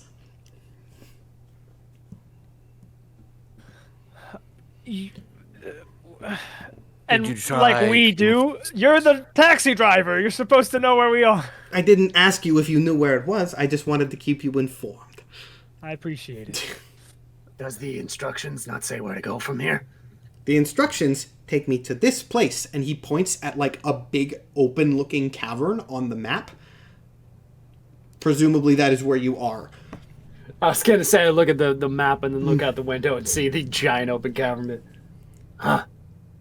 So do we get out here, or? If you get out here, I do not know how far you will fall, so I would not get out here, but I can lower us down slowly and see what happens. Do you got anything that, like, glows? Do you have, like, a torch or something? Yeah, I got something. He flicks a switch on the control panel, and nothing seems to change outside, but thinking about it for a second, it seems like he just turned on a light, and there's, like, nothing to reflect off of it, so you can't really tell. If anything, there is maybe, like, a little bit of dust in the air that you can barely tell that there's a light on, but this is a very large empty space. Ronnie, I got a really bad idea. And? I got a really terrible idea. Didn't need to say it twice. Do you have any communication devices? I got... he taps some things like and comms. brings up more of those discs that you've seen them use. He has a bunch of them. On further inspection, they seem to be some sort of enchanted obsidian mirrors. If anyone's curious what they use for phones here. Got it. Does anybody have sending or anything like that? No, I can only communicate extraplanarly to my mother. I don't Right. know. I don't know. Jack's gonna walk to the back door and be like, I have a terrible idea to see how far this goes down, to see if there's anything bad at the bottom. No one's stopping you. and he's gonna go, okay, and he's gonna pop his skull off and drop it down the hole. Cause his head glows, and if you hear him scream "ow," he hit the ground. What Wow, level there he goes. of terminal velocity does it take to shatter a human skull? I think I'm enchanted in some variety, so I don't think that my skeleton shatters. That's the But biggest fingers crossed. I think I've ever heard in my life. I would really hope. You are so But in the lucky that same this is vein- a Panda, you are so lucky that this is a 3-episode miniseries and I'm not gonna have Jack die from dropping his skull off a cliff. But boy, if he did, that would be hilarious, and I also think that Jack would make this stupid of a play. So, okay. With this mirror, I guess, in your teeth, you drop down, you fall for a while, but then you do hit ground. It's just kind of like the same ground that you see at the top of Urkala, just a flat gray plain of dust. I am going to say you are now at half health because you just plummeted a very far distance and you are made of bone. And boy, you're lucky I'm that generous. Yeah, I am. As a skull on the ground. You do have a noticeable crack in the skull now, by the way. That is canon. Gotcha. He's on the ground. Ow. He's gonna spit the mirror out to the side of him and be like, there is a floor, and there is nothing down here that I can see. And I am literally a glowing light source. There's a pause on the other end, and then after you just hear Ronnie go, I just want you to know, Jack, that the temptation I'm feeling to just leave you down there is extremely large right now. I sure am glad that now that your head is down there, we know that nothing's down there, and still have to come get you anyways. Hold on. I also want... I'm so amazed no one stopped you. Because, like, Ronnie's not going to, but no one else was like, maybe don't do this. I could have been... I didn't know what he was going to do. So, his body, still in the ship, stands up and then casts Misty Step down to his head. What's the range on Misty Step? I'm not entirely 30 sure. feet. You do not. 30 feet. You do I not. do not. Also, God. so Ronnie, with a very exasperated sigh, starts taking the ship downwards slowly. Actually, he gets down a little bit, pauses, and then moves forward a couple feet and starts going down, presumably realizing that he might not want to go right down on top of the skull.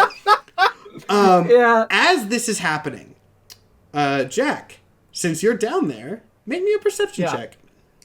With disadvantage, you just dropped a large... You're disoriented as all hell.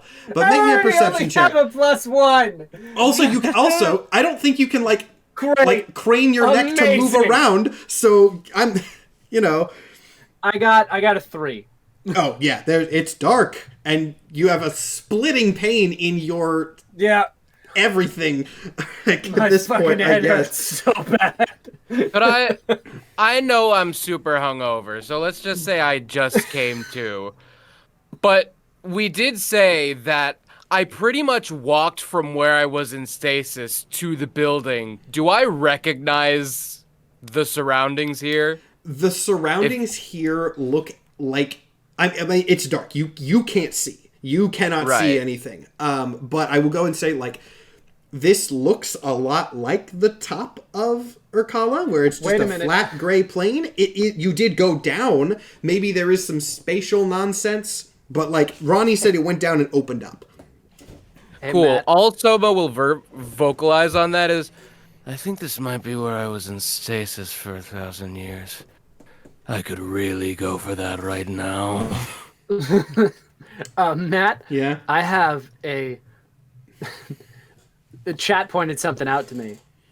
The specific wording of Misty Step is 30 feet to an unoccupied space that you can see. What the fuck? Okay. Is that a precedent that I want to set that you can do? 30 feet from your head or from your body? Fucking Minato Uzumaki teleporting with your severed head. Okay. You know what? We're gonna do this right. Does Misty Step have somatic components? It says instantaneous components V is just V. Verbal. Oh, okay. Just verbal. I was gonna say if it had funny. somatic, you were gonna have to roll to see if you could coordinate your body and your head. If it's just okay, you know what? Sure, go ahead. You just see his body standing there. No, you don't. It's just verbal. You speak the spell, and your head just goes to like 5 feet away. It's verbal. Your body is out of range of this spell, but you can definitely move your head. Your body's essentially like you're familiar now. Yeah, yeah. Okay, there we go. That was gonna work. That I think is a fair way to handle that. That's fair. So, all right. Everyone else, eventually, after a little bit, the riverboat descends quite a ways and lands.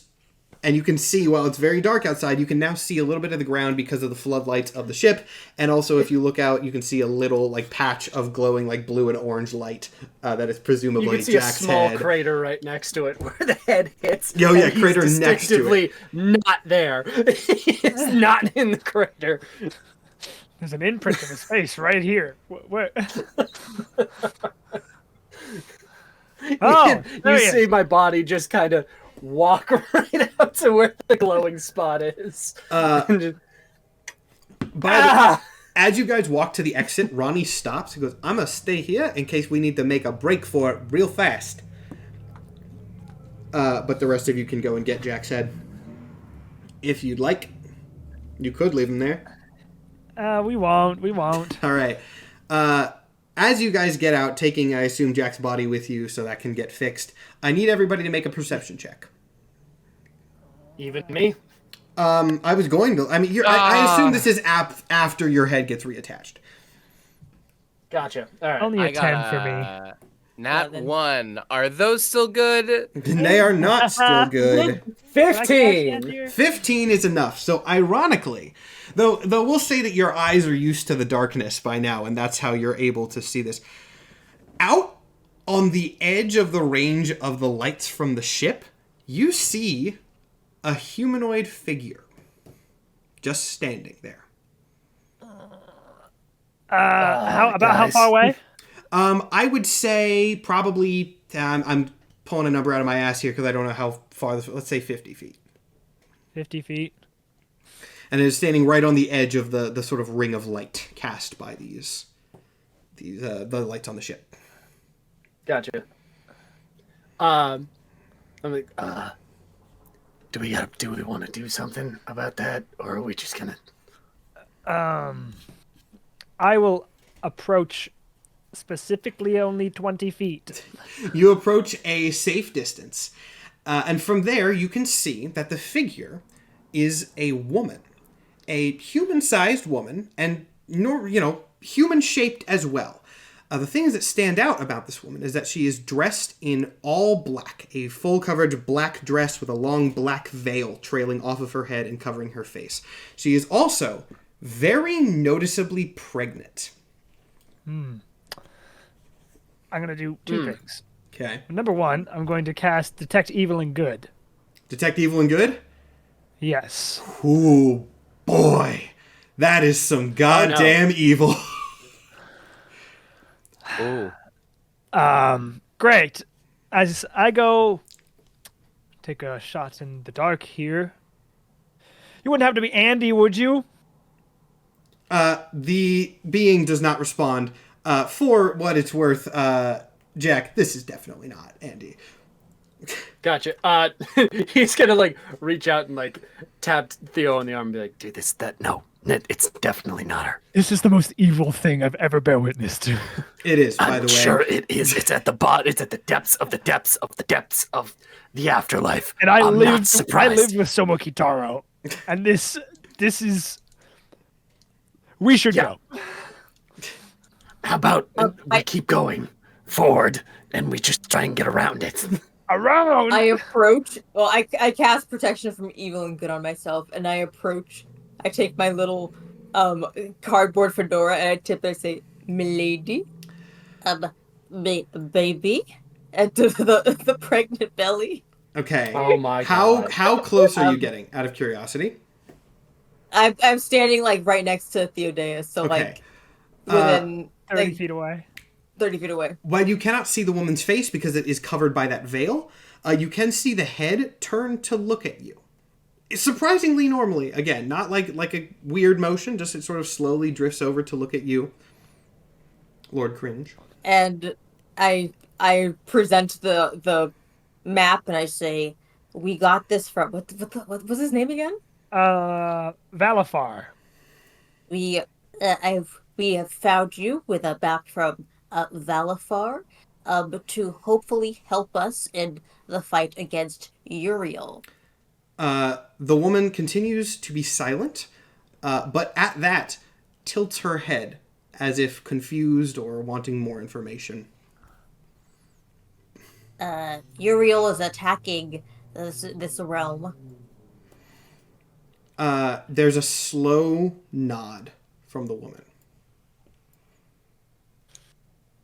Any assistance you could lend us, our team of fighters, would be much appreciated.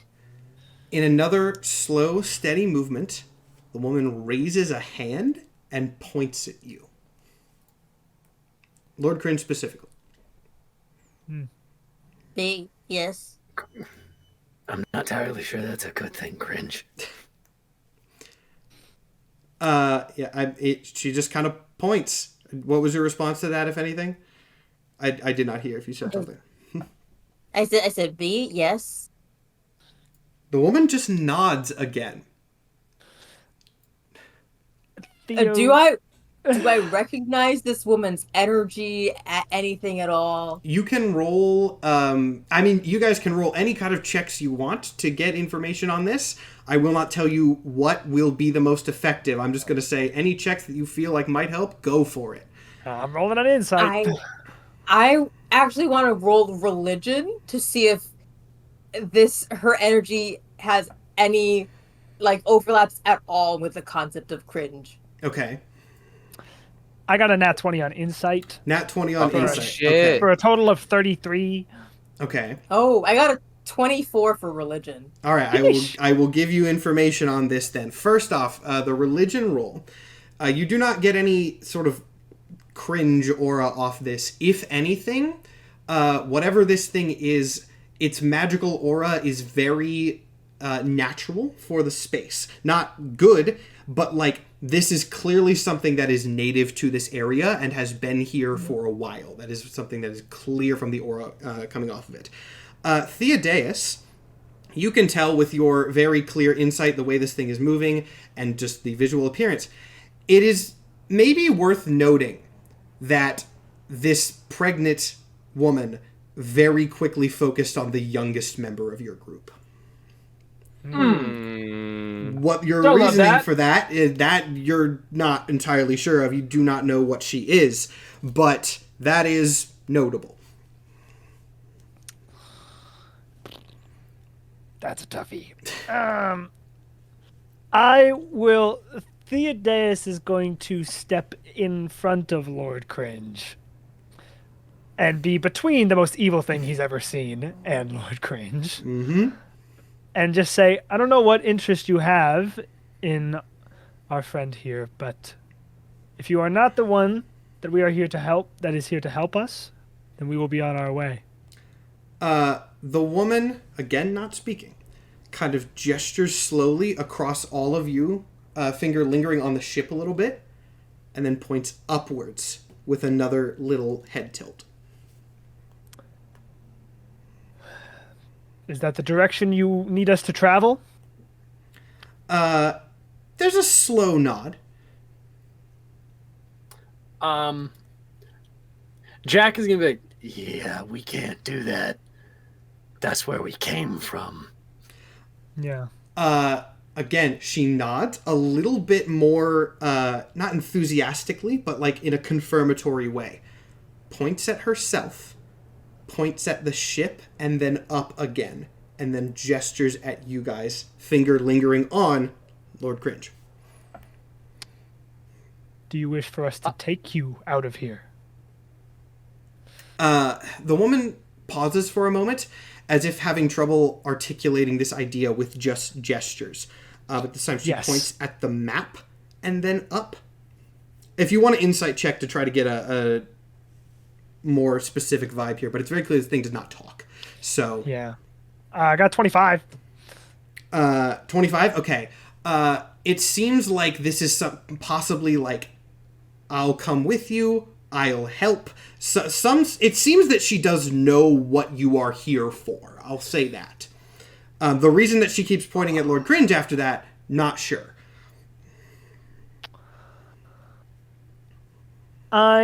Without taking my eyes off of this lady, and without stepping out from in front of Lord Cringe, I'm going to speak to Jack and say, oh, I guess I'll speak to everyone and articulate that. Right?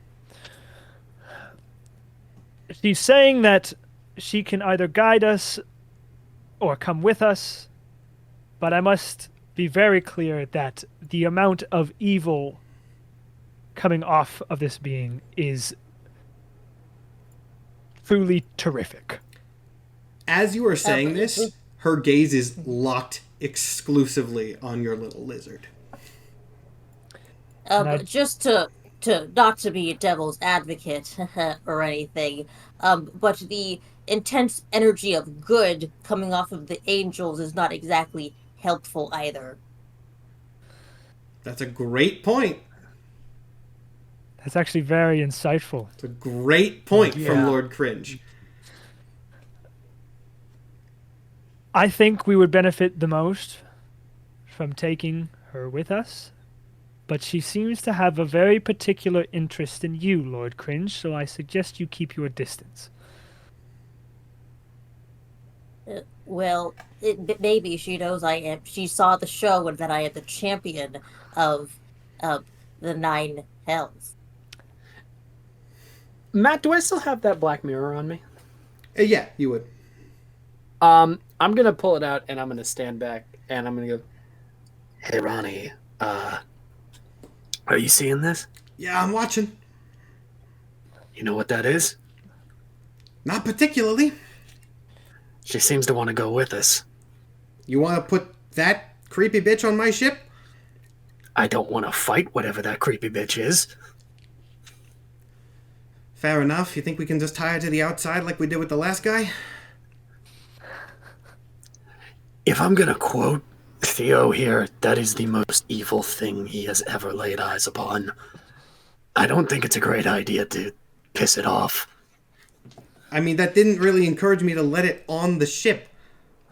But we can either keep it on the outside of the ship and make it fucking mad, or we could keep it in the ship and just do whatever the fuck it says. Look, are you sure it wants to come on the ship? It pointed at the ship, and then pointed at itself, and then pointed up. Okay. Yeah. Look, confirm it. If I see you guys and that thing walking towards the ship, I'll lower the exit if I fucking feel like it. All right. I'm gonna put the mirror away. I'm gonna walk up to Theo and be like, I got the confirmation from Ronnie that if that's what that thing wants, and it comes with us, then it's allowed on the ship. We need to keep a very keen eye.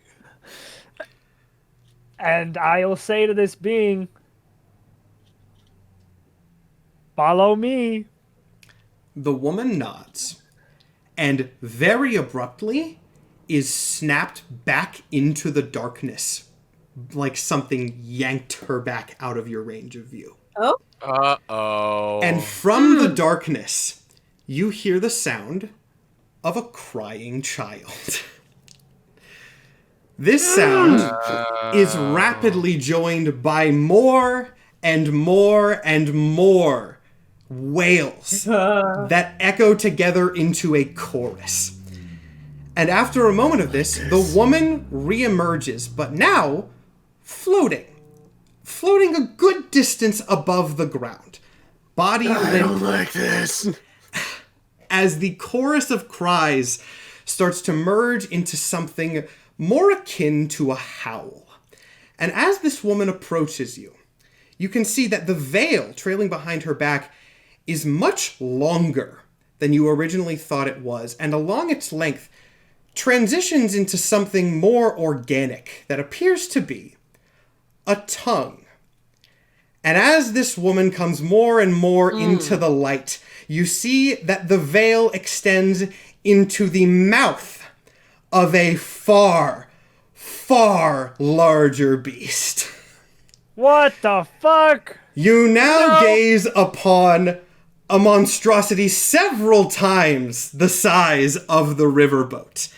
And you see two more women extend from these tongue-like protrusions as the crying, howling wails echo around this gigantic space. You now face the mother of monsters, the devourer of children, Lamashtu. Oh, fun. Fun for me. A Are child. all the cries that we're Cringe, hearing back up. the cries of children? I think Theo might have a psychotic break. Yeah. It is a chorus of crying children that is echoing in such a way to resemble a howling wolf. Is how I would describe it. Well, I have to go. Goodbye. Yeah, you guys sprinting for the ship? Yeah. Is Yep. this not? No, I'm getting the fuck out of here. This is not quite the end of the episode yet. Nope. Yep. I'm running. I am. All right. running. Yeah. With these cries and wails echoing in your ears, this thing starts to step forward slowly, but with its size covering ground fairly quickly. You see Ronnie in the cockpit through the window just pause for a second and then very, very, very quickly whip around and start running to the console. The door does not shut, but yeah, you guys all run up and are very quickly, literally the second he hears metal clanking on the ramp, shouts, "What the fuck did you do?" I don't know what that was, man. Well, I don't fucking know either, but I think we should fucking go, because I'm not actually gonna let it on the goddamn ship. No shit. Alright, so with all of you on the ship, Ronnie, again, not waiting for any sort of confirmation, guns it and starts rocketing back upwards to the bottom of the ravine that you guys came from. And in the lights dimming below your ship, you see glimpses of the gaping maw and claws of Lamashtu as this massive beast begins following you, clawing its way to the surface for reasons absolutely not. Nope. unknown. And with that, that's gonna be the end of the episode today. Lovely. Yeah. Lovely. I didn't say a fucking word for like the last 20 minutes of the episode. Soma is not convinced that he's like back conscious. Because it would make a lot more sense if this and also any of the things he remembers doing last night are both dreams. Yeah. Yeah. Just numb to the reality of this. So you have, at least seemingly maybe in some capacity recruited the help of something. Maybe. We're in good company. You're in great company. I'm going to go ahead and say, I don't title these episodes until we get something good in the episode, but I do have working titles for all the episodes that sometimes I reveal if I think it's fitting. And I'm going to go ahead and say the working title for Agents of Hades episode 2 was The Enemy of My Enemy of My Enemy. So who's ready for episode 3? You got one Eldritch Beast above, another Eldritch Beast below. Gonna be funny to see how those two forces clash, isn't it? Christ. Oh my god. Yeah. Yeah. I can't wait. I can't wait to throw this thing at an angel and be like, take it! Take it and run! Gonna be real fun. And we did, I'll say one more thing to get everybody hyped but also worried.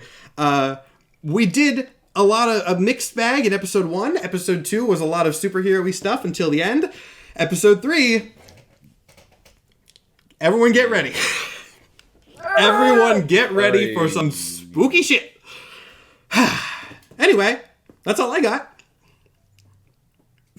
Wow. Oh, is that all? Anyone got any announcements before I cover mine? I got a few things to rehash. Good fucking God. No, go for it. We gotta get to the after show. Yeah, we do. This one was a little bit longer than last time's for good reason, I think. So let's run through the announcements. Most of it is pretty standard stuff.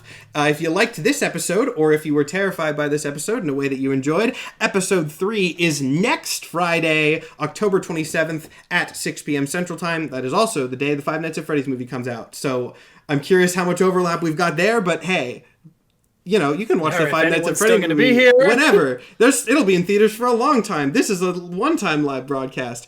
But if you don't want to catch the live broadcast next week, you can subscribe to our Patreon, and you will get access to the new episodes, plus the after shows, plus concept art. I think we can go ahead. Lamashtu was the other big design that I had concept art for that I didn't want to start revealing yet. But there is concept art for these designs that's going to be posted. Lots of fun stuff on Patreon, and then the episode's early access on Sundays. For everybody else, this episode will be uploaded to our YouTube, Spotify, other podcasting platforms this upcoming Wednesday, and then, of course, episode 3 on Friday. It is the finale of Agents of Hades, so tell your friends. As I've said a couple times, I would love to do more in this world at some point, so if it gets good views, that certainly will not help the prospect, or will not hurt the prospect of that. The last announcement I think I have is the merch store update that I promised last week has been done. So some of the old Symmetry Saga merch has been sunset. It might come back at some point, but it's been sunset for now. But we do now have Agents of Hades logo merch. We have Jack merch. We have Lord Cringe merch. And we have Ronnie merch. We will be getting merch of Theo and Soma, of course, when their art is finished. And I will do villain merch as well, but since, I didn't want to do a ton of stuff with the villain design-wise because spoiler stuff. So, that is, I believe, all that I have to say. You guys good? Anything else we need to cover before we end off tonight? We are good. I think we're good. We gotta grapple with the fucking child devourer over here. Yep. Not good. It's pretty bad. And if you want to hear some stuff about the mythology behind the Mosh 2, go sub to our Patreon and we'll talk about it in the after show in just a couple of minutes. So thank you all so much for watching. I hope you're terrified. We will see you next week for the finale of Agents of Hades. Have a good rest of your weekend, everybody.